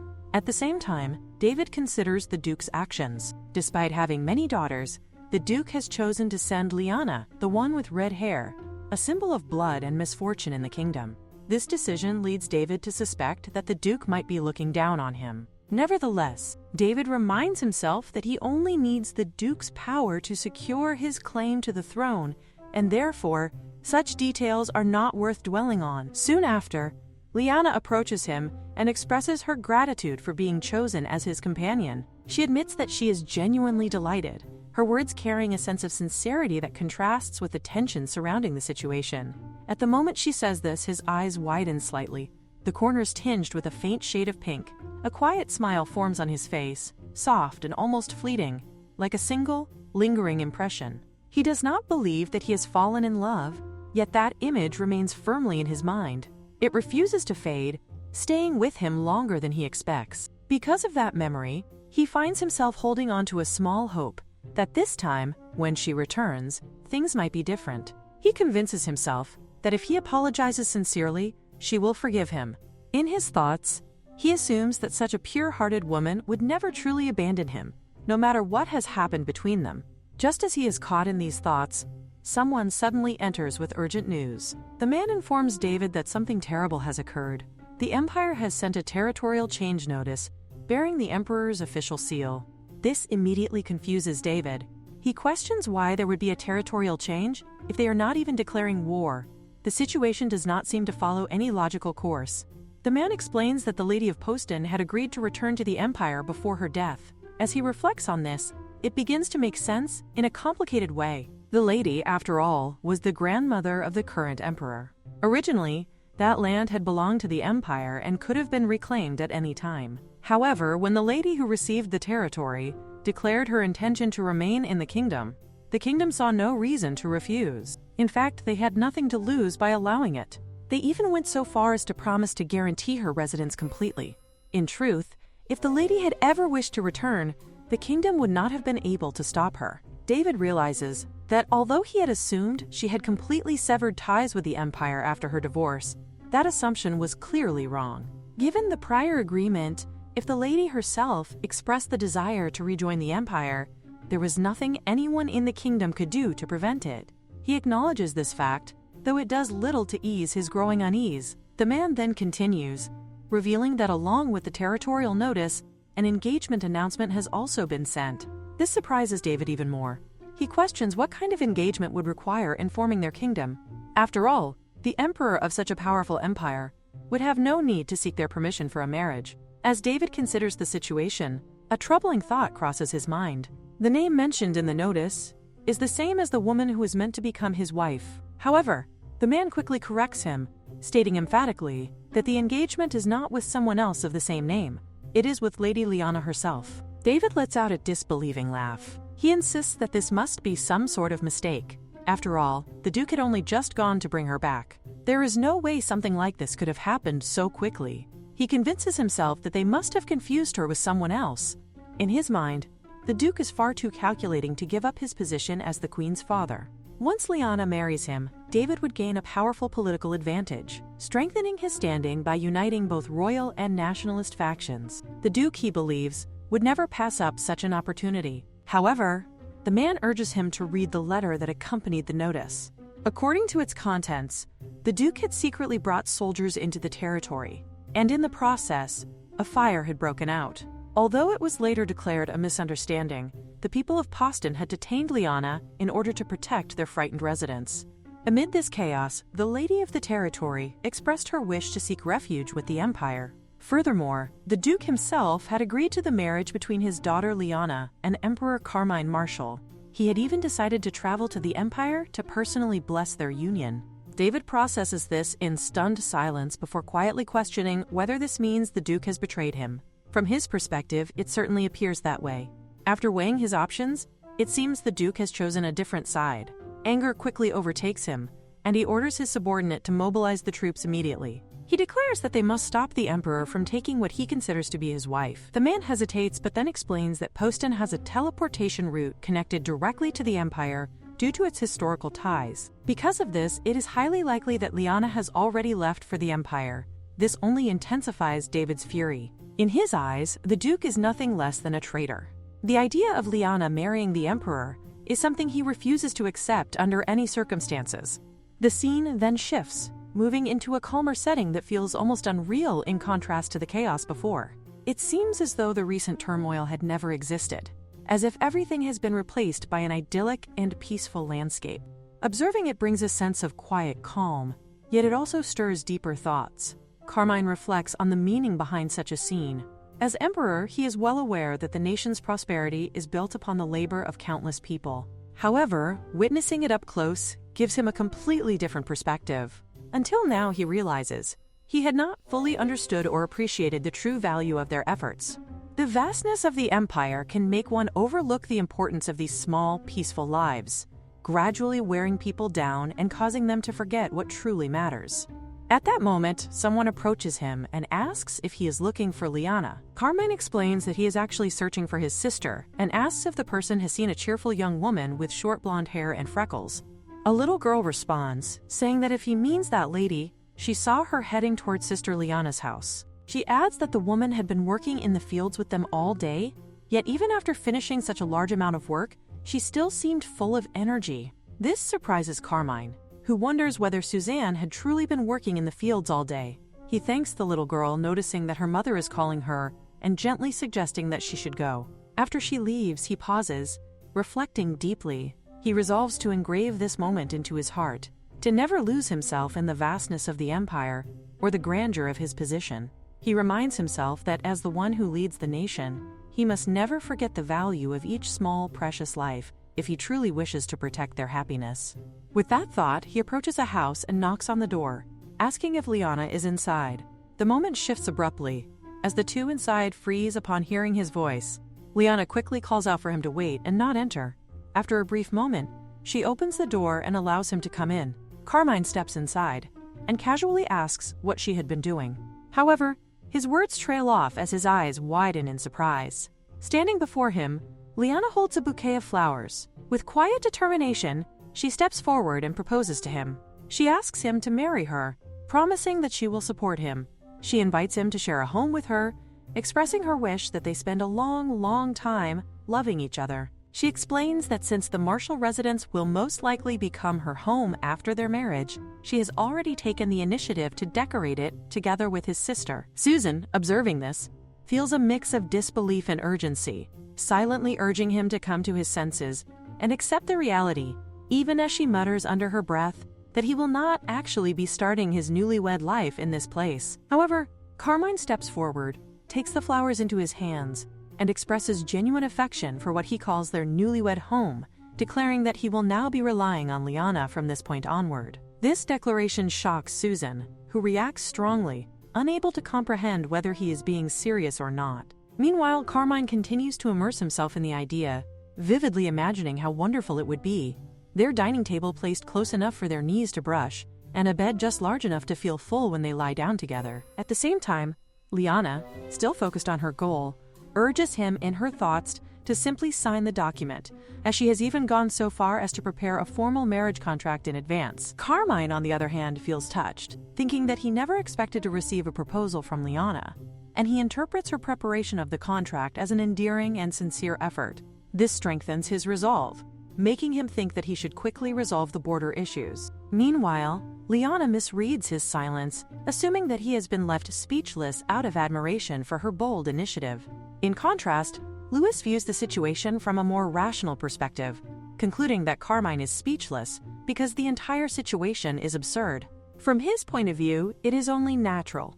After all, the emperor of an empire receiving a marriage contract from a kingdom is no ordinary matter. He grows increasingly frustrated, wondering when Carmine will finally reveal the truth, recognizing that while Carmine may excel in swordsmanship, he is completely incompetent when it comes to romance, behaving like a fool. Despite this, Carmine decisively instructs Susan to immediately contact the high priest, as they will require his presence to officiate the wedding. Susan, stunned, quietly questions whether he truly intends to summon a high priest all the way to this land, and whether he genuinely plans to marry here. Lyanna, on the other hand, feels uncertain, questioning the necessity of a wedding ceremony at all, since it is not part of what she had in mind. Yet Carmine insists, expressing his desire to create lasting memories with her through a proper wedding ceremony. Susan observes this and realizes that her brother is completely captivated, though she ultimately resigns herself to the situation, thinking that it does not matter as long as they are both happy. In truth, the wedding customs of their region are typically very modest.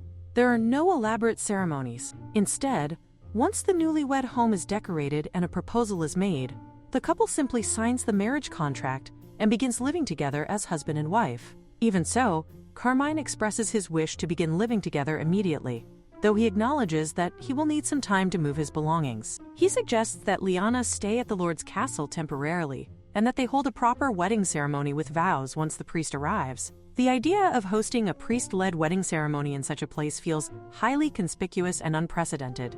Lyanna becomes overwhelmed, realizing that she might become the first person in the area to have such a ceremony. She also worries about practical matters, such as not even having an appropriate dress to wear. At that moment, her attention is drawn elsewhere when she notices someone nearby and questions their presence. The man explains that they are in the process of changing the flag, as the territory has now officially become part of the empire. This sudden shift leaves Lyanna bewildered, as she struggles to understand how a country's territory could change so abruptly overnight. Yet, rather than dwelling on the political implications, her thoughts quickly shift to opportunity. She begins considering how, now that they are part of the same empire, it will be much easier to trade agricultural products across borders. Her mind immediately turns toward new business possibilities, focusing on how to appeal to imperial citizens. Meanwhile, Louis questions whether it is really appropriate for her to remain so unconcerned, reminding her that everyone is still waiting in the greenhouse. Despite this, Lyanna finds herself unable to stop thinking about farming, her priorities firmly rooted in practicality even amid the chaos surrounding her. This development leads Louis to question why she has suddenly gathered everyone in the greenhouse. In response, she explains that at last, on this very day, the agave flower has finally bloomed. Everyone turns their attention toward the blossom, and they are struck with awe, thinking that it is far more beautiful than what had been depicted in books. However, she quickly reminds them that there is no time to simply admire it, as they must make a wish. Lyanna then encourages Germain to put his hands together as well, and she earnestly offers her own wish to the precious flower, hoping that she and Carmine will be able to live happily together every single day. Deep in her heart, she also wishes that after many decades, she will once again stand beside him and witness the blooming of such a magnificent century flower. While attempting to secretly glance at him, she is caught in the act. Eventually, she gathers the courage to ask him what wish he made. He responds that he wished to see that very flower again together with her. Realizing that his wish mirrors her own, she feels a warmth spread through her, understanding that their hearts are aligned, and this realization makes her blush. She then turns to her grandmother, urging her to make a wish as well, suggesting that one never knows. It might come true. However, her grandmother gently responds that all her wishes have already been fulfilled, offering only a quiet, contented smile. At that moment, Susan interjects, asking Lyanna whether she has any digging work to do that day, recalling how effective it had been for relieving stress the last time. Lyanna replies that unfortunately, all the fieldwork in the water manor has already been completed. Instead, she plans to go and check on the bees they are raising in the forest, as they have begun producing their own honey. She explains that it is necessary to inspect the hives occasionally to ensure that predators, such as hornets, have not disturbed them. Susan reflects on this and finds it remarkable how their new sister is involved in such a wide variety of tasks. Meanwhile, the grandmother remarks that it is precisely because of this diligence that Lyanna is able to make so many sweets. Lyanna responds that no matter how costly it may be, she can never give up sweetness, while internally recalling the delicious fruits from her past life that she cannot forget. With that thought in mind, she decides to head out immediately, but Carmine stops her, suggesting that she wait, as there may be dangerous animals in the forest, and proposes that they go together. As they walk, he observes that they seem to have gone beyond the territory and questions whether she is certain of the path. She reassures him that it is indeed correct, while inwardly reflecting that of all things, he chose to accompany her. Since permission is required from the Lord to cut trees within the territory, and because beekeeping sometimes necessitates cutting trees, she had secretly arranged the hives far outside the boundary. She then mentions to him that in the next season, she plans to relocate the beehives closer to the fields, as it would allow for better coordination. Carmine considers this and expresses concern about the lack of natural cover, but also notes that if the border were extended to include the nearby mountain, it could serve as a defensive advantage. Lyanna quietly realizes that he has not noticed her earlier workaround, and she feels relieved. She then turns to Louis and asks what wish he had made earlier, but he only responds vaguely, saying that no one can know. This leads her to wonder whether he is simply too happy at the moment to have any particular wish. In response, he reacts emotionally, protesting that he is not an empty sword without thoughts, and insists that he did in fact make a wish. When she encourages him to share it bravely, he finally admits that he wished to remain happy alongside his master for a long time. Hearing this, Lyanna thinks to herself that next time, she should make a wish on his behalf as well. Just then, she nearly trips, but Carmine quickly catches her, remarking that he cannot take his eyes off her, and suggesting that they should hold hands so that she does not fall again. She protests that she is not a child, but he counters that there is nothing wrong with that, even offering to carry her or give her a piggyback ride. This flusters her, while Louis, observing the scene, comments that things are becoming overly sentimental and suggests that she let go while they talk. She snaps at him, questioning why he is being so irritable, especially after saying that he wanted to stay with her for a long time. Louis responds that she is an oblivious master, explaining that he is merely trying to give her space. He remarks bitterly on the absurdity of someone carrying a sword along on a romantic outing. Carmine then leans toward Louis and wonders aloud whether he is feeling left out, since he might want some time alone with Lyanna. However, Lyanna clarifies that Louis had only suggested letting go because things were becoming awkward. Carmine then playfully asks Louis if he would like to be carried instead, which momentarily excites him, only for him to become overwhelmed by his own thoughts and emotions, leading him to break down in tears. Carmine, confused, cannot understand what he is trying to express, as it does not seem like a positive reaction. Lyanna also finds herself unable to interpret his words through his crying. Carmine then attempts once more, politely offering to carry him instead of Lyanna, acknowledging that he has been protecting his master so well, and asking whether he would allow it. This only deepens Louis' sense of guilt, causing him to run off while declaring himself to be utterly worthless. Lyanna, watching him leave, tells Carmine that it is best to ignore him, suggesting that he is likely going through a phase of puberty. Carmine, puzzled, wonders whether even swords go through puberty, while Louis, on the other hand, runs off questioning how someone like Carmine could have become an emperor in the first place. He reflects that with such a striking personality and an equally remarkable appearance, the man is not only gifted, but also exceptional in swordsmanship. When that man wielded him, he felt something stir within himself, an intense sensation, as though he were truly alive once more. In that moment, he recalls what it once meant to live by the sword, to exist with purpose and clarity. A fleeting thought crosses his mind. If he had remained within the empire, might he have eventually become that man's master? Yet he dismisses the idea almost immediately. The empire is a place riddled with endless succession struggles, where countless factions would scheme and fight to possess him, the very symbol of imperial authority. In such chaos, there would be no certainty that Carmine would ascend the throne, nor that he would ever become his master. He gathers his thoughts and reminds himself that he cannot afford such distractions. His loyalty remains unwavering. He cannot betray his ghost master, nor the marshals he is bound to serve. This internal conflict does not go unnoticed. Carmine observes him closely and realizes that the ego sword appears deeply unsettled. Sensing the tension, Carmine suggests a brief respite from their efforts. He decides to scout the surrounding area, leaving Lyanna behind so she can spend some time speaking with the others. Lyanna, appreciating his thoughtfulness, turns her attention to Louis and Christian. She notices something amiss and wonders about Louis's state. From what she understands, he is merely withdrawn into himself, but to her, it feels like something deeper. She concludes that it resembles the familiar turmoil of adolescence, a kind of inner storm that often demands comfort and understanding. Drawing from her own experiences, she gently reflects that it is difficult when there is a gap between the person one aspires to be and the person one currently is. She believes, however, that such struggles are temporary and that he will eventually overcome them. Her words provoke a strong reaction. He bristles at the implication, feeling as though he has been misunderstood. In his mind, he is far from uncertain or lost. He sees himself as the cleanest and most refined sword in existence. This contradiction puzzles Lyanna. Moments earlier, he seemed burdened by self-doubt, yet now he speaks with unwavering confidence. He begins to explain his perspective, reflecting on the nature of swords themselves. True greatness, he believes, is not something that comes easily or naturally. A sword is forged through relentless effort, shaped by repeated strikes of the hammer, hundreds of thousands of times, until it achieves its final form. In contrast, a blade that is merely cast and left to cool without such discipline lacks resilience and is prone to breaking. Lyanna listens carefully, recognizing the weight behind his words. She realizes that such a process must have required immense endurance and hardship, and she acknowledges the effort it must have taken to become what he is. He affirms this truth, yet his thoughts turn bitter, as he recalls what followed. After enduring so much to become exceptional, he found himself reduced to nothing more than a ceremonial object, hanging lifelessly on a wall.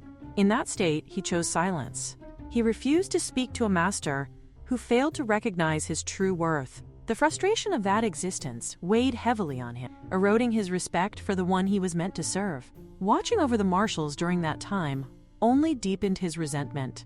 As Lyanna processes this revelation, she is struck by a startling realization. Despite everything, they had all interacted with him without fully understanding him, unaware that he possessed a will and consciousness of his own. Meanwhile, he continues his account, explaining how his dissatisfaction ultimately led him to seek out someone new, a master who would truly see and value him. Disguised in a worn and unremarkable form, he wandered the world in search of purpose. It is during this journey that he eventually encounters someone who changes the course of his existence. Lyanna reflects on all of this with a sense of quiet astonishment. When she first found him, she had simply been pleased at the discovery of what she believed to be a demon. She had not realized that beneath that exterior lay a being engaged in profound introspection, grappling with questions of identity, purpose, and worth. She begins to realize, with growing certainty, that she is truly recognizing his worth in the way he has always desired. The thought lingers in her mind, quiet yet profound. Even so, despite having found a master who acknowledges his value, Lewis withdraws once again, closing himself off and expressing a desire to be alone for a while. Not long after, Carmine returns and notices that she is standing by herself. He questions her about the ego sword's whereabouts, and she explains that he is still feeling troubled. This prompts Carmine to reflect on his recent behavior. He finds it unusual, especially considering how he has been acting ever since they went to rescue Juliana. As she thinks about it, she realizes he has a point.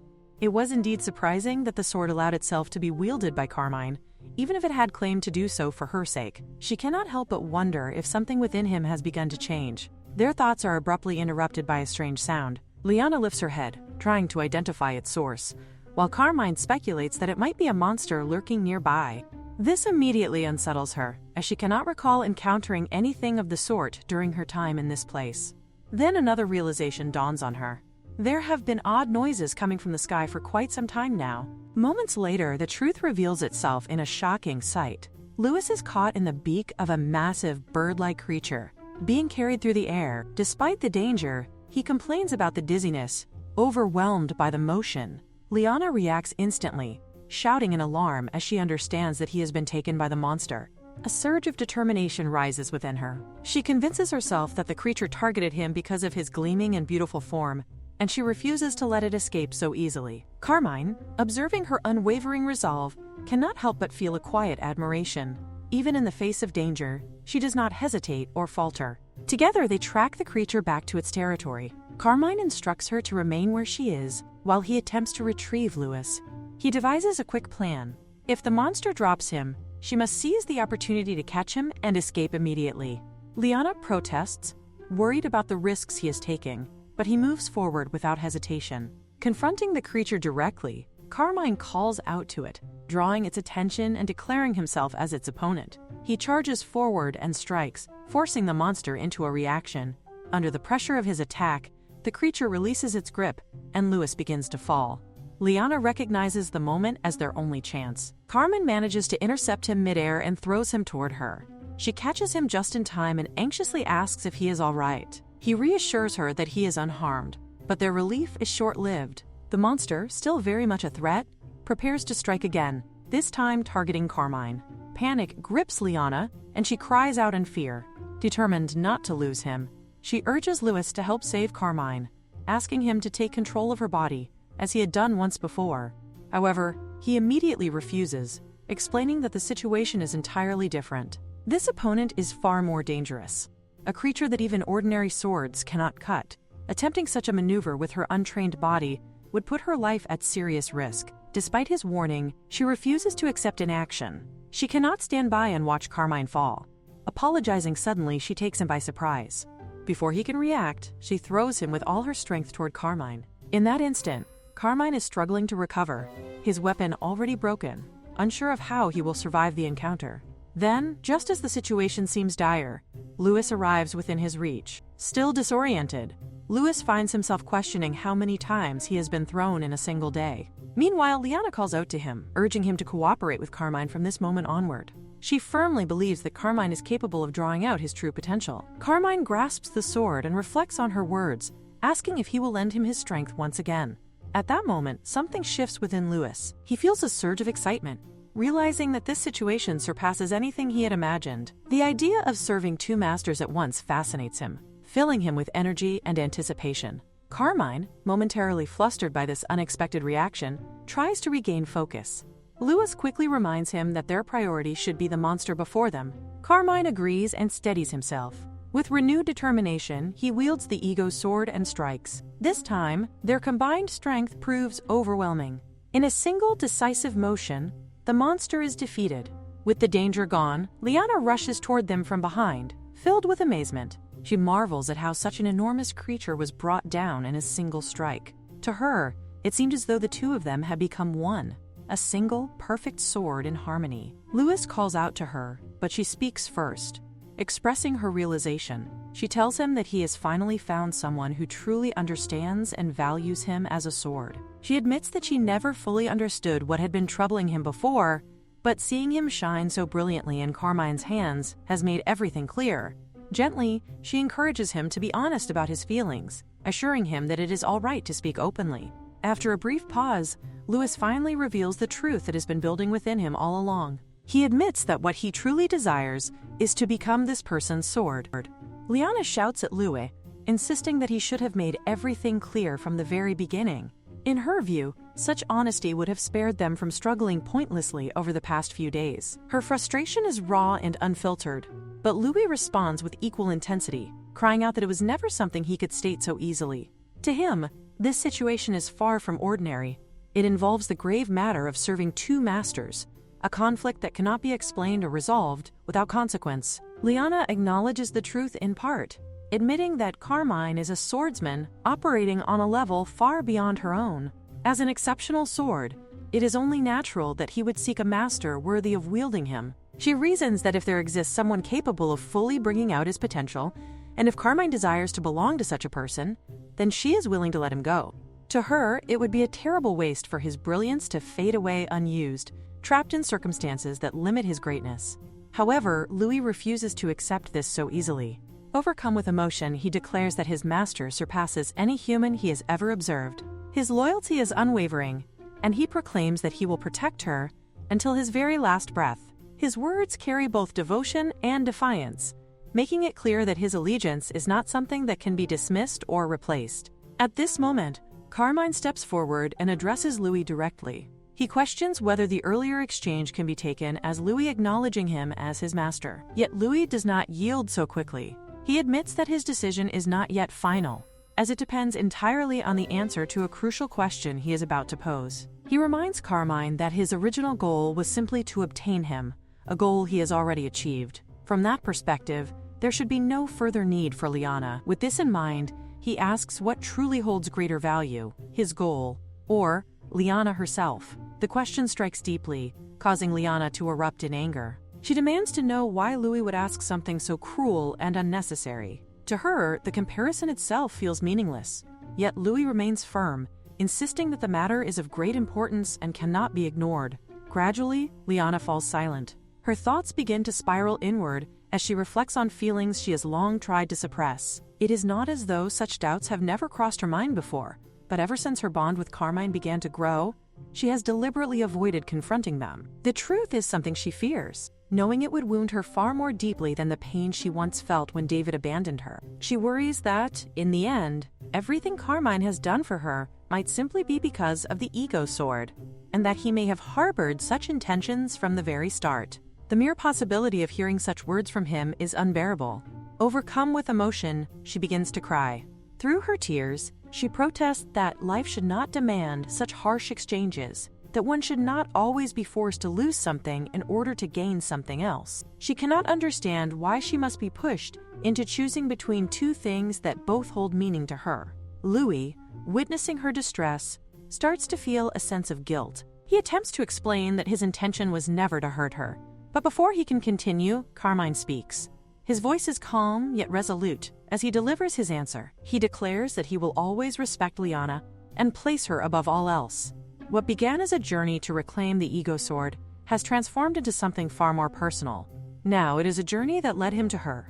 Without Lyanna, he admits, his very soul would feel hollow and meaningless. His words carry a sincerity that leaves no room for doubt. Having said this, he turns back to Louis and asks whether such an answer is sufficient. Carmine turns toward Lyanna and questions her gently, reminding her that he had already promised to do anything for her and to never abandon her. He cannot understand why she is still crying, despite those words. His tone carries both reassurance and confusion, as if her tears are something he wishes to erase immediately. Instead of answering him directly, Lyanna turns sharply toward Louis and begins scolding him. She complains that someone simply had to ask such a distasteful and unnecessary question, clearly blaming him for stirring up emotions that were better left untouched. Her irritation is evident, though it is mixed with lingering embarrassment.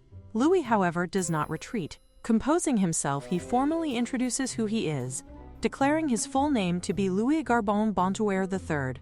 With a sense of ceremony, he states that the contract has now been established and asks Carmine to accept him. He expresses pride in acknowledging Carmine as his master, yet he does not abandon his protective stance toward Lyanna. He firmly adds that he will never forgive Carmine if he ever betrays her. Carmine responds in a low voice, almost as a whisper, affirming that such betrayal would never happen. He reminds Louis that he is the very man who once changed national borders for Lyanna's sake, a statement that carries both weight and quiet conviction. Observing the exchange, Lyanna begins to feel excluded. She questions whether the two of them are already engaging in some kind of secret conversation, her tone hinting at playful jealousy. Immediately, both Carmine and Louis raise their voices in unison, insisting that Lyanna will always come first.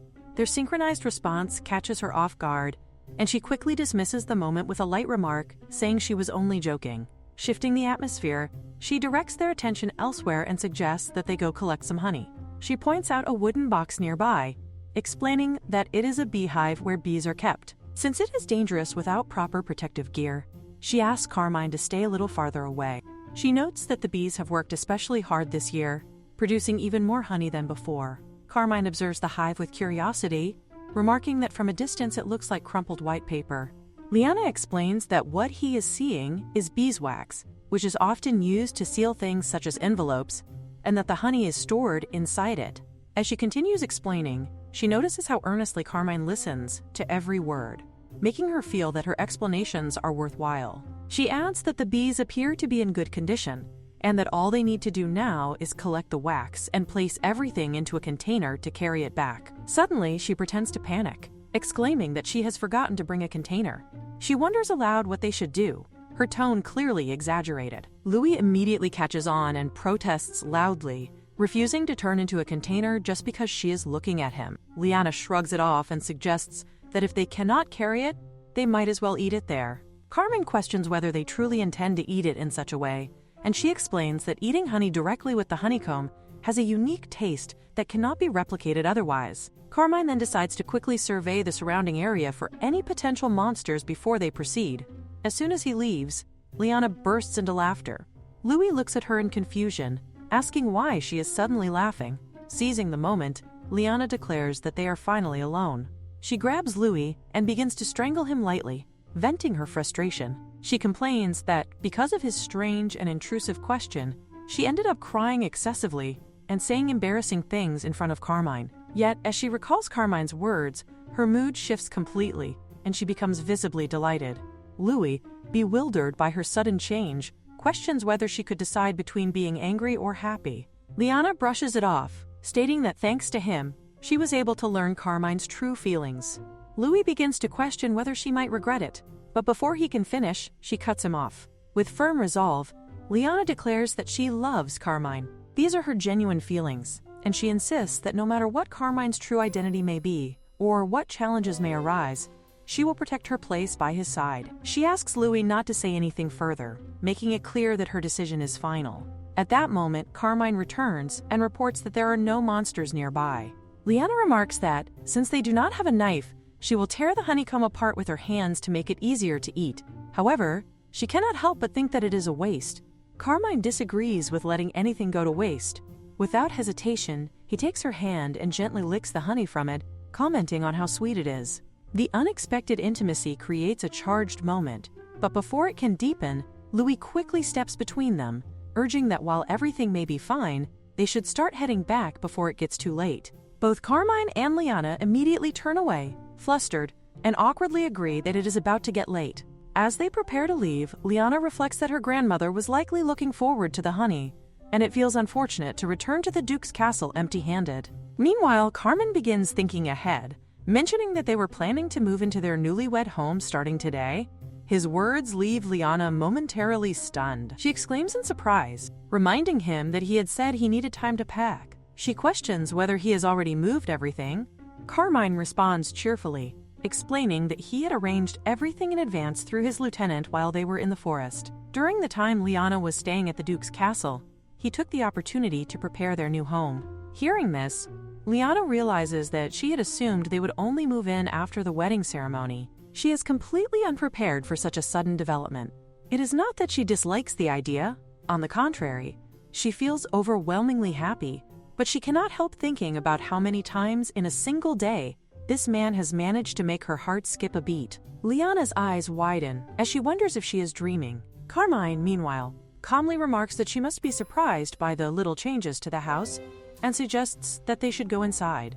His casual tone only deepens her disbelief as she takes in the overwhelming transformation. Not only the exterior, but everything within. The living room, the kitchen, even the bathroom has been completely renovated. It all looks entirely new. This makes her question whether he had hired remodeling contractors instead of simply moving elsewhere. As her gaze drifts, she notices that even the bath has been changed. Carmine explains that it had seemed too small to him, so he decided to get a larger one.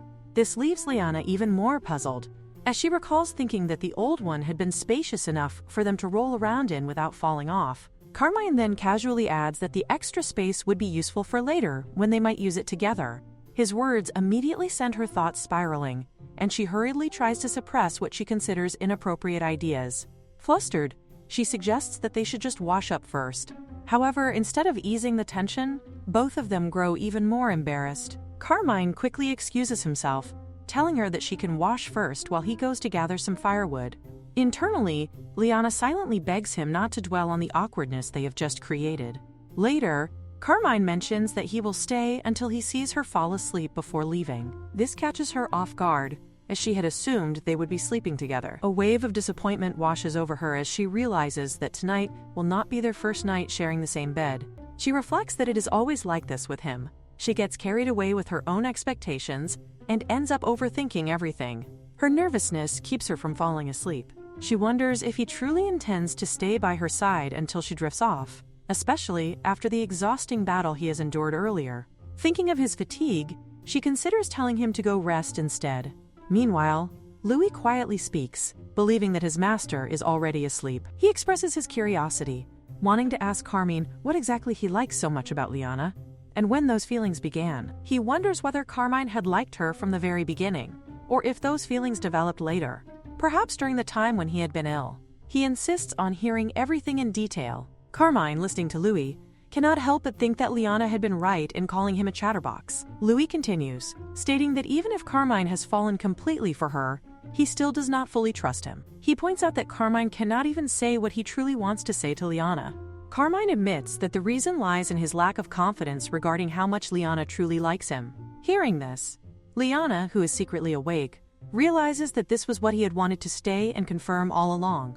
The thought that he is worried about her feelings makes her heart soften, and she finds him unexpectedly adorable. At the same time, she notes that pretending to be asleep has never been this difficult. Louis, however, responds bluntly, saying that he had not expected such a weak answer. Carmine asks if Louis has never felt anxious about whether Lyanna truly likes him for who he is, or if she simply sees him as a convenient tool. Louis immediately dismisses the idea, stating that while Carmine may lack confidence in love, he himself has no doubt in his master's feelings for him. With his usual exaggerated pride, he declares himself to be extraordinary, and admits that his only concern would be jealousy if his master were to take on another companion. Even then, he claims he would only worry briefly about turning into something unpleasant, but at least she is not asking him to become something like a pot. Carmine concedes that Louis is right, calling himself a coward who cannot properly express what he wants to say. He acknowledges that he may not seem very reliable yet, but he sincerely hopes that Louis can believe in the depth of his care and love for Lyanna. As these words are spoken, Lyanna feels her face grow warm, her heart responding to the honesty she hears. Louis, unfazed, simply remarks that if that is truly how Carmine feels, then he should say it directly to Lyanna herself. Carmine suddenly becomes extremely flustered, his composure breaking as he hurriedly asks whether Lyanna is truly asleep, insisting that if she had been awake, she should have said something sooner.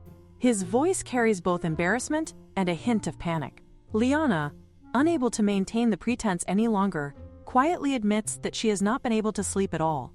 Meanwhile, Louis observes the situation with a mixture of amusement and self-importance. He reflects that it is remarkable how he, of all beings, has ended up worrying about his master's love life. In his own mind, this only further confirms his belief that he is an exceptionally magnificent and considerate sword. Carmine and Lyanna find themselves locking eyes, the air between them growing heavy with unspoken feelings. As they remain like that for a moment, Lyanna gathers her courage. She thinks to herself that since he had found the strength to voice his doubts, she should also give him reassurance. With newfound determination, she tells him not to worry, promising that she will love him more than anyone else.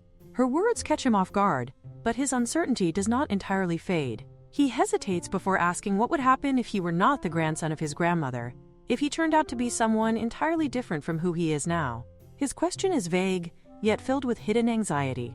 Lyanna, momentarily confused, wonders if he is implying that he might be involved in something questionable, perhaps even something like a loan shark or gangster business. He immediately denies such a possibility, assuring her that it is absolutely not the case. Relieved, Lyanna responds without hesitation that if that is so, then there is no problem at all. To her, Carmine is simply Carmine, regardless of anything else. Her answer is straightforward, yet it carries a sincerity that reaches him deeply. For a brief moment, he simply looks at her, as if trying to fully absorb her words. Then, unable to hold back any longer, he pulls her into an embrace. His voice softens as he admits that he does not know what to do, because he likes her far too much. Lyanna smiles gently at this confession and tells him that there is nothing complicated about it. He should simply cherish and love her, without trying too hard to be anything more than what he already is. She reassures him that he only needs to continue treating her the way he always has. Carmine, moved by her words, swears that he will never hurt her. In that moment of sincerity, he leans in and kisses her. When they pull back, they look at each other, their expressions filled with warmth and lingering emotion.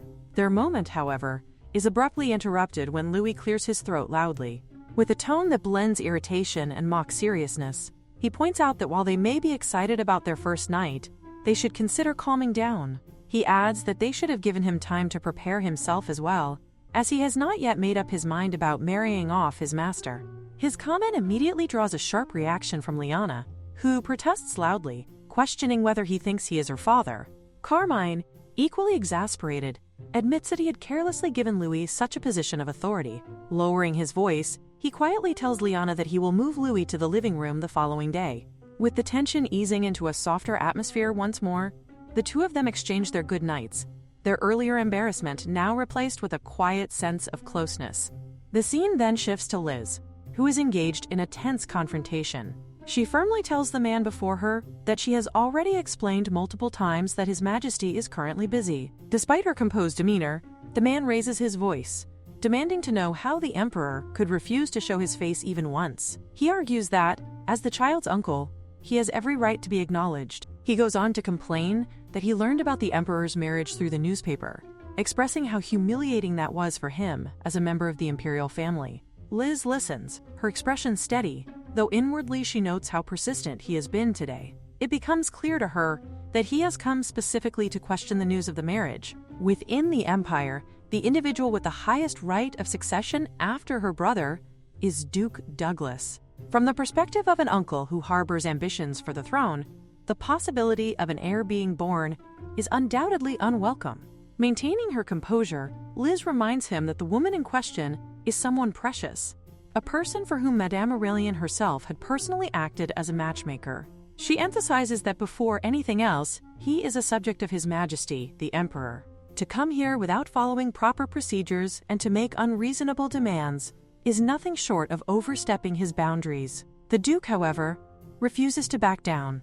Raising his voice further, he accuses her of trying to gloss over the matter. He criticizes the decision to bring a wife from another kingdom, questioning her judgment, and asking whether she has lost her mind. He goes as far as to express outrage at the idea of introducing foreign blood into the noble lineage. Liz responds with controlled firmness, pointing out that if he had properly read the article, he would already know that the future empress is a noble lady from a high-ranking family of that kingdom. Beneath her calm exterior, however, there is a growing resolve. Now that her brother is gone, she cannot simply stand by and tolerate such arrogance any longer. Madame Aurelian is known to have 3 sons. Among them is Carmine, who is also the father of his daughters, while another is Lord Douglas, a man whose nature mirrors that of his father, greedy, narrow-minded, and unworthy of the imperial throne. Though he lacked the courage to speak openly while his grandfather was alive, he now begins to reveal his ambition the moment his younger nephew ascends to power. In the palace, the Duke attempts to defend himself, insisting that he has never once claimed to doubt his mother. However, Liz remains firm and unyielding. She points out that he does not even possess the courage to confront their grandmother, yet he dares to raise his voice here. With authority befitting her position, she declares that if this is all he has to say to His Majesty, she cannot permit him an audience. She orders him to leave immediately. When he calls out to her, she turns sharply, her gaze cold and commanding. She warns him not to use her name so casually. While they may share the bond of nephew and uncle in private, in official matters she stands as the Emperor's chief advisor, and he is to address her accordingly. The Duke leaves, bitterness festering within him. In his thoughts, he curses Liz for her insolence and blames Carmine, believing that the child has ruined all his siblings. In his eyes, both Liz and Susan have grown unbearably arrogant. He even resents his mother, thinking that if she has left the palace, she ought to remain silent rather than interfere.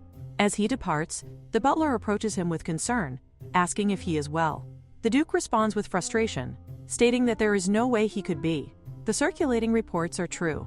He has glimpsed the documents Liz was handling, and they all pertain to the Emperor's royal marriage. The plan involves bringing an empress from another country, a possibility he had never considered. He realizes that the Emperor has deliberately ignored recommendations from influential families, likely intending to choose a powerless empress while maintaining control through strategically chosen concubines. If this plan succeeds, the Emperor's position will only grow stronger, making it increasingly difficult for the Duke to gather support within the palace.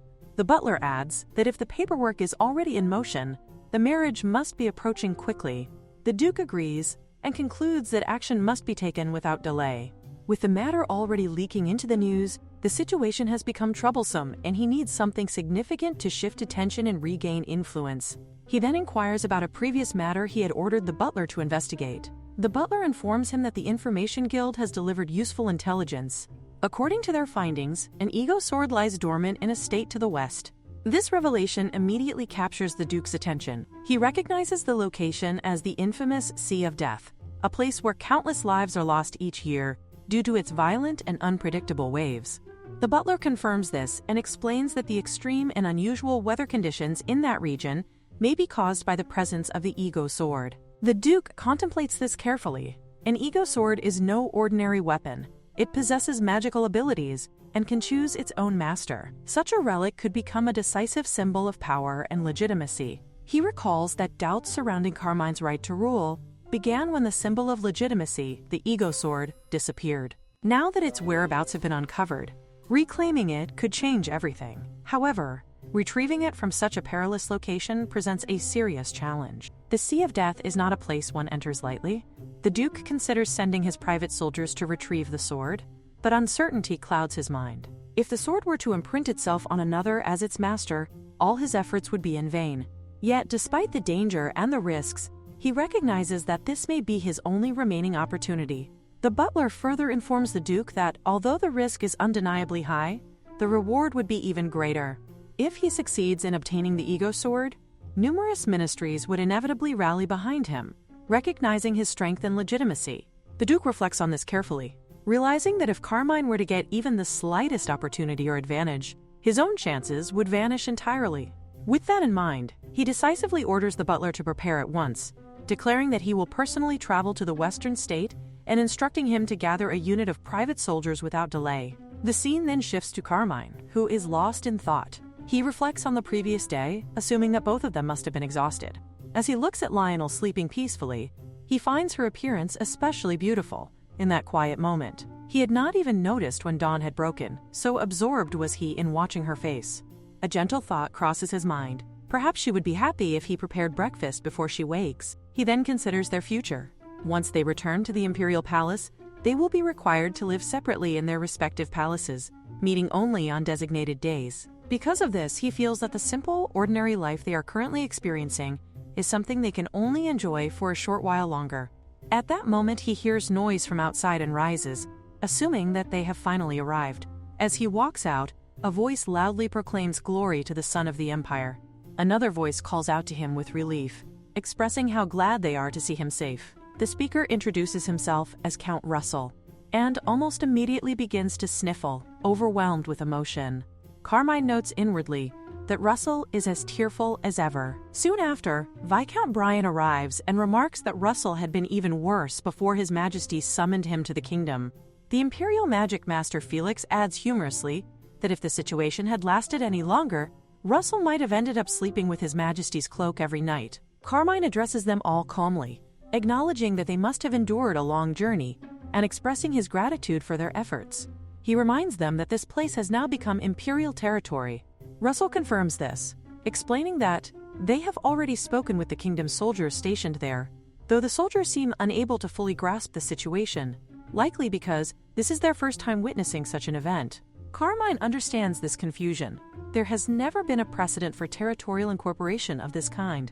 While they recognize the autonomy of foreign lords, the peaceful integration of territory presents numerous logistical challenges, especially in constructing new border walls. Historically, borders have only changed through war, not through peaceful means. Despite this, Carmine gives a clear order that the territory must extend up to the mountain in the distance. Felix hesitates briefly, noting that including the mountain would be difficult. Carmine questions whether he is saying it cannot be done. Felix responds that while it is not easy, if it is the Emperor's command, it must be accomplished. With that resolve, he uses his magic to construct walls across the designated area, remarking that it is the first time he has exerted such a vast amount of magic on this scale. Carmine observes that such a feat would only be possible within the Empire. Without Felix, an Earth attribute master, he would not have even considered territorial incorporation so easily due to the physical constraints involved. Brian then reports that the existing walls have been moved to the new border, though some sections will require additional construction and reinforcement where the length falls short. Carmine orders that soldiers be stationed along the newly positioned walls. He also instructs Russell that any residents who wish to remain part of the kingdom should not be forced to stay and must be allowed to leave freely. As the work nears completion, the others assume they will soon return to the capital, but Carmine states that he intends to remain a little longer. Brian wonders if he is concerned about maintaining public order in this newly incorporated territory. At that moment, Felix mentions that all the walls have been moved, and then asks about the future Empress. Russell eagerly agrees, expressing his curiosity and asking to be introduced to her. Carmine calmly admits that she does not yet know that he is the Emperor. This revelation shocks all three of them. Russell reacts loudly, insisting that such a thing is impossible. Brian speculates whether it might be a forbidden love, while Felix adds jokingly that even the most disciplined individuals can lose their composure when they fall in love. Carmine immediately protests, insisting that it is not like that. He explains that at first, he intended to leave after obtaining the Ego Sword, so he kept his identity hidden to avoid revealing his presence in the kingdom. However, as time passed and they spent more moments together, things gradually changed before he even realized it. Hearing this, the three men become visibly delighted. Carmine, however, remarks that his retainers are being extremely disrespectful. Ignoring his complaint, they excitedly question whether he is staying because he has found a woman he truly loves, noting that they never expected him to have such a romantic side. He urges them to quiet down and reminds them that his identity as Emperor must remain a secret for now. Russell then asks what the woman calls him, and Carmine replies that she simply addresses him as Lord Carmine. Brian cautiously asks one final question. When does he intend to reveal the truth to her? Carmine falls silent for a moment before answering. He states that the chief minister will soon arrive to officiate their wedding, and he plans to reveal everything to her after that. On the other hand, Siana looks out from her carriage, her expression filled with confusion, as she wonders what exactly is happening around her. She is only just awakened, and yet the entire scene before her has drastically changed. With a sense of urgency, she calls for her maid and instructs her to look outside, questioning how a massive wall could have appeared overnight. As she continues observing, her unease deepens when she notices that the horses are gone as well. The absence troubles her, and she begins to suspect that someone might have stolen them during the night. Still calling out for her maid, she gradually realizes that no answer is coming. A growing silence confirms her fear. Her maid is nowhere to be found. Meanwhile, Ankre remains hidden, carefully watching the situation unfold. In his mind, everything is proceeding exactly according to plan. He recalls how, just the previous afternoon, the maid had indeed come to the agreed meeting place alongside the coachman, but the two had fled together while the crown princess was fast asleep. Seizing the opportunity, Ankre now steps forward and approaches Siana. He subtly inquires whether the maid has already left, maintaining a composed and reassuring demeanor. He explains that remaining in the Empire is not something one can do without proper preparation, unless one is someone exceptional like her. Presenting himself as helpful and reliable, he offers to fetch water and food from a nearby village, suggesting that she should rest for the time being. Siana, relieved by his presence, becomes visibly excited and expresses her gratitude inwardly, feeling comforted that at least someone has stayed by her side. However, Ankre's thoughts reveal a completely different intention.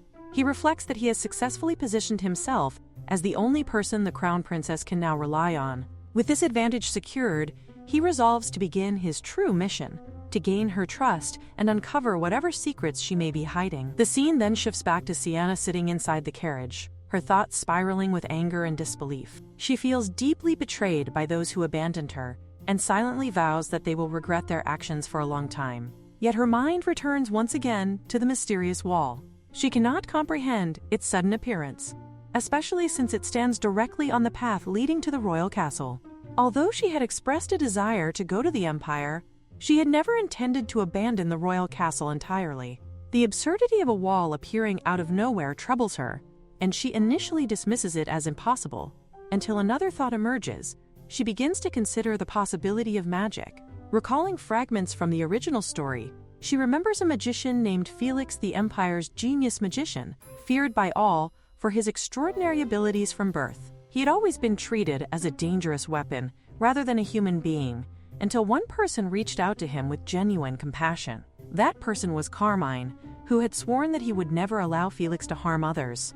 Because of this promise, Felix eventually became the Empire's magician and later traveled to the kingdom alongside Carmine in search of the magic-sensitive ego sword. Siana contemplates whether someone like Felix could create such an enormous wall. If that were the case, then perhaps this entire situation is connected to Carmine. The thought unsettles her, and she begins to suspect that he may have gone to such extreme lengths to prevent her from returning to the royal castle. This possibility confuses her even more, especially when she reflects on his previous cold demeanor. If he truly feels such a strong attachment to her, why had he acted so distant before? As she continues to analyze the situation, she recalls that in the original story, Carmine had not been openly affectionate from the beginning either. Much like a Sundar, he had pushed her away and behaved coldly, despite his underlying feelings. This realization reassures her slightly, and she convinces herself that everything will fall into place eventually. She resolves to remain patient, believing that he will come to her in time. The scene then transitions to Lyanna, who finally awakens after what feels like an unusually deep sleep, as though she had been completely knocked out. As she prepares to start her day and considers having breakfast, she glances outside and immediately notices something strange. The environment has changed, and she is certain that what she sees was not there the previous day. At that moment, Carmine appears beside her and gently asks if she slept well. She confirms that she did, mentioning how comfortable the bed had been. This pleases him, as he expresses relief that the new bedding suited her. Soon after, a voice calls out, announcing that the bread is ready. This surprises Lyanna, prompting her to question whether someone else has come to the house. Carmine explains that his subordinates had arrived early in the morning, eager to meet her. The realization startles her, as she becomes self-conscious about her appearance, having just woken up. However, Carmine reassures her in his own way, insisting that she looks beautiful regardless. Although she inwardly believes that such words are merely his biased perception, she decides to quickly tidy herself up. As she begins to brush her hair, Carmine gently intervenes, taking the brush from her and advising her to hold still, explaining that she might damage her hair otherwise. He offers to braid it for her instead. Though surprised, She questions whether he is truly capable of doing so. In response, he casually mentions that he has 2 younger sisters, implying that he is quite experienced. The ribbon he uses appears somewhat worn, suggesting that it has been used many times before, which leads him to consider finding one that suits her better in the future. Once her hair is neatly braided, Lyanna reflects on how pleasant it feels to live together like this, appreciating the small, thoughtful gestures he shows, such as doing her hair. Her thoughts then shift to the subordinates he mentioned, and she admits to feeling slightly nervous about meeting them. Carmine reassures her, suggesting that she need not feel intimidated and could even treat them casually. However, she disagrees internally, recognizing that these individuals are important to him and should be treated with respect. Carmine, on the other hand, firmly believes that she holds the most important place in his life. At that moment, someone impatiently calls out again, remarking that although they understand the excitement of newlyweds, the food will grow cold if they delay any longer. With that, they proceed to the dining room, where 3 individuals greet Lyanna respectfully, expressing that it is an honor to meet her. Among them, Russell and Brian each claim to be Carmine's most trusted subordinate, their rivalry subtly apparent. Felix, observing the situation, internally dismisses them as fools before introducing himself more calmly as Carmine's friend.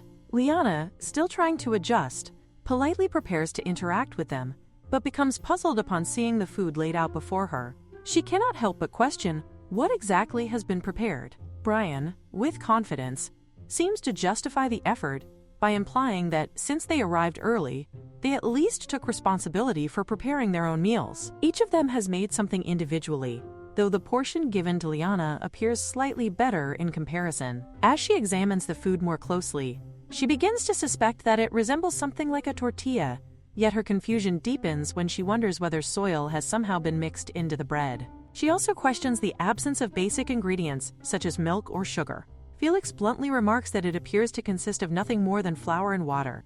This leads Lyanna to conclude that these men are most likely inexperienced in cooking, perhaps attempting it for the very first time. Realizing that the situation cannot be left as it is, she decides to step in. She firmly stops them before they begin eating, recognizing that she cannot allow Carmine's important guests to consume something so unappetizing and poorly prepared. Taking initiative, she moves toward the kitchen and begins preparing something herself. As she works, Felix observes her actions with curiosity, questioning what she is making. She proceeds with confidence, preparing a simple yet effective dish, understanding that the key lies in the sauce. She notes internally that raw vegetables and plain bread alone lack flavor, but when combined with a proper sauce like mayonnaise, the taste transforms completely.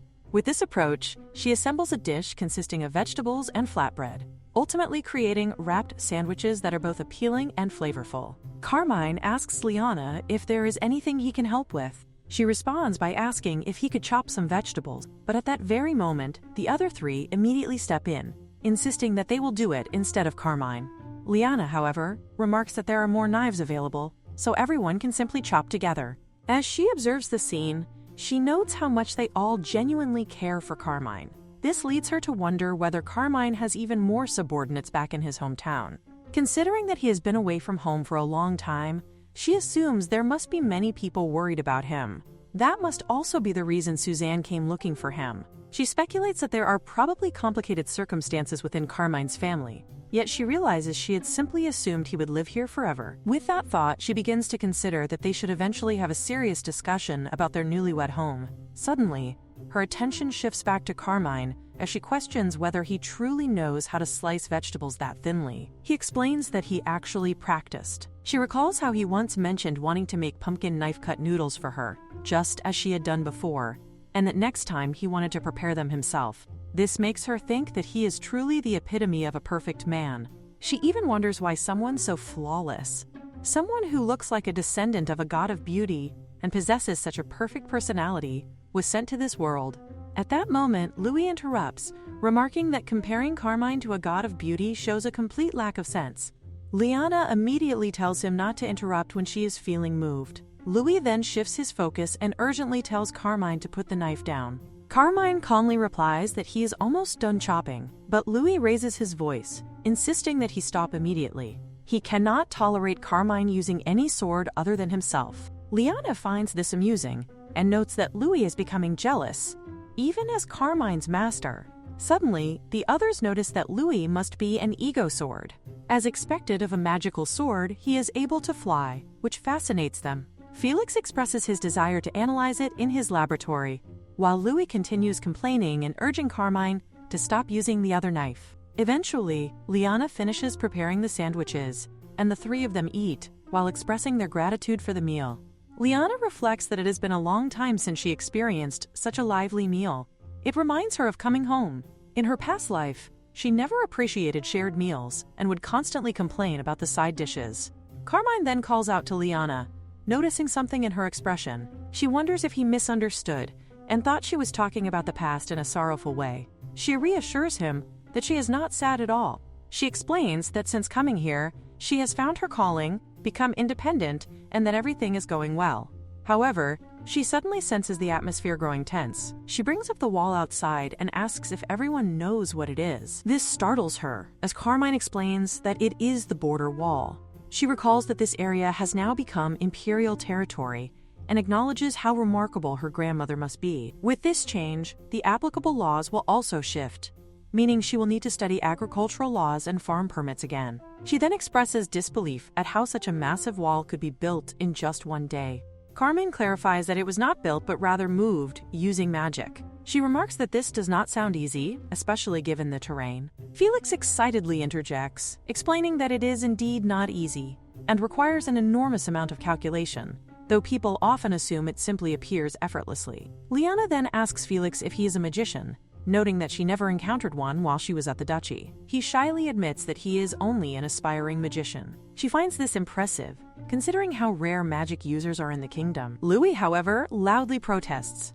declaring that they themselves are the crystallization of magic and that he is shining right beside her. Lyanna points out that he is not a person, then curiously asks why he is specifically named Bontuart. She notes that such titles are usually passed down through generations and wonders if he was the first of his kind to gain consciousness. Louis explains that he is not the only ego sword in existence. There are two more sibling swords created by the same craftsman around the same time, using similar methods. He is the youngest among them, which is why he is called the third sword. Carmine adds that he once read about this in the archives and had assumed it was merely a legend, but it turns out to be true. Lyanna reflects on the existence of these two other swords and finds it somewhat sad that, despite being siblings, they do not know each other's whereabouts and were scattered among different masters. She thinks that if Louis had his siblings by his side, he might have been less lonely, and she sincerely hopes that he can meet them again someday. Lyanna then turns her attention back to Carmine and asks if he has any family besides these siblings. The mention of family causes everyone to fall silent, making her worry that she may have said something wrong again. She wonders if perhaps his entire family was killed, or if he is an orphan supporting younger siblings. Eventually, Carmine speaks and reveals that he does have an uncle. Another adds that this uncle is a greedy man who desires to take everything from Carmine. The reason they had to search for the ego sword was because the uncle spread malicious rumors, claiming that the sword disappeared due to Carmine's lack of legitimacy. Lyanna reflects that every family seems to have adults who fail to act their age, and in this case, it appears to be the uncle. She concludes that troublesome adults are often the root of such problems. She also considers that it is no wonder Louis left home, given the state of the family. She expresses that now that Carmine has Louis, he must feel somewhat relieved. She quietly hopes that both Carmine and Louis will have a happy ending. Meanwhile, Felix lightly strikes Russell, pointing out that they are in the middle of a serious conversation, yet Russell continues eating without restraint. Russell simply responds that the food is incredibly delicious and praises Lyanna's cooking skills. Lyanna reassures him that there is plenty more and encourages him to ask if he needs additional servings. This reminds her that Suzanne also enjoyed sandwiches when they used to work in the fields.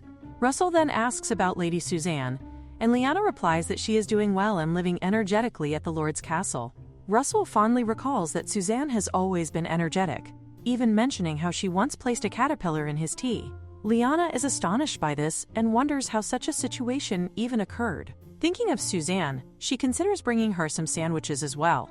Just then, Suzanne herself suddenly appears, questioning why there are so many people gathered and asking if they are having a housewarming party without her. Carmine explains that earlier that morning, when he mentioned they had slept in their newlywed home, she ran off before he could finish speaking. Lyanna warmly invites Suzanne to sit and join them for breakfast, but Suzanne refuses, stating that she does not want to sit next to a certain man. Susan approaches Lyanna and asks whether there is any digging work to be done today, mentioning that she has brought her shovel. Lyanna explains that they are going to the ranch today, so there is not really any digging to do. Carmine then remarks that he has been curious about when Susan started liking digging so much. Susan explains that she tried it last time and found it really fun, adding that it helped relieve her stress. This makes Lyanna think that since Susan finds digging enjoyable, she must be a natural worker. Carmine also warns Susan to be careful, noting that digging recklessly can be dangerous, and advises her to learn properly from Lyanna just in case. Susan reassures him that there is no need to worry, as she has already learned well and has become a digging master. Russell then comments that there is joy in simple, repetitive exercise, and mentions that he also finds muscle training enjoyable. Suzanne responds with irritation, telling him not to twist her words, and states that she will go look for digging work herself. Russell insists on accompanying her, explaining that they should go together since it could be dangerous for her to wander alone in an unfamiliar place. Susan questions what danger there could be, asserting that she is strong too, but he continues to insist, saying that he is worried. Lyanna observes this interaction and realizes that it is the first time she has seen him care about someone in this way. She asks Carmine whether something happened between the two of them, and Brian explains that Russell is Suzanne's first love. This immediately excites Lyanna. Phoenix then adds that Suzanne rejected him right away because Russell is an idiot who only knows swordsmanship. Hearing this, Lyanna reflects on how sensitive the relationship must be, thinking that even she would feel constantly upset in such a situation. She considers how heartbreaking it must have been to gather the courage to confess, only to be rejected immediately. Carmine then clarifies that Suzanne was just a child back then, so it was probably not a very serious confession. However, Lyanna disagrees, stating that he does not understand a woman's heart at all. Ego Sword also comments that martial artists are often like this, very insensitive. Lyanna believes that if the confession had not been sincere, Suzanne would not still be concerned about it now, as an adult. She concludes that there is a high chance those feelings are still continuing even now, and that this situation of them being alone together could become a turning point. Carmine then reminds Lyanna that she said they were going to the ranch today, so they should go together. Brian adds that she prepared such a delicious breakfast for them, so they will come along as well. Lyanna acknowledges that they have to go to the ranch, but she remains curious about what will happen between the two of them and wonders what she should do. Ego Sword calls out to her and offers to be her second pair of eyes. In response, she slaps him and excitedly declares that he must tell her everything without missing a single detail, calling him her CCTV. The scene cuts to Susan and Russell. She thinks that she did not expect that they would end up alone like this. Russell is Carmine's most loyal guard of common birth, and he has served as Carmine's guard since he first became a new recruit. Because of this, it was natural that their paths crossed during their childhood days. Back then, she would ride on his shoulders and even throw tantrums, asking him to sleep with her because she was scared. Back to the present, Russell notices something and points out that it looks like Ego Sword. Susan also realizes that it really is him and wonders why he is following them. Russell assumes that he is probably trying to protect them under someone's guidance. Russell then speaks to her, noting that she is finally looking at him, and asks how she has been. As she looks at him, she notices the scar he received while saving her when they were young. He tells her to feel comfortable, admitting that he does not know how to act when she uses formal speech. She calls him an idiot and wonders why she would use formal speech, but then thinks to herself that if they become too casual like in the old days, she might misunderstand again. That is why she is trying to draw a line. Even if he does not like her, since he rejected her, he should not give her any hope. If he keeps being so kind like this, she will only become more confused, especially when she does not even understand her own feelings. On the other side, Carmine comments to Lyanna that the farm is bigger than he expected, and wonders if it has been difficult for her to manage it alone. Lyanna replies that the size is just right for managing on her own. She explains that her main focus is on field crops and orchards, while she runs the ranch to obtain fresh dairy products. The workers take turns cleaning the barn occasionally, but she manages everything else by herself. Because of this, she cannot miss the opportunity when people are available to help her today. She then introduces a dairy cow, explaining that while all animals produce milk, dairy cows produce much more than others, making them essential to raise. She demonstrates that by holding and squeezing in the proper way, fresh milk will come out. Felix reacts by saying that he cannot do it because animals are too unpleasant for him and they smell. Lyanna points out that the eggs he ate in the morning also come from animals, Brian encourages him, saying that he should try it once because it is more fun than he thinks.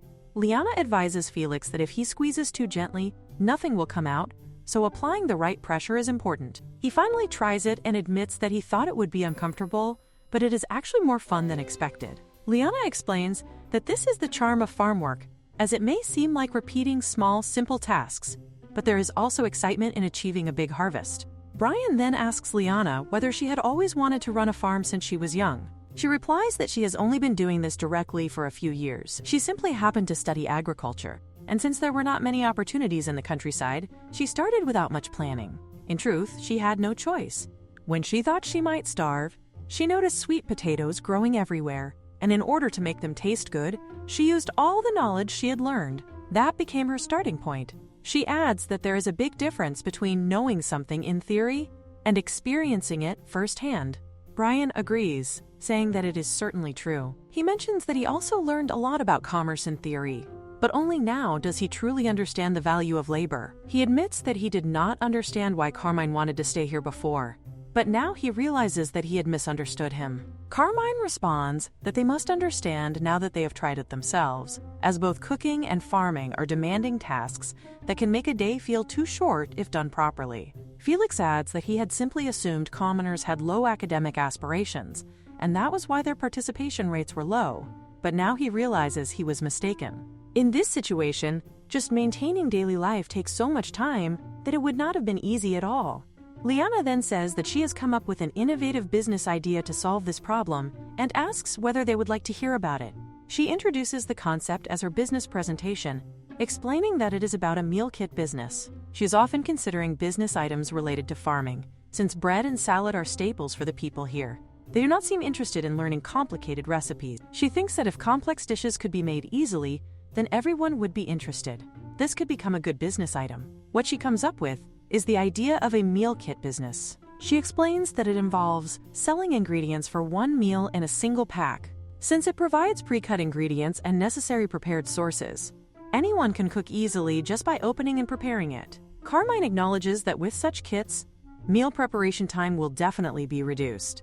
She further explains that it will also reduce food waste by using just the right amounts of ingredients. However, it is still only at the ideal stage, and she is still thinking about the target audience. Poor commoners will not be able to afford meal kits, while wealthy nobles already have their own chefs, so they will not need them. As for the manual, there is a need to focus on dishes that are easy to make, but unfamiliar dishes might not sell well either. In fact, not all territories are as agriculturally active as this place. There may be regions lacking ingredients or struggling with farming, so she decides that she will target these points first. Carmine suggests distributing the kits to mining or industrial areas in exchange, as those places often receive scarce manuals or manufactured goods. Lyanna thinks that this approach seems to involve active interregional exchange, but the problem is that those areas are too far away. If transported by carriage, the products will easily spoil. Felix then remarks that distribution should not be a big problem within the empire, even if it cannot reach all territories, because major cities have teleport zones. Lyanna questions this, prompting him to explain that these are legacies created by the combined efforts of past imperial arch-magicians. Unfortunately, there are hardly any beings capable of such grand magic now. Due to concerns about misuse in war, these systems have been kept confidential and unused, but they are not entirely impossible to access. Lyanna internally wonders whether it is truly acceptable for him to reveal such confidential information to her. She reflects that the empire is indeed vast and magnificent. Even when she lived as a duke's daughter, she had never heard anything about such magic. If the empire has had arch-magicians since the past, then they must have monopolized most magical artifacts as well. She realizes that this explains why the kingdom is so obsessed with holy maidens, as divine power must be the only alternative to magic. Thinking further, she concludes that the world seems to exist solely for Siana, as if every setting is designed only to elevate the protagonist. Nevertheless, she dismisses it as no longer her concern. She then wonders when they can start the business and whether they have any thoughts on the initial production volume. She concludes that they need to calculate the expected harvest first. Carmine assures her that if she needs anything for the business, she only has to say the word, and he will do his best to help. The scene then shifts to Siana, who is crying, feeling that she cannot endure this any longer.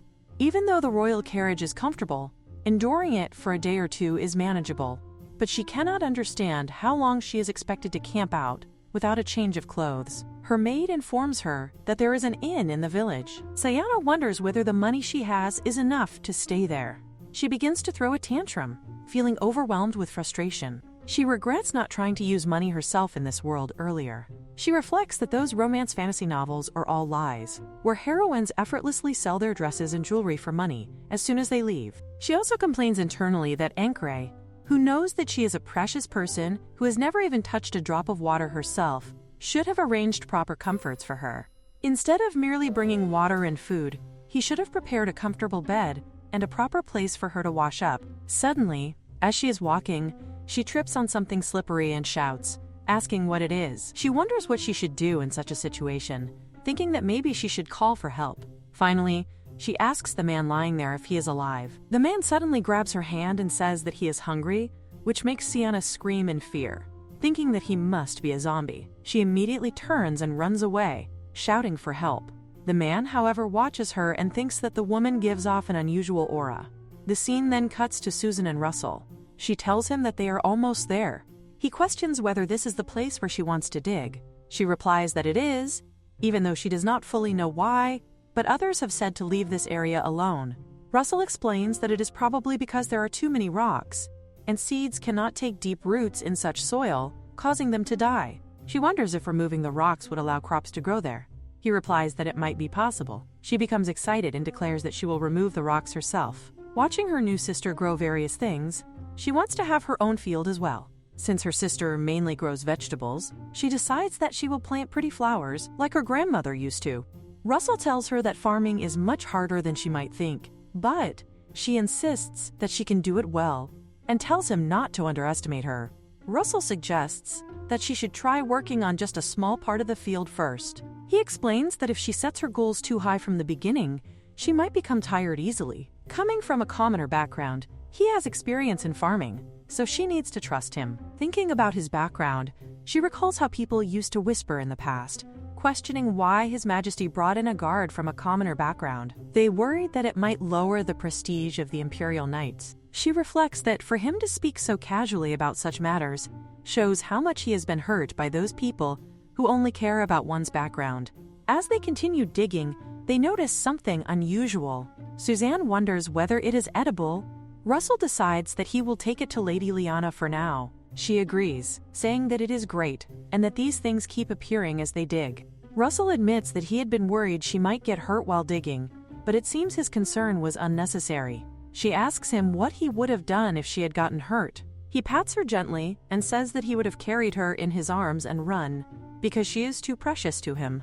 This makes her blush, and she tells him not to say things he does not mean. She slaps his hand away and demands that if she is so precious to him, then why did he reject her confession?